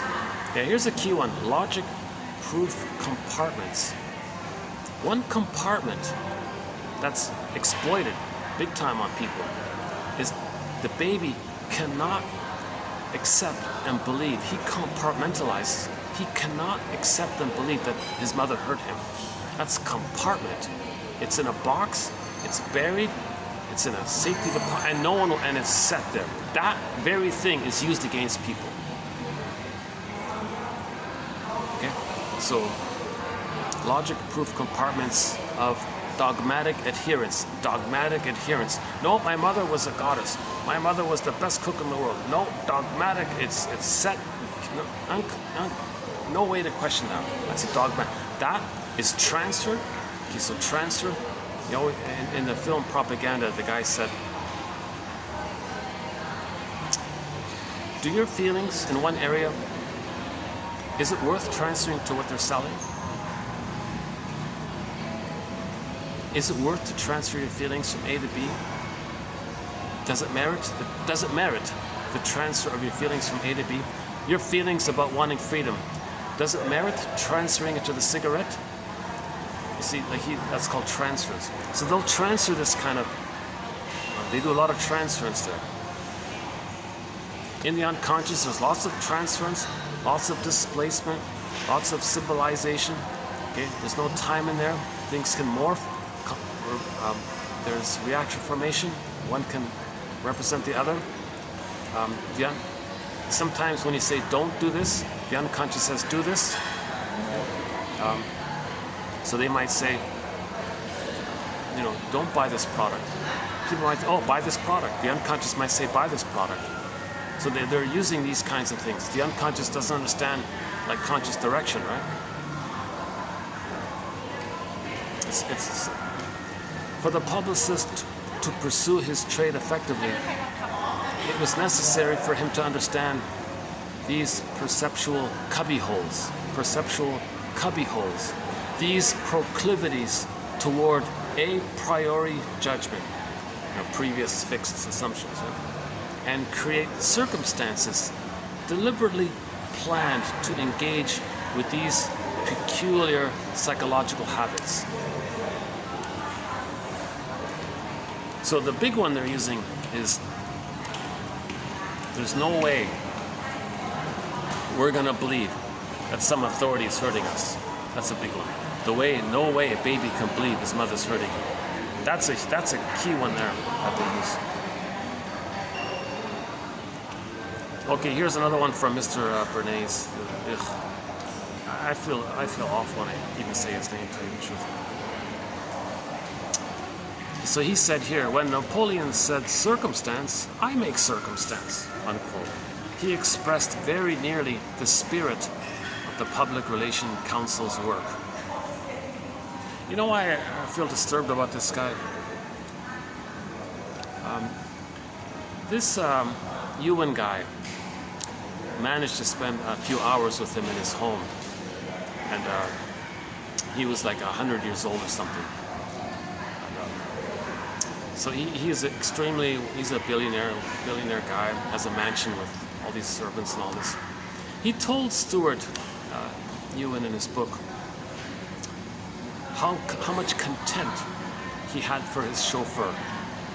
This guy had a chauffeur that he called Dumb Jack. He said, "Oh, Dumb Jack." He would wake up at 5 in the morning and serve the family dutifully, professionally, calmly, nicely, caringly, very meticulously. He was a nice guy, apparently. He did it every day. He didn't say how many decades, but for a long time, 5 a.m. to 9 p.m. He drove around, all of the family, the kids to the school, him to his meetings, the wife to the shopping. He drove everybody around as a chauffeur in the limousine. He was just constantly driving from 5 a.m. to 9 p.m., just constantly, every day. And they only gave him a half a day off every other week. He said he got half a Thursday off. Every second Thursday, half a Thursday. He only got, every 2 weeks, he only got half a day off. And Bernays bragged about, guess how much I paid him. He mentioned some little pittance, some like pitiful little amount. And he had this gleeful expression that he got all of this man's goodness and soulful, dutiful, and he gleed in this delightful excitement, like a baby won with the breast, and this glee, this delight. So he got the most and gave nothing. So the narcissism, their slogan is, I want to get the most, but give the absolute minimum for it. So he bragged about this. I gave this guy like pennies, like below poverty minimum wage, I don't know, some pitiful little amount. This guy's a multi-billionaire, gives his surrogate mother, basically, gives the closest thing he can get to love, next to nothing. And he had contempt, and he kept calling him Dumb Jack, he said. When I read that story, I felt sick. I felt nauseated a little bit. Here's a guy that was very consistent in his generosity, do a good job for them. And he had contempt for him, he hated him, and he gleed at all the goodness he got. And that goodness he got from him helped him to be very successful, right? Because he was emotionally the good mother for him, right? So he fed on her like a parasite or something. He fed on that insatiable greed. And he bragged about, look how much I got and I gave so little. That seems to be, Stuart was saying, that seems to be the way aristocrats talk about others. They brag like that. I got all this for this little. No, yeah? Well, I got all this for this little. Oh, yeah? Well, I got all this. Apparently, that's what they talk about in their little meetings and all this. I wanted to puke, to tell you the truth.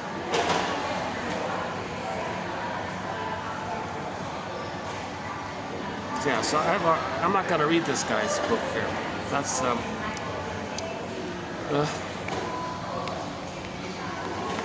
let's see.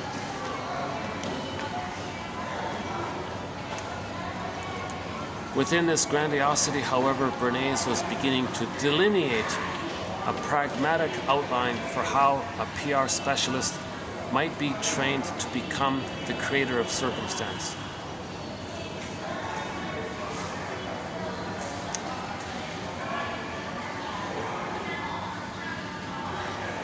So what he means is they anticipate problems in advance and then manufacture the problem in advance so the problem isn't real, it's a fake version of it, so they can manage to control it and then preempt the real thing. That's what he means. Okay, let's do one more from Mr. Stewart. Okay, while some have argued that PR represents a two-way street through which institutions and the public carry on some kind of dialogue, the public's role within that alleged dialogue is most often one of having its blood pressure monitored and temperature taken. Well, another reason I feel disgusted by this topic is how they refer to the public. I don't want to repeat it, but this so-called quote-unquote intellectual elite, they have a real contempt for the public. And they refer to us in a very disparaging way. I'm not going to repeat it, but they have a very negative opinion about the average person, and that's what gives me a little appreciation for Edmund Burger. Edmund Burger, I've had an ongoing mystery to why shrink schools blacklist don't include Edmund Burglar's material when they teach shrinks how to be shrinks. Edmund Burglar has an immense contribution, an immense offering. We have a lot of excellent quotes from this author, Edmund Burglar. He was a big name back then. Interesting enough, Edmund Burglar and this Bernays guy come from the same area, right? Same place, they must know each other. But Burglar, my theory is more in this area. In one of Burglar's books called The Writer and Psychoanalysis, if I remember correctly, Burglar would analyze a lot of these PR guys, advertising guys, these writers and all this. And he made a side comment. These writers have an immense contempt. Advertising people and PR people have an immense contempt. That kind of struck me when I read that for the first time, and I put it aside, kind of thing. And now when I read these quotes here, I get where he's coming from. And I thought maybe that's why shrink schools don't assign Burglar's readings to their students.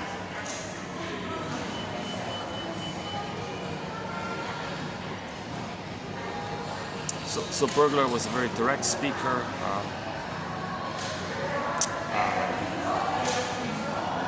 He called out the lies, a lot of these lies. Maybe he offended someone like Mr. Bernays or something. Maybe, there's a theory, I'm just making it up. Maybe Mr. Bernays read Burglar's comment and took it personally.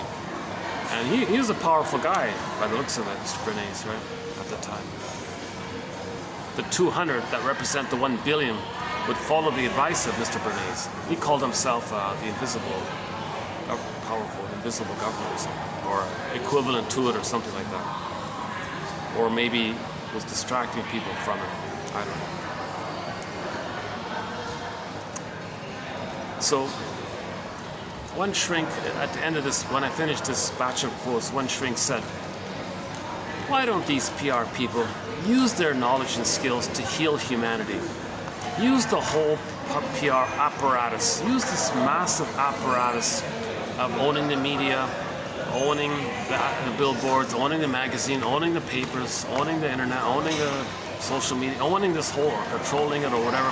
Use this whole massive apparatus to heal us. Use it to heal us. That would be the shift that we need to get us back on our human developmental path. Should I read that one now? Oh, I'll save it to the end. That was sort of like my positive concluding sentence.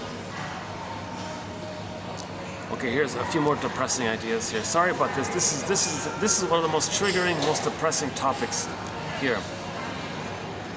In my 3 years of doing this, this is the most upsetting. This one, to tell you the truth.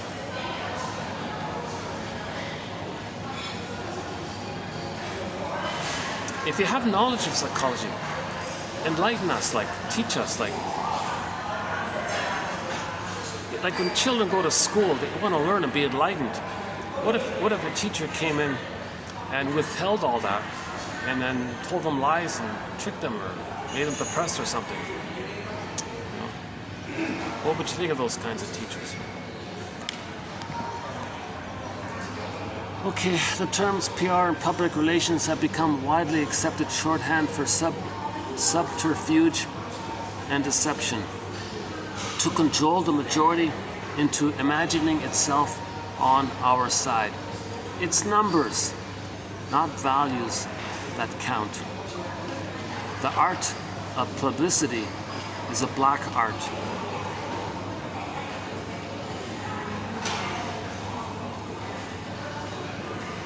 The black arts. Yeah, a lot of people call this like a black arts. The PR counsel or counselor or advisor or consultant or whatever, the PR advisor advised clients on specific actions to take in order to advance a particular message and how to use the communications media to spread that message. Bernays compared the PR consultant to a lawyer. He was a, quote, special pleader to the court of public opinion. So there's another slippery positive association. First he says they're like doctors, now he says they're like lawyers. See, he's trying to do PR on his own PR business. Negative. His PR business is negative, but his business is to make negative look good. So he's applying the very thing to itself. And I noticed this about a couple of the PR books that I started to read. Oh no, this is nonsense. This PR book is actually a trick to convince people that PR is good. Like they're doing it. They're doing the very thing they're claiming to call out. Okay, next depressing quote here. Much has been assumed about the ways in which Freud's theories of the unconscious might have fed into his nephew's theorization of propaganda or his development of the field of PR. Strategies for the manipulation of public consciousness. Strategies for the manipulation of public consciousness. Okay, short selling or pillaging has become so rationalized, so pounded into the head by a PR apparatus whose scale is without parallel, that most of us readily forget that its mode is built on pettiness, entitlement, greed, envy, vindictiveness, hate.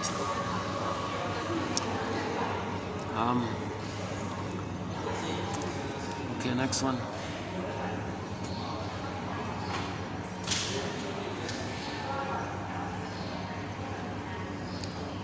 Specialist membership organizations or closed silos of knowledge and practice create narcissistic cultures with their constricted worldview, necessarily operating at a part object level. Yeah.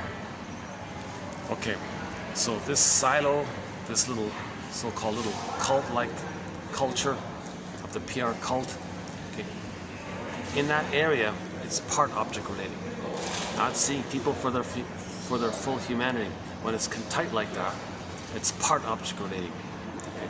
So part object relating. Okay. A person with a narcissistic pattern wants to suck out the juice of the orange and throw away the rind. So useful, take it. The rest, throw away. It's part object utilitarian. It's for them. Useful, not. Who cares? Envy, greed. It's called part object relating. Okay. So the baby, when he's nursing, the breast is just a part of the mother. The baby doesn't see the mother like as a full person. Another point about babies is when the baby's enraged and he's biting the mother, he doesn't understand that he's hurting the mother. When the baby's enraged and he maybe bites the mother's nipple or something, maybe the mother's hurt by it. Baby doesn't get that. So that's an example of part object relating. You don't care or know or are aware of the hurt caused onto others. That's called part object relating. Another part of it is called this narcissism of small difference limits knowledge and curiosity about the whole object. Yeah. So anytime there's this isolated, specialized thing, they have this narrow focus called part object relating, and they're not looking at the broader human side of it all. Okay, here's sort of a little coincidence here. When I looked up PR, there's another usage of the acronym PR. There's a thing called psychological resonance, PR, psychological resonance. But psychological resonance happens, it seems to me, to fit into PR. So PR wants PR. PR wants psychological resonance. If the PR has psychological resonance, then the PR is effective. If it has PR. If the PR has PR, then the PR is effective because the PR has psychological resonance. So what's psychological resonance? What's that PR? I define, this author says, I define psychological resonance as a characteristic can be applied to any image or narrative that describes its mental stickiness. So stickiness, right? Adhesiveness. Mother and the baby are one, but when the mother's abusing the baby, it's adhesive. It becomes sticky. The tarp of a negative symbiosis. So psychological resonance doesn't give people that painful, icky desperation of needing mother's love, but feeling so much hate but needing it. The need is so great, then the hate is so great. That's the stickiness. That's called psychological resonance. So the PR capitalizes on this adhesiveness, this stickiness, mental stickiness. Its tendency to emerge spontaneously and or its intergenerational staying power. For example, high PR expressions, meaning psychological resonance expressions, are less likely to contain specific identifiers of time and space. Many of the world's oldest myths were originally in verse form, which adds strength to the validity of this criterion.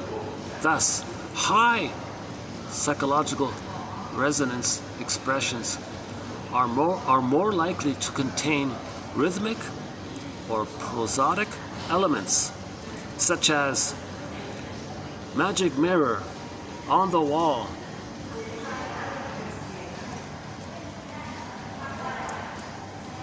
So, universal patterns. What he's talking about is timelessness. The baby's in a state of timelessness. When the baby's traumatized, his imagery is in a state of timelessness. So the PR slogans are not going to refer too much to something specific, little detail about a place, this little town here, on this little street. No. You want something that's universal, like something that's common. Magic mirror on the wall. Okay, there you go. There's no time or space or place. Okay, magic mirror on the wall, right? Magical thinking. Mirror.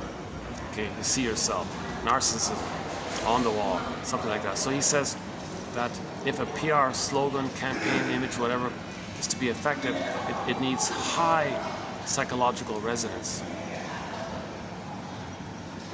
So they may use motifs from myths and fairy tales, okay, in their advertising.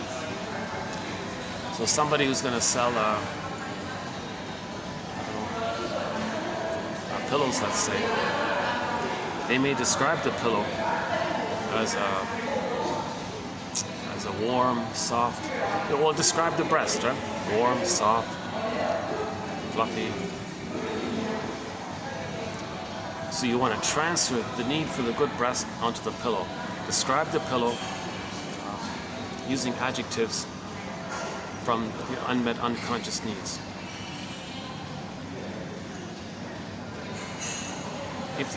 If you're describing the unconscious needs, maybe there's a mental stickiness.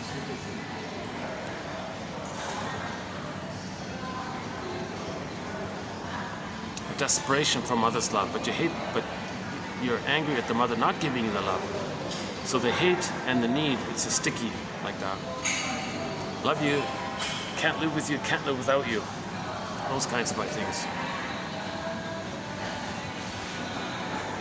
Literature provides the material for support, for analysis in the same way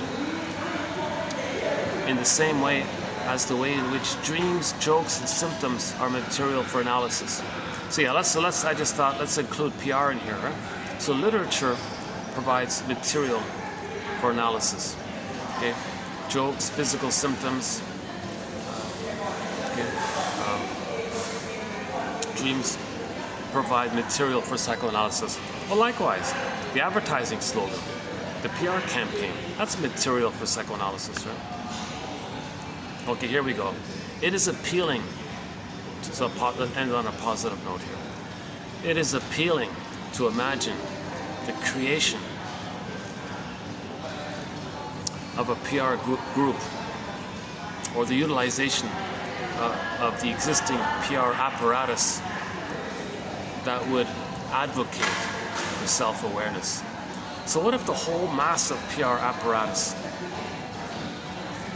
was utilized fully and run by the Karen Horneys of the world, okay, the compassionate healers of the world, the Virginia Satyrs, would she be one?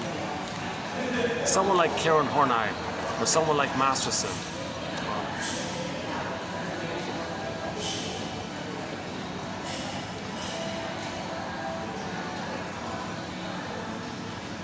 A healthy, healed, intelligent, warm, caring shrink.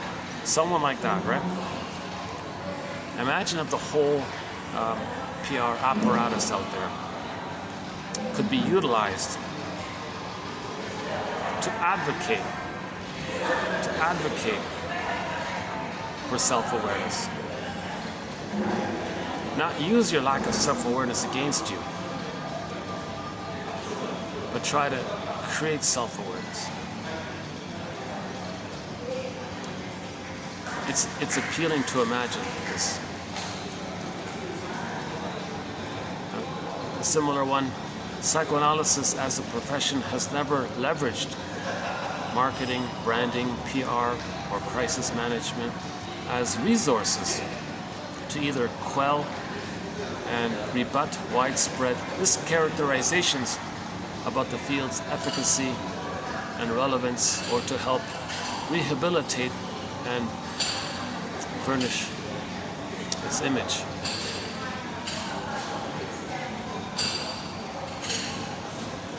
My immediate thought was the comic psychoanalysis.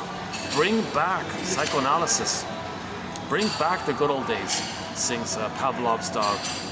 So I can't play Pavlov's dog, the classic rock band, but there's one of their songs is bring back the good old days.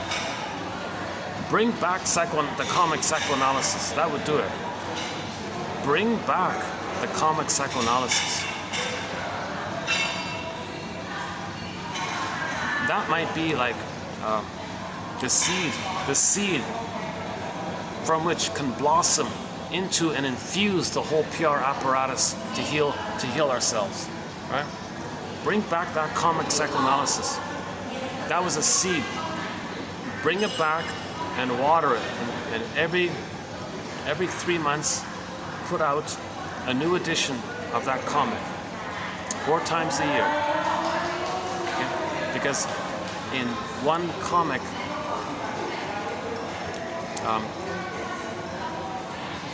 in 1 year's worth of comics, they do 12 therapy sessions.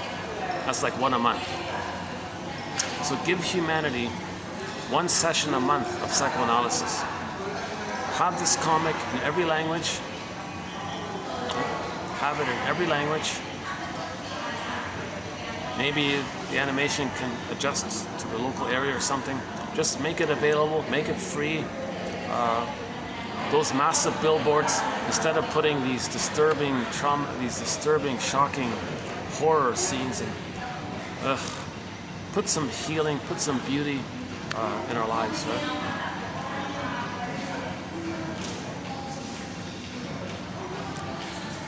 Again, it is appealing to imagine the utilization of the PR apparatus that would pursue various ways to advocate for self-awareness.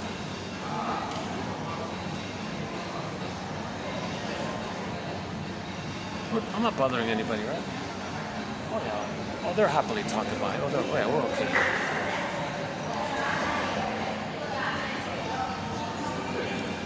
You know, the associated song I wanted to link in for this topic, I want to borrow from our thread on the Don Juan. So we have a thread on a narcissistic pattern, and within it, there's the Peer Gynt story, which includes the Don Juan area. And the song we played for that time was a song called The Rapper. This charming guy who could talk. I don't mean like rap music in current times. So this song is from the 80s by the band called Santers. So there's a band called Santers. They put out 4 albums back in the 80s. One of their songs was called The Rapper, about this aggressive playboy type of person, and he was singing it in the way to warn women about these kind of guys. But unfortunately, a lot of women like these kind of guys. A lot of women feel bored. These aggressive playboys give them some excitement, so they don't care, right? But he was saying, well, watch out, ladies. There are these aggressive users who will lie to you, who'll cheat you. These Don Juans, these playboys, they'll say what they want to say. So it's very common in films, right?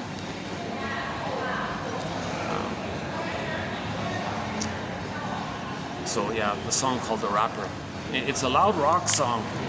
I'm gonna play the live version of it. So let me do it outside. Let's take the song outside. Here it is here.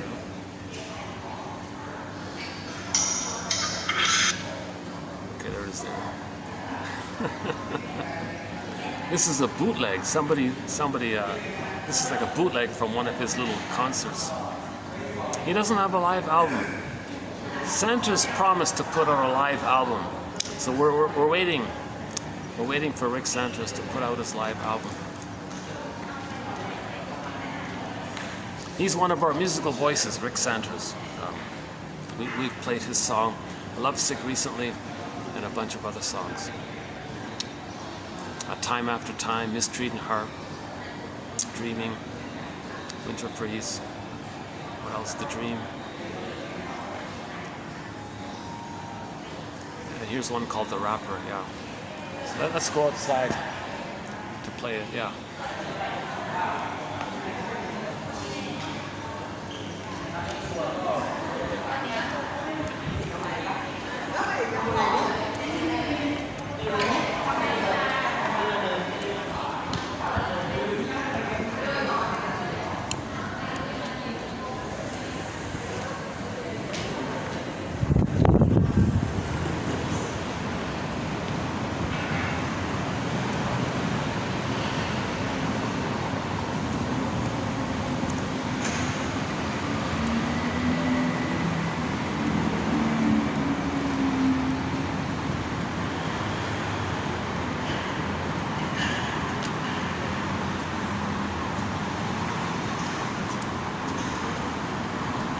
here, it's okay?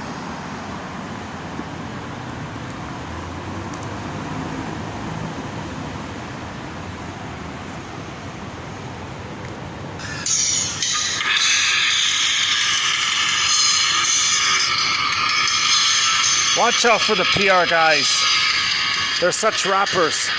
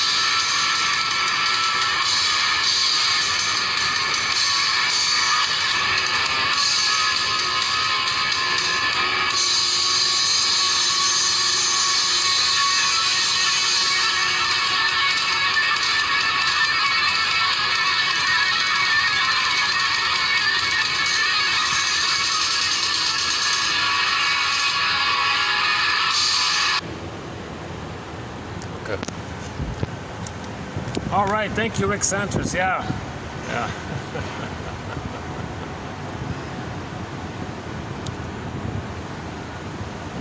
Okay, let's go back inside now. Oh, it's nice out here. Let's stay out here. Yeah, let's stay out here for a second.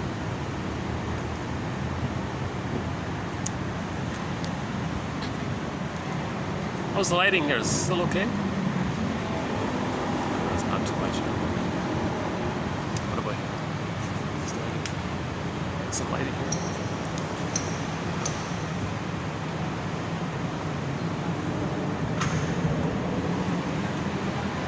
Okay, let's go inside to get some light. Oh, it's doable, right? The lighting, it's tolerable. Well, I gotta confess, a part of me wants to delete this video.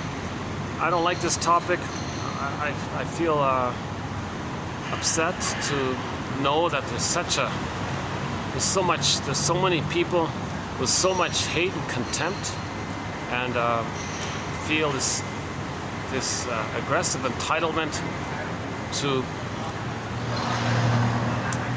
externalize their shame and pain onto others, to have the fantasy that if others can feel their pain and shame, that they can have the fantasy that they're back in the nursery, whereby mother knows what they're feeling and they're going to get the love that they needed. Now, it's tiresome. It doesn't work.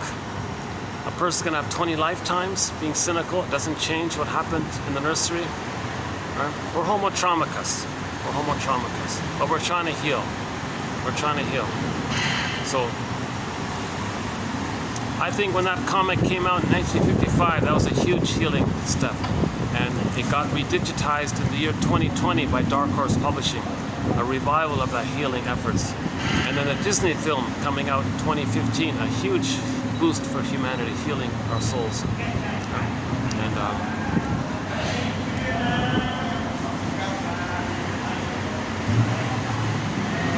Karen Horney, James F. Masterson, Edmund Berger, William Fairbairn, Margaret Muller, Melanie Klein, as mentioned earlier, a lot of great authors, a huge boost in healing ourselves. A lot of self-help authors are right in a very psychoanalytic manner. I think Tina Gilbertson did it to a degree. Jeanette Paris also to a degree. Eric Berne has his little way of doing it.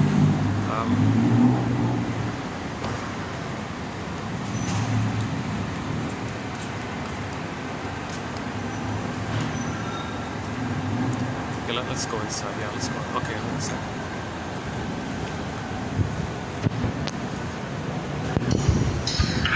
Oh!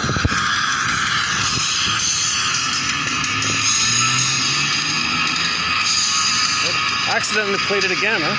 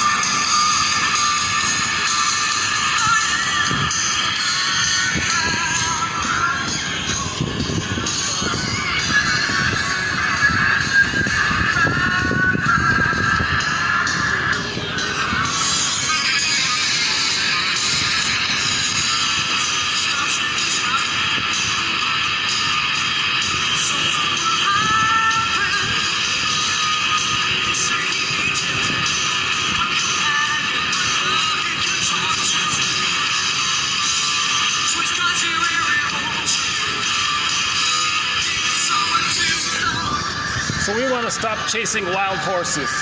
Let's play Kim Ritchie's song here. Wild horses, wild illusions, wild fantasies. Let's stop chasing wild horses. Let's stop chasing the belief that by replaying the past, we can somehow magically change what happened. Let's forgive our parents and heal ourselves.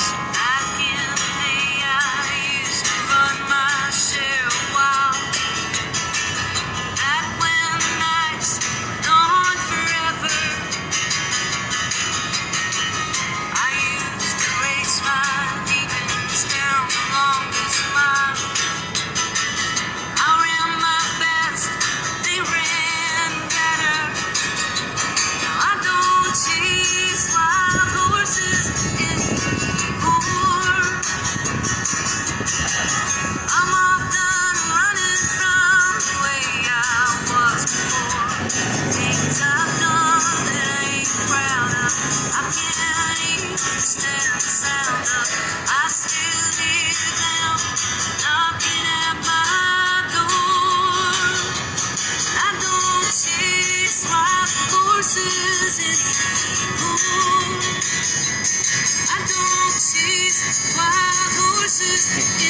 The fantasy of the promise that we can reclaim the perfect breast from the nursery.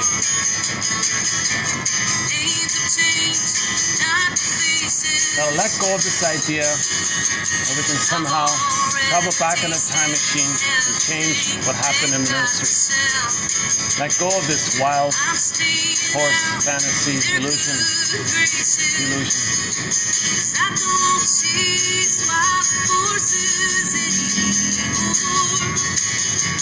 Accept the loss.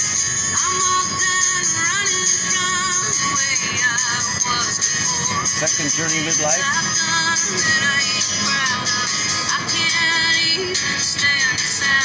Face the feeling of shame.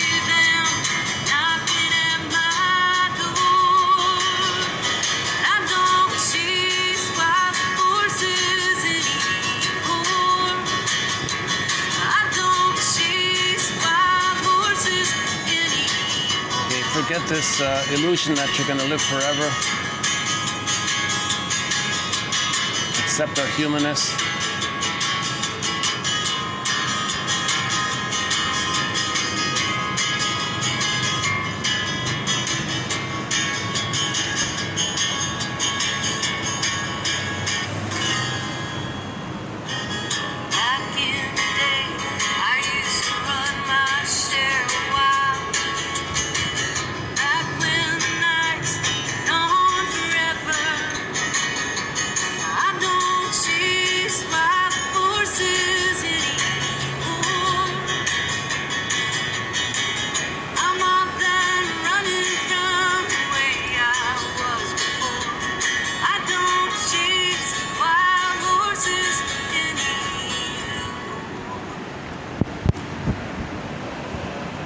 And then you're enjoying life, right? You feel like you know what's going on, and you know yourself. If you want to know yourself without self-deceit, then you stop chasing these wild horses. When she means chasing wild fantasies of glory, meaning the glory that we had in the uterus, that we were a little god and that we owned everything. This hull of mirror called solipsism. You stop chasing the solipsism and drop into our feelings and accept that we're homotraumicus. That's a tough one, right? Homotraumicus. Let's go inside here.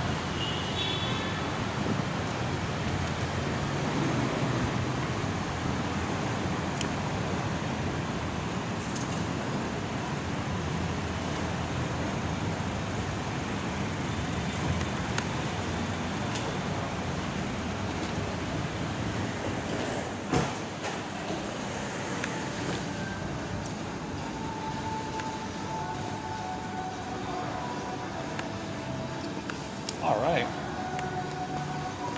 Oh, that's great. Now it's nice and quiet here.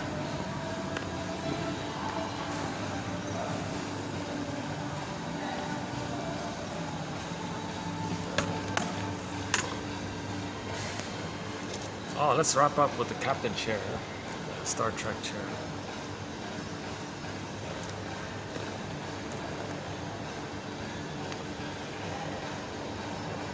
Takes me a while to get to this venue, but it's worth it. It's really the nicest place there. I'll go to some other venues and oh my god, I'll try it, all these interruptions. Sometimes I'll give up, I'll close the video and start over again. Although there are many interruptions here, I can still manage to keep it going to get the main ideas out.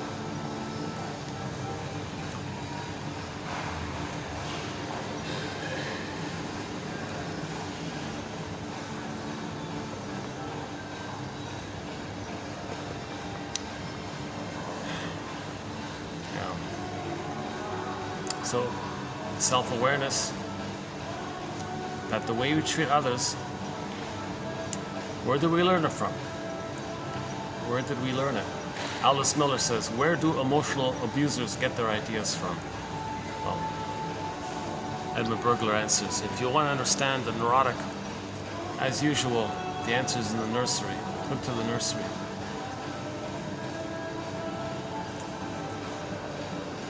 So a very good quote from a couple of months ago was this woman wanted to have a baby, but she didn't want to treat her baby the way she was treated. So first she went to the therapy guy and was trying to understand herself. The shrink finally said to her, "You're letting me know what kind of childhood you had." "What do you mean?" "You're letting me know what kind of mother you had and how it felt being with her." "What do you mean?" "You're putting me in the role of you and you're acting like her, and I feel a tug, a pull to maybe feel what maybe you felt with her." And I think that was sort of a turnaround point. And then she grieved and cried and all this. And then later on had the baby and was emotionally available to be a mother to her baby. She didn't need to repeat and recycle the trauma onto the baby to communicate her trauma. Okay. So she healed intergenerational trauma.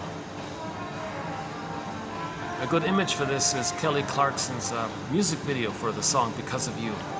And not so much for the lyrics of the song, but that video, the image of the video. If we're not conscious, we repeat. So if the mother's traumatized and she's not conscious, when she has a baby, she'll see herself into the baby. She's identified with the aggressor. She's going to replay to communicate what had happened to her.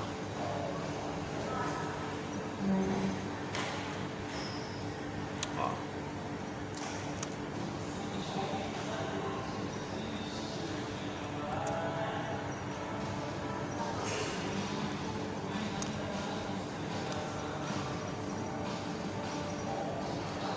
See, one of the needs of the child is to be seen and as lovable.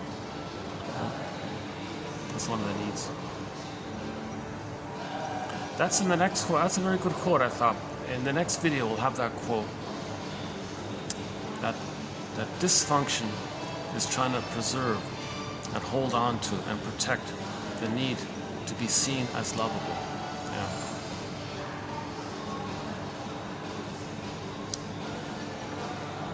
Oh, great. This is great. No one's around. Oh, look. Oh, it's just people.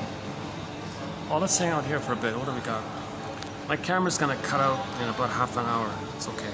So we'll finish in half an hour.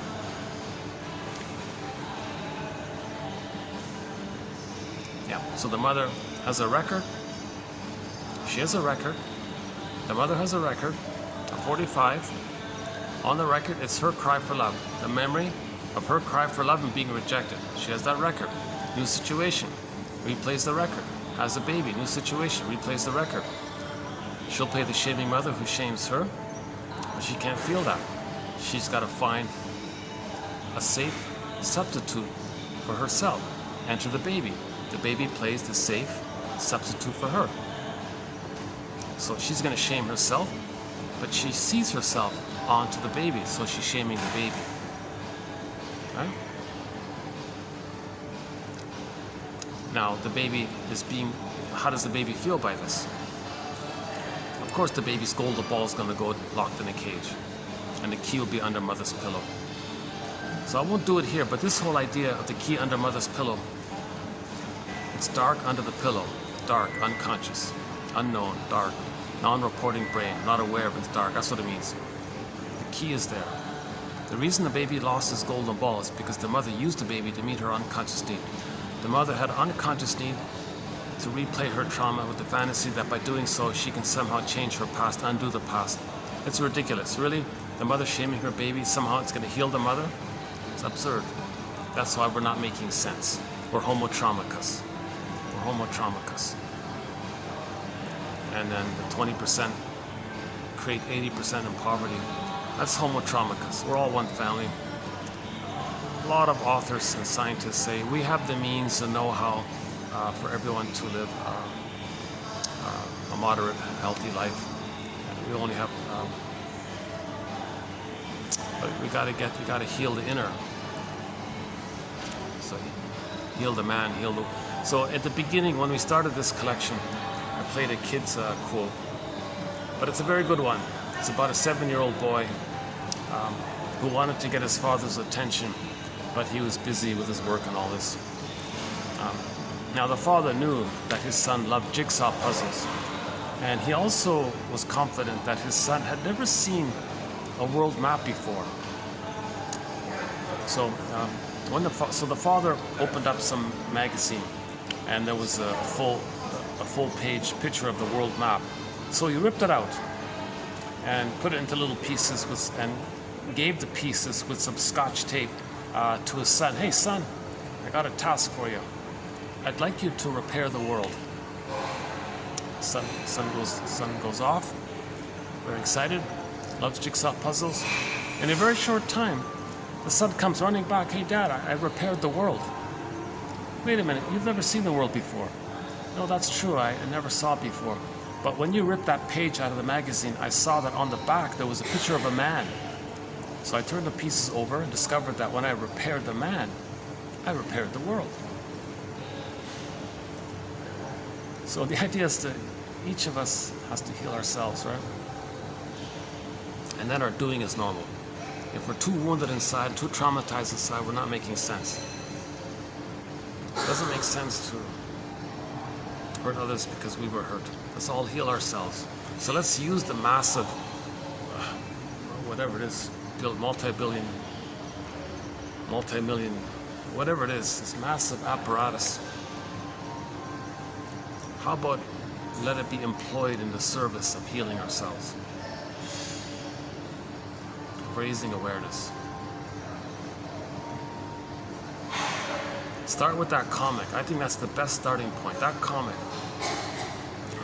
Maybe adjust it a little bit here and there, whatever. But that comic is a great starting point. Bring back that comic.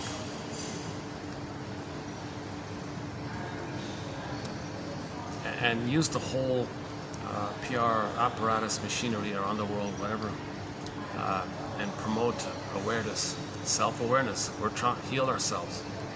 Okay, so no, don't just parrot some useless magical thinking slogans that repress. That's more that can be actually more harmful. Some self-help books actually are annoying because it's not.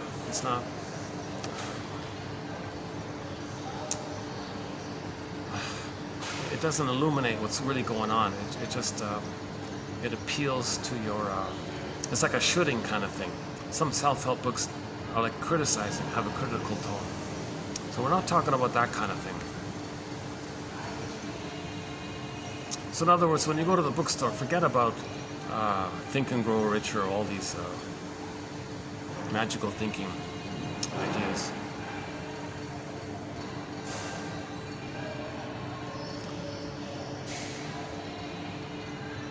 You know what? No, don't promote. You know, I go back to the comic because the comic is jam-packed. It's condensed. It's visual. It's bright. Everyone can read it. Everyone understands it. It's fun. It's educational. It's entertaining. That comic is the best way to go. Cheapers. And then if there is a good comic series, then it can be put into animation on film, maybe live action. That In Treatment series, parts of it showed promise. That In Treatment one, that TV show. Then they stored it and then they made it distorted and perverted and all this.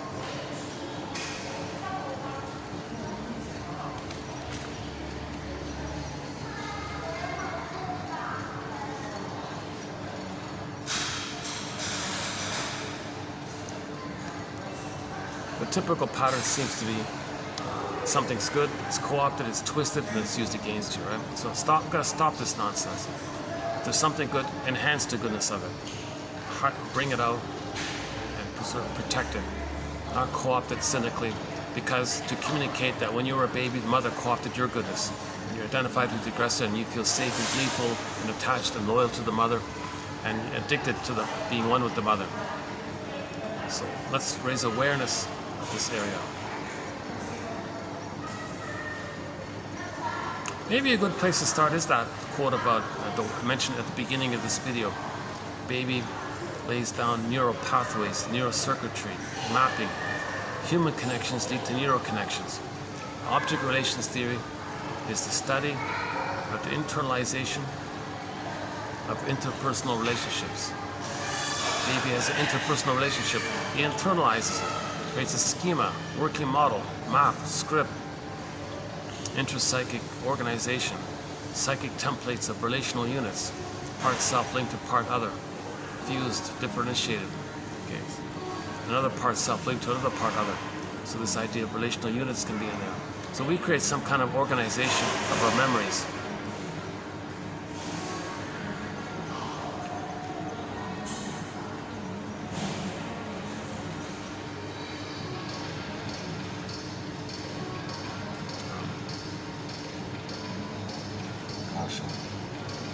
No, even I'm just thinking, even if I don't do a video, it's not too bad just to have a coffee here.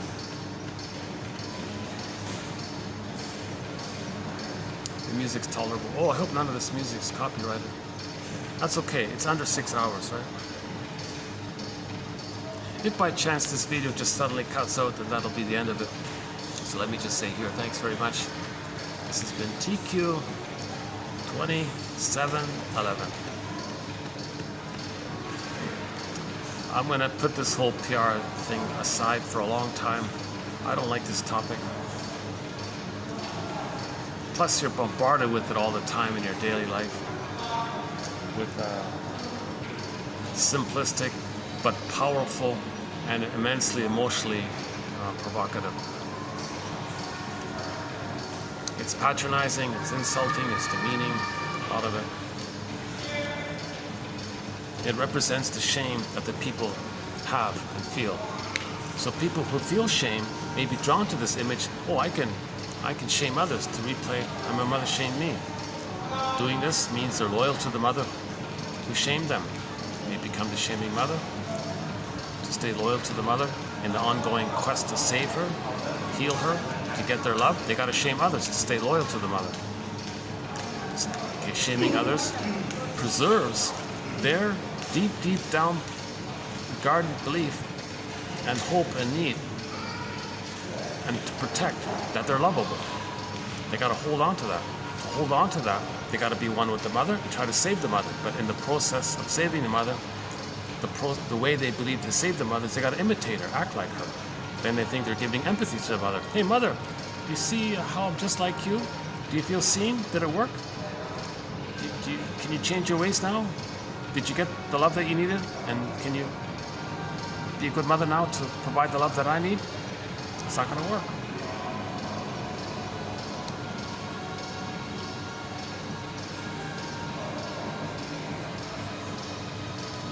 Yeah, I guess that whole massive PR apparatus, it can give scripts or permission to everybody who's famous out there. Everybody who's a movie star, musical star. So yeah, you'd have a,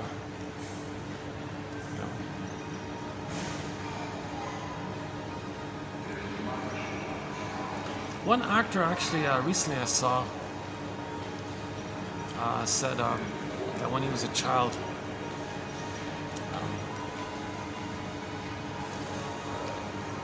that his behavior, he interpreted his sort of naughty behavior as a cry for a good parent or something. So,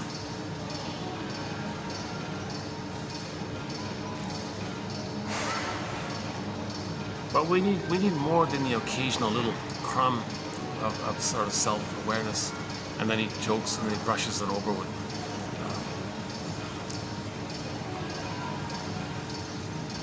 Like, go on, tell me more. What do you mean? Then he went, so, well, my shrink told me such and such. In that, I just saw episode 1, the pilot of that comedy, Young and Hungry. That one, the first episode. The drama, the narcissistic woman said she likes to create drama, and the boyfriend said, "Why are you creating all this drama?" "Well, I'm bored." You understand, right? I need some excitement.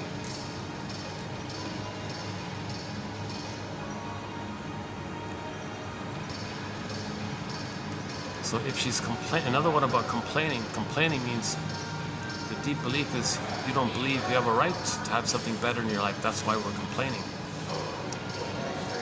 Now, if somebody hates people to complain, they're meant to understand why they're complaining. And if their impulse is, oh, get over it, maybe that's a replay that when they were a baby, they were crying, mother said, get over it, get over it.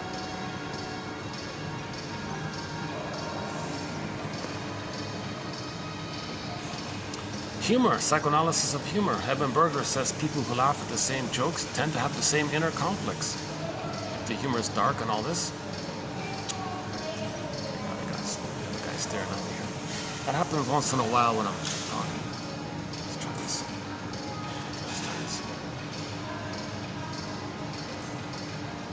How can I get some good back? Let's try this. How's this? That's not bad, right? Get some better lighting. Get some living room lighting. Oh, it looks nice. I feel like I'm in a living room.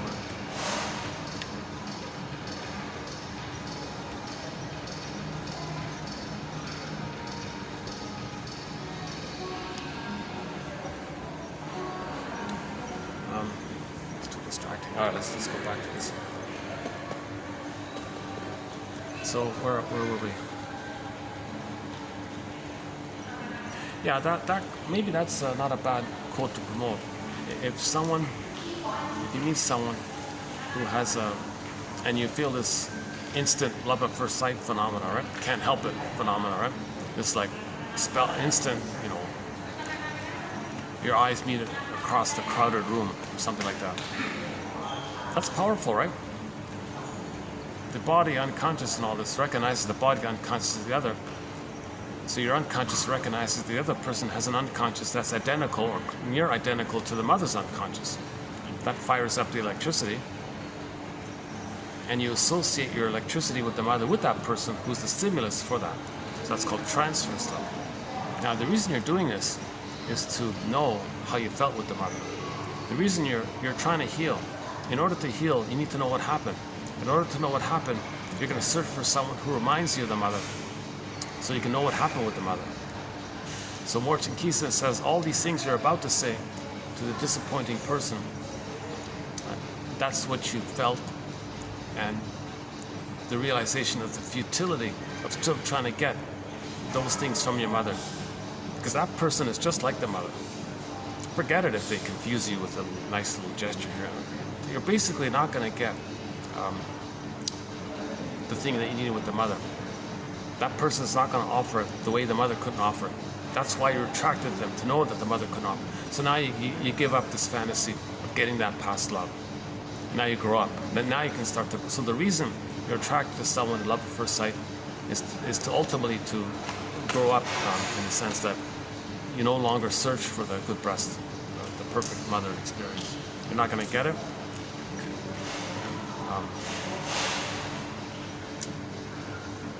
Most parents are kind of, they lack self-awareness, so they're not going to change. Now, another healing spirit. Now, I would say the whole PR. Oh, here's a good exercise for the whole PR apparatus. On Mother's Day and on Father's Day, those are their days. So let the whole PR machine, whatever, tell everyone, look, new rule or something. On Mother's Day, redefine what Mother's Day, Father. They can do it easily. Immense power, these unbelievable. Everyone goes gaga. They, well, yes, sir. They believe because it's the parent. So they just say, look, new definition. Mother's Day and on Father's Day, those are their days to write letters to their adult children who are over 40, to come clean and tell the truth about the first 3 years.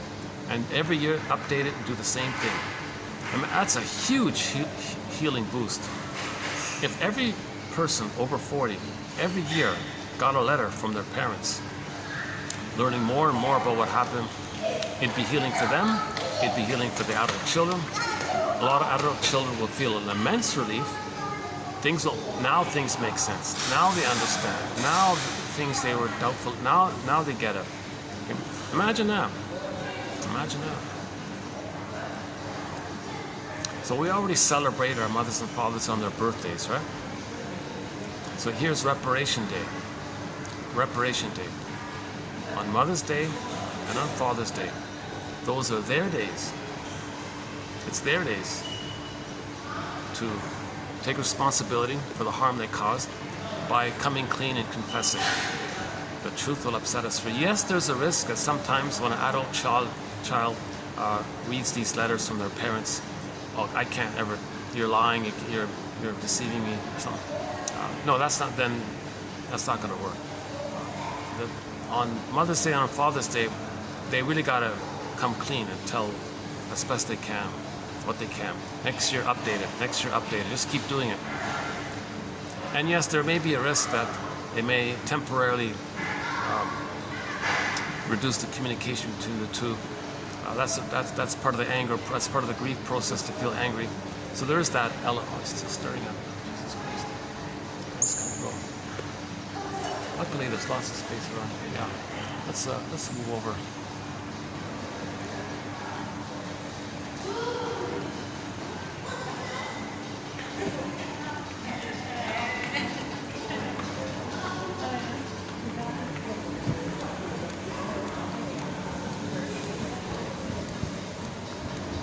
Hey, what about here?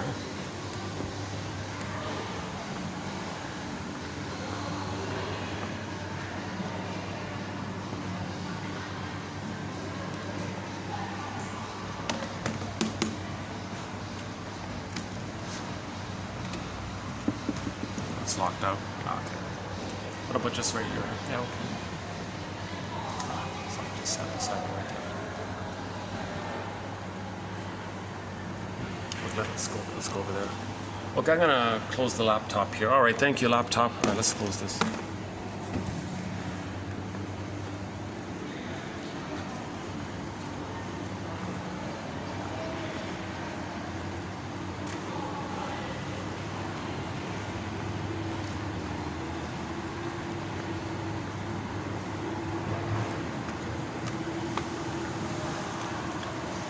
What about here? Yeah, okay, let's just for a bit.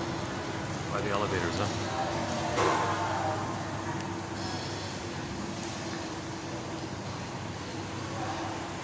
How about here?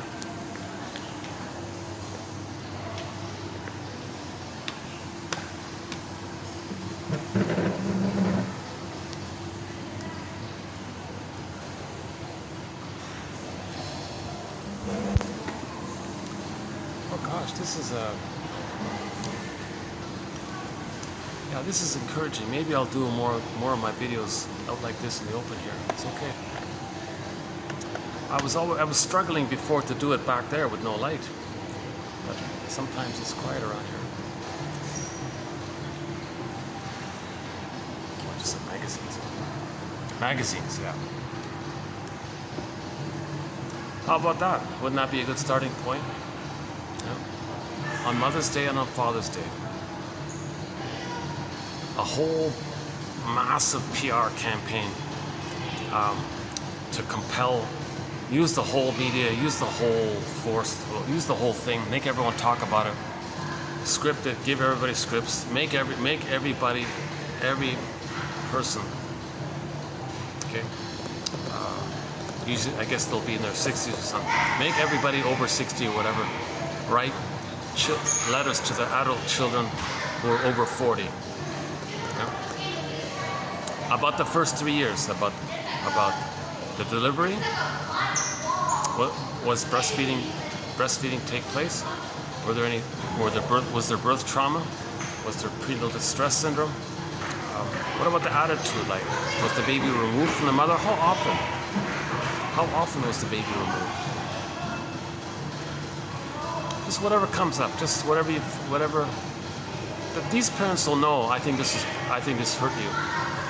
These following things, I believe, hurt you, and you just lay it, spell it out, right?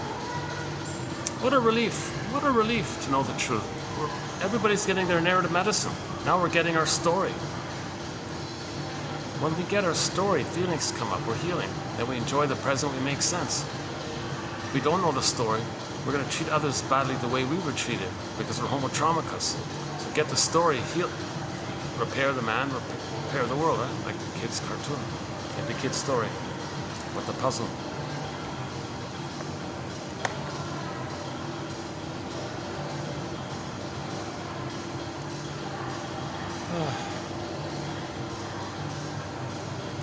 I don't want to. Okay, let's try another spot.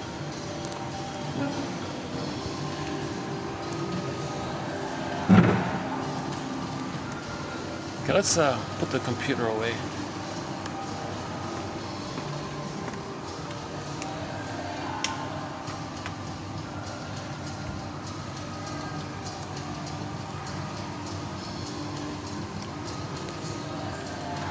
Okay, once again, for a price of a coffee, one can get these 10,000 self-help quotes. I'll admit today's quotes aren't fully in the self-help area, but it does raise a little psychological awareness.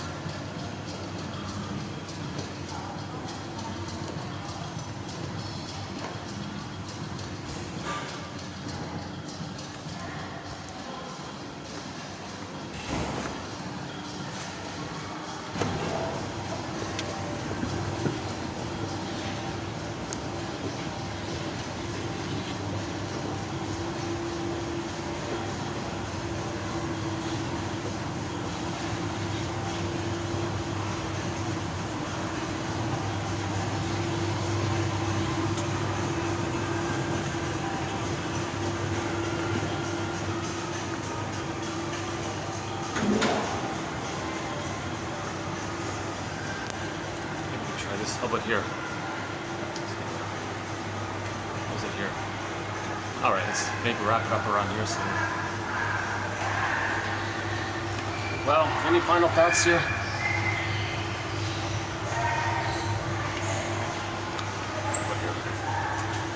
Any final thoughts here?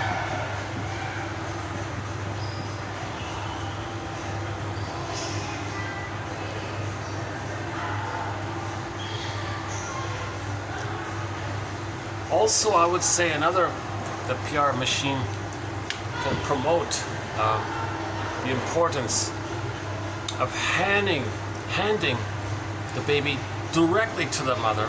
Leave the cord, leave the placenta, barring emergencies and all that, barring special cases and all that, but generally speaking, place the baby on the front.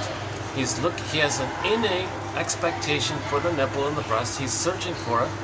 Place him in the right place. He'll look for it. He'll move around and he'll find it. He'll latch on. He'll suckle. All is good. Huge. Okay, if that's prevented unnecessarily, we gotta weigh the baby. Remove the cord. Remove the placenta. Put the baby on a scale. You're traumatizing the baby. You're freezing him. He'll get emotional hypothermia. You're freezing him up already. No need for that. The moment of birth is a very time-sensitive issue. The moment of birth. The mother produces lots of hormones to facilitate the attachment, the child's attachment to the mother. It establishes a line, then the rhythm of safety and the music can play on, and the attunement and the reverie can take place, and that's the paradise. The baby needs the extended paradise. So teach this importance about the paradise. If babies get their paradise, 4 to 5 months, if they get that psychological egg and they hatch out, okay, then at the very least, on that place, the bully patterns, the Iago patterns, the criminalic, all those more disturbed ones, that won't really be around. The worst a person will be is a garden variety narcissistic type. But the more aggressive versions of that, the more emptier or more violent, I guess, that won't be there. Better yet, get the baby to 18 months. At least get him to 18 months. Don't rebuff him during the time he thinks the world is his oyster. Okay? Just say, all right, keep the baby safe. Okay, let him have his world is my oyster phase. 18 months, grandiosity dissipates. If he's frozen there, at worst he'll be just a pleaser, a caretaker, and that's not so bad, really, right? Gotta get the kids to past 18 months. Post 18 months, it's manageable to heal. It's very hard to heal prior 18 months, and much more manageable and more difficult to heal the prior trauma before 4 to 5 months. So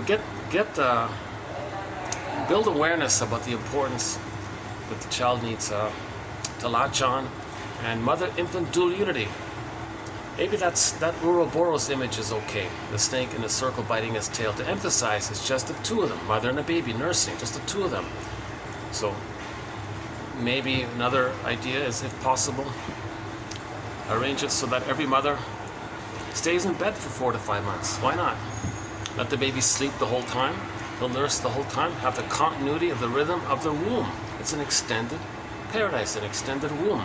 Imagine the warmth and the safety of the baby getting 4 to 5 months in constant skin to skin, smell to smell, warmth to warmth, mother visceral, bodily, mother's there, present, baby feeds accordingly, no upsets, no conditions, no shocks, no removals. Just keep the skin to skin contact. And yes, if the mother uses the washroom, gently carry the baby when she takes the child, when she goes to the washroom. Okay, what's the big deal? 4 to 5 months, she can catch up on her reading or watch some pleasant shows or something. No arguing. Now, the role of the father for the first 4 to 5 months and the other family members is to help the mother be comfortable for the first 4 to 5 months. So don't remove the baby from the mother. Keep the continuity. Try to keep the continuity the whole time. The continuity was there in the uterus, comes out, keep the cord, latches on, okay, suckling, and then leave the cord in the placenta. Maybe a day or two later, it'll fall off on their own accord. Allow that child that smooth transition from the water world to the land world. Okay? And then, yeah, so baby sleeping most of the time, I guess. That's okay. Let the mother just let the child sleep on the baby and stay there the whole time. And then at 4 to 5 months, then he can crawl around and all this, right? And then from 4 to 5 months to 18 months, the child's gonna have superpowers. He thinks he's a little god. He owns everything. The world's my oyster. Fine, let him have that. Don't rebuff him for it. Just keep him safe. 18 months, okay, now Voyager phase. At least get him to the 18 months. Oh my God. Of course, ideally you want to get him to the age 3, but let's just start somewhere. Get him to 18 months. So the whole PR apparatus will help every baby get to 18 months psychologically. Then there won't be stingers. There won't be stingers. There won't be people who hurt others to communicate how they were hurt. They were loved enough to get to 18 months. At best, they might be just a little neurotic, wanting reassurance and all this. But if everyone's in the clinger place, it'll be easier for people to get to the health, psychological health of age 3 together.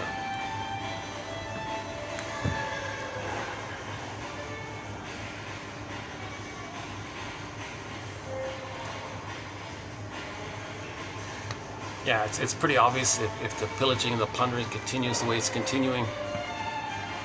Now dolphins are dying on the shore. I don't buy it. I don't believe it. People who say, oh yeah, well, dolphins died on the shore before. I don't buy it. No way. And they said the dolphins that died 2 days ago, 100 plus dolphins showed up dead on the shore in Brazil somewhere. They said it was not only due to the chemicals and the plastic and the pollution and all. It was because of the heat of the water. And if someone wants to argue, well, we had heating before, really, and did dolphins show up dead on the shore before? I don't buy it. No way.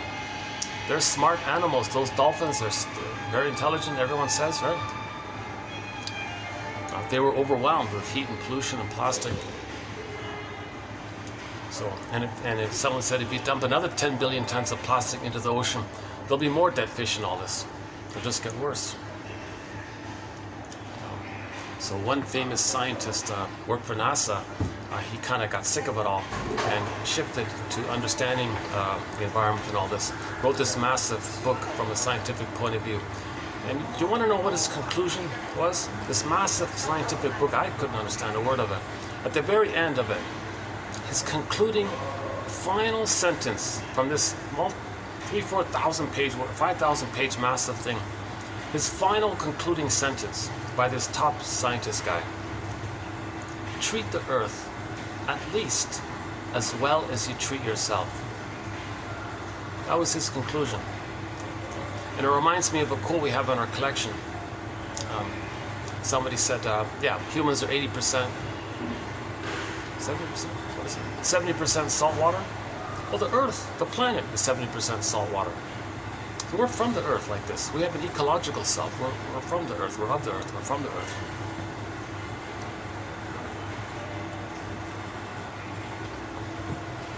So yeah, so use the PR apparatus to encourage mothers to say, no, no doctor, no midwife, no doula. The baby's handed directly to me. You don't remove the baby. You leave the cord, just hand it directly, unless there's an emergency in all this.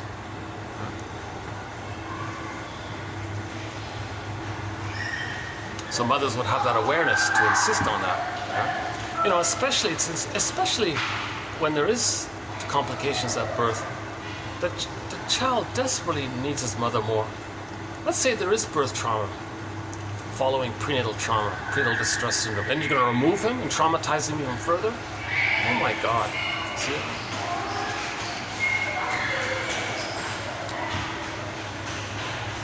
So yeah, so Mother's Day, Father's Day, the letters, okay, the importance of handing the baby to the mother, that'd be pretty good. What else can the PR apparatus do? Let's see.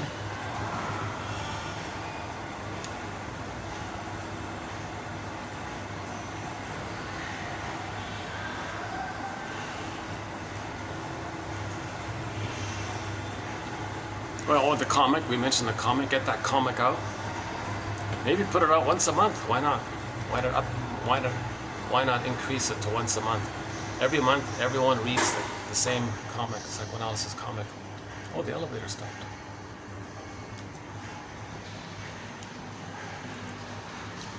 How are we doing here? Yeah, this video is going to cut out very shortly. Maybe I'll just let it run out. By the way, this video you're hearing now, it's going to take about a month to upload. I got a backlog of videos. It takes about a week for each video to upload. It's very, very slow these days for some reason.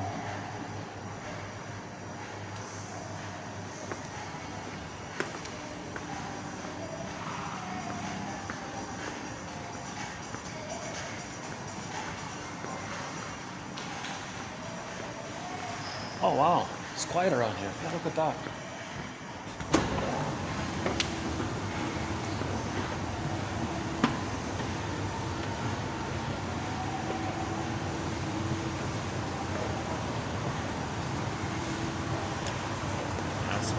It's partly based on the groups, the tour groups and things, right? I want to show you this guy's carpet, but the problem is the salesman jumps out instantly as I approach.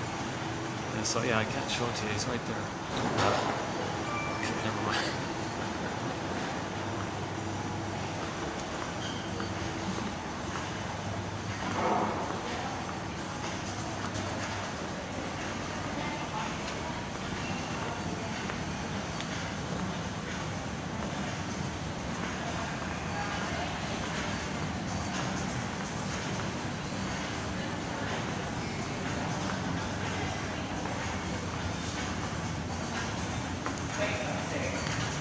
Maybe we'll drop around here somewhere. Oh, that's great. This is the first time it's been so mellow around here like this. Yeah, a little expensive. Yeah.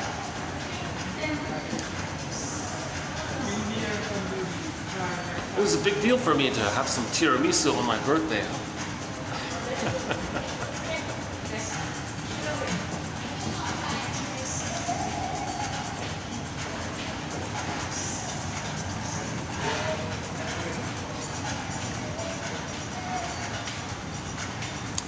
I did a portion of this video, of one of the videos, up in an Italian restaurant. Nobody needs to hear this, right? I'm getting off top. Robert Bly says this, and he says, when Robert Bly, tells a fairy tale, like an interpretation of a fairy tale, everybody's emotional a little bit. He always says, at the end of it all, he talks about something mundane, His example was that if there was a wedding in the fairy tale, he says that he was at the wedding. And he received some excellent wine while he was at the wedding. And he meant to bring it to serve to the audience. But when he got out of the cab, it fell out and crashed. And never again will we find such excellent wine. So you want to like bring it to a close, bring it to a present reality. To not leave people hanging with these fantasies, unconscious fantasies. So the storytellers have like a protocol. So they set it up. People are in this little bit dreamish area. Then he brings them to the conscious present. So Robert Bly would always say something really simple, annoying, mundane, like my talking about how I have tiramisu in the restaurant. Something bring it back to the present kind of thing. I'm still recording, eh? Look at that. Maybe it'll give me well, for sure I'm going to stop this before the 6-hour mark to make sure I can edit out any of the copyrighted songs, including this one here.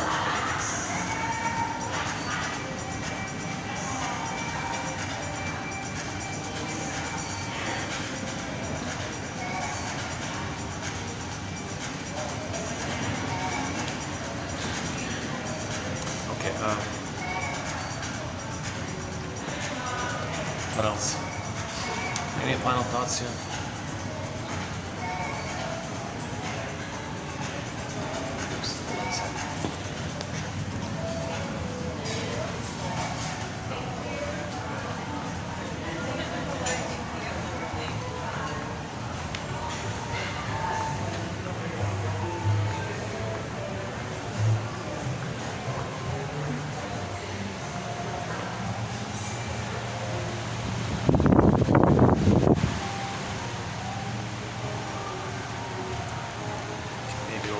Around here. Yeah, okay. Hey, let me check the battery. Hold on a sec. Yeah, it's holding up here. Oops. Oh, my gosh.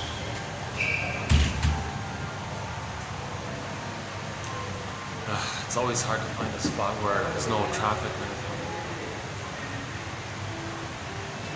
Well,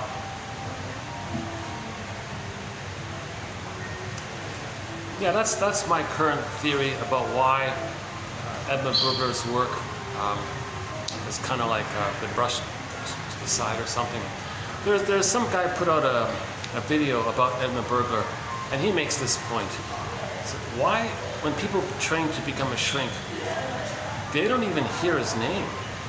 But Burger was one of the main reasons that psychoanalysis became popular here. He popularized psychoanalysis in the 50s. He was a huge name back then. All the magazines published his articles, some self-help books. Okay, 300 papers, 24 books. The Psychology of, okay, and you fill in the blank. Chances are he talked about it. Psychology of Money is one book. Psychology of Humor is another book. Writing, another one. Self-defeating Behavior, another one. The Superego, the Inner Critic, another one. Marriage and Divorce, another one. And his articles talk about all sorts of things. And he uses quotes from literature to good effect. Like he really drew in quotes from literature to highlight some points. Actually, the #1 most popular video in our collection here, in this channel, is a quote by Edmund Burger. The one that begins, the title is, "On those who hurt others, who then proceed to hate the ones they hurt." Burger brings in some quotes from literature about this. Men hate whom they hurt.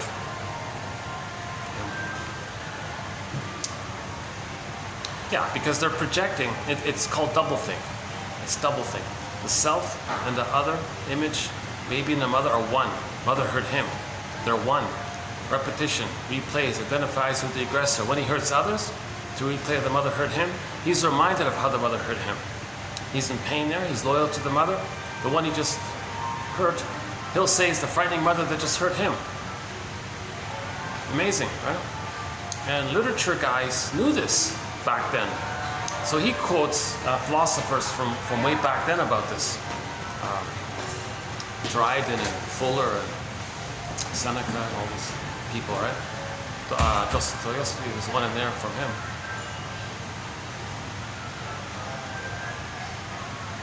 I guess this spot's not too good after all. All right, let's try another one. Oh, what here? So, oh, here, look at this smoking room. Oh, there's a smoking room right here. I didn't even notice this. Let's see, how bad is it? Let's see. Oh yeah, you can smell it. Yeah. Okay, forget it. Ooh, yeah. That's pretty intense. Yeah. Yikes. Yeah, I feel a little. I feel the intense cigarette smell. Oh, that's not good.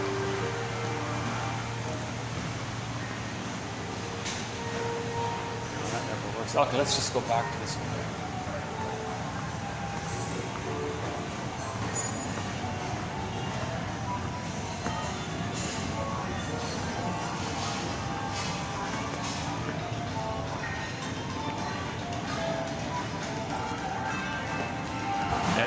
In Berger's book, Divorce Won't Help, he says, do you think that by leaving your mate, you're going to leave your inner conflicts? Your inner conflicts will faithfully follow you into your next relationship. So if you're having problems in your relationship, don't run to the nearest lawyer, he says, run to the nearest shrink. Heal your inner conflicts, save your marriage. Divorce won't help. It's the title of his book.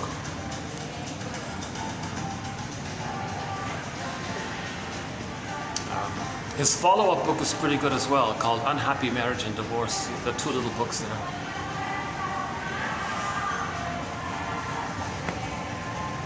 Let me find another spot here. Hold on.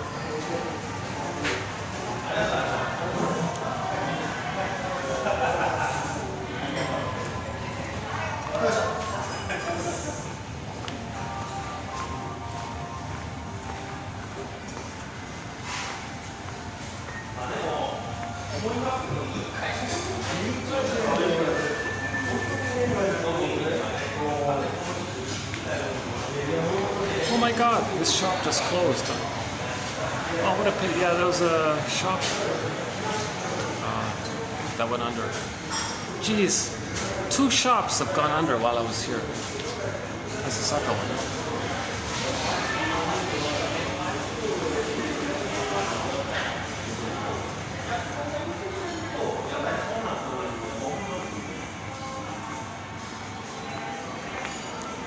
Oh, this is new.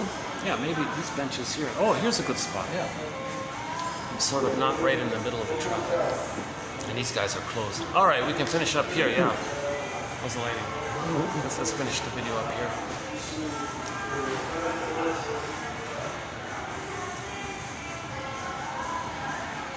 Berger has a complicated theory called the libidinalization of psychic pain. The pleasure and displeasure phenomenon. How does the baby manage it? If he's got to give his pleasurable life force to bond to the mother, but the mother's hurting him. Well, his compromise is, he calls it like a major psychological crime, hence the feeling of guilt, is that he's got to convert somehow that pain with the mother and associate it with the pleasure with the mother. That's his phrase for this, the libidinalization of psychic pain or unconscious guilt. His jargon for it, specifically for this, is called psychic masochism, because the pain with the mother gives him the pleasure of the mother. He's got to have the pleasure of the mother, but to get the pleasure of the mother, he's got to accept the pain of the mother. The pain of the mother reminds him of the pleasure of the mother. This phenomenon he calls psychic masochism. Now, it's hard to know this. It's hard to be aware of this. So he says that because of the difficulty of knowing this, we admit to ourselves that the reason we feel bad is due to a lesser crime.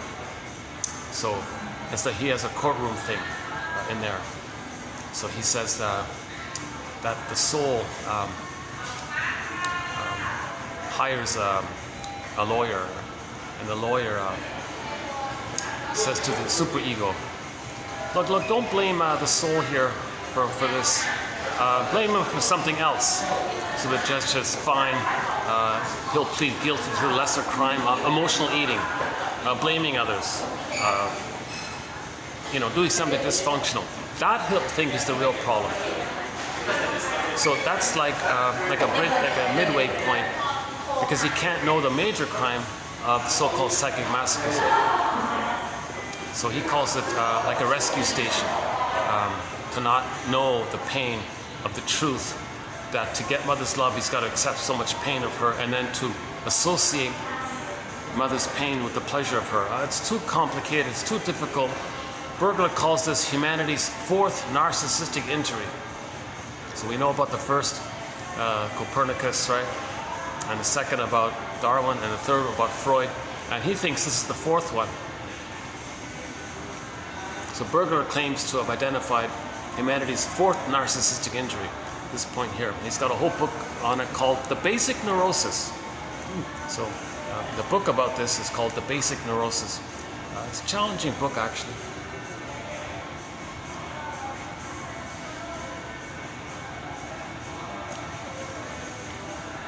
In one of his articles, yeah, he mentions the PR, actually. So the soul hires a lawyer, the lawyer hires a PR to convince the judge, oh, come on, judge, don't blame him for this psychic masochism. Let's compromise and let's let him plead guilty to being an emotional eater. And let's let him think that's his problem, not the bigger one. So he'll be unaware of the deeper one, but he'll be aware of the dysfunctional one. So his punishment will be, he'll be dysfunctional. The judge says, okay. Now, in another book, Bergler has another way of saying it. He says that the inner critic, or the superego, punishes the person because the person didn't save the mother. The baby created an image that he needed to be perfect to save the mother, called the ego ideal. He wasn't that. He couldn't be that. So later on, when he wants to be happy, the superego says, are you that ego? He flags the image of the ego ideal. Were you this perfect ego ideal to save the mother? And he flags the image. Were you this? Did you save the mother? Were you perfect to save the mother? Did you save the mother? And he goes on like this, badges the inner critic, right? And that's why it's called a harsh inner critic, because it's impossible. No baby can save the mother. Right? So the superego uses the image of the ego ideal as like a device or a prop or something to remind the soul, look, soul, you didn't save the mother. Look, here's the picture that you made. You made it because you believed it was necessary to be that to save the mother. Did you save the mother? A variation, an infused element to this by Minerbo. We treat ourselves the way the mother treated us. So if the mother didn't love us, that means she hated us. That means we hate ourselves. That's the inner critic.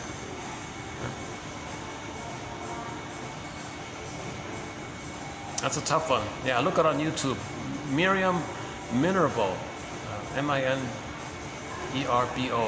from São Paulo, Brazil. Oh, there's Brazil again. Yeah, we mentioned Brazil, the dolphins. Yeah, Jesus. So you can see it. You see the dolphins showed up dead in Brazil. Now shrinks are coming up, going on YouTube saying, look, we got to heal. Let me teach you about narcissism. Let me teach you about the inner critic. So she gave 2 lectures in English. She's a Portuguese speaker, but she managed to give 2 very good lectures in English. Her books are all in Portuguese. Hopefully, either she herself or a translator whom she approves of will translate her books into English. She's a clear writer. She reminds me of Jeanette Paris a little bit, who's also a clear writer, an author we covered recently, Jeanette Paris. Her book, The Wisdom of the Psyche, that one there. We have a few quotes from the author of the book, The Wisdom of the Ego, George Bailey, is that right? Yeah, you're seeing my anxiety, right? Biting me, twitching a little bit. Right? Oh, hang on. 5:50, yeah. Let's shut this down before the 6-hour mark so I can make sure I can trim out the songs. What happens is, if this video goes over 6 hours, And YouTube blocks the whole video because they heard a 2-second forbidden music clip. I can't trim it out, and the whole video is blocked, right? And the solution is you got to download the video onto your laptops, trim it out, and then re-upload it. But I don't have that sophisticated enough laptop for that yet. Editor and all these things. So let's make sure I close this within 8 minutes. Yeah. So any final thoughts in the, here?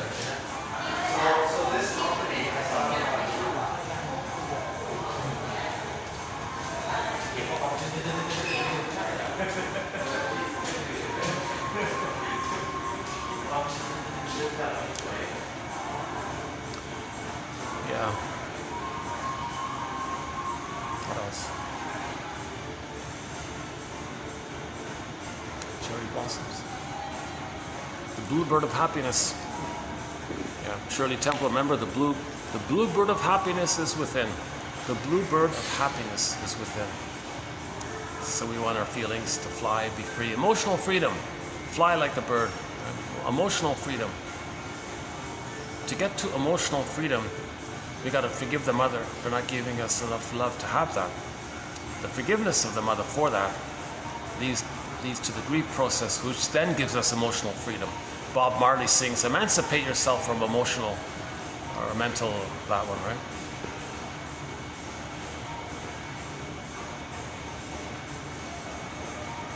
Oh yeah, I tried to play that song once, Bob Marley's song. Yeah, it blocks it out.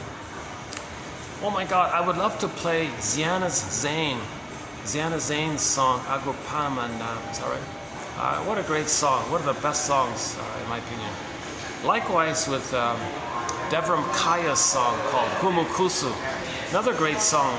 Those two songs, Humukusu by Devram Kaya and Agopamanan by Ziana Zane, I think they're among the top 10 greatest songs ever. Those are great songs. I'd love to play them here, but YouTube blocks it. A lot of songs, yeah. One-Way Ticket, that one-hit wonder song. The recognition that it was a one-way ticket. This development was one way. You can't still try to get back. It was a one-time deal. Development's a one-time. The wiring gets late is one time. All we got to do is recognize it, be sad about it, and then we loosen the wires and rewire the thing because of new choices, because of recognition. In the morning loosens things up, I guess. So Hans Lowell's metaphor for this is that when we're aware of the unconscious somehow, that bridge is the medicine because it reorganizes the memory. It doesn't change the past, but it lays the ghost to rest, and the ghost becomes an ancestor, and the feelings serve us. Okay, the images, the theories become the unimities. 5 minutes. Okay, 5 minutes left then. Our theme song to 1001, Windmills of the Mind, is Katja Epstein's German cover of the song Windmills of the Mind. I'd love, here's another blocked song. I'd love to play Barbara Lewis's English cover of that song, Barbara Lewis. That's my favorite English rendition of it, but that gets blocked. Luckily, Katja Epstein's German cover is okay. She sung it on vinyl, and it's only on vinyl. It's a great song. Kermit the Frog sings it as well. That's a difficult song to sing, Windmills of the Mind. Katja Epstein, Barbara Lewis, maybe a distant third might be Jose Feliciano. That's about it, really. Likewise, I once looked for Can't Help Falling in Love, the Elvis song. Not many people could sing that song. Even Anne Murray couldn't, in my opinion. I missed it. Kelly Clarkson sort of got it a little bit. And the other big names, they didn't do it either. That's truly a unique song. Okay, we got 3 minutes here.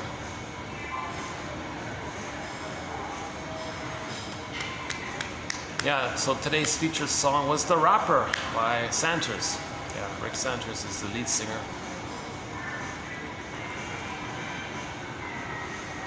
He was briefly, he helped Triumph on tour once. The Triumph video of their concert in Halifax. Is that the one? Triumph forgot the name of the live concert. It's on DVD, it's on YouTube, the Triumph concert. There's a few little tiny little micro clips of Rick Santos on stage. And Mike Levine, the bassist, acknowledged him. So that was nice. He said, yeah, the man you're seeing here, we loved him so much, we asked him to help us out here on the stage for tonight's concert. That was nice. Yeah. And Rick Emmett helped to produce Rick Santos' first solo album. That was nice.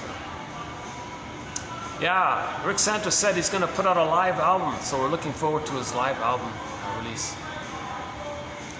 Okay, we got 3 minutes left here. So that I'm doing what Robert Bly says. When you end a video, you got to talk about some mundane, silly little things just to keep people in the present, right?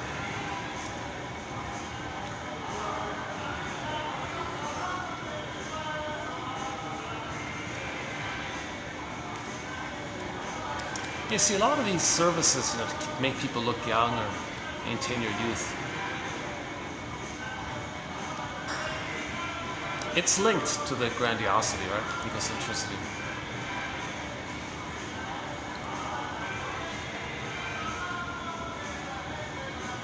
But in the case of women, there's sort of it's hard to say it that way because for thousands of years, in order to pillage and plunder, women were controlled to make sure the babies are traumatized, so this whole area, right?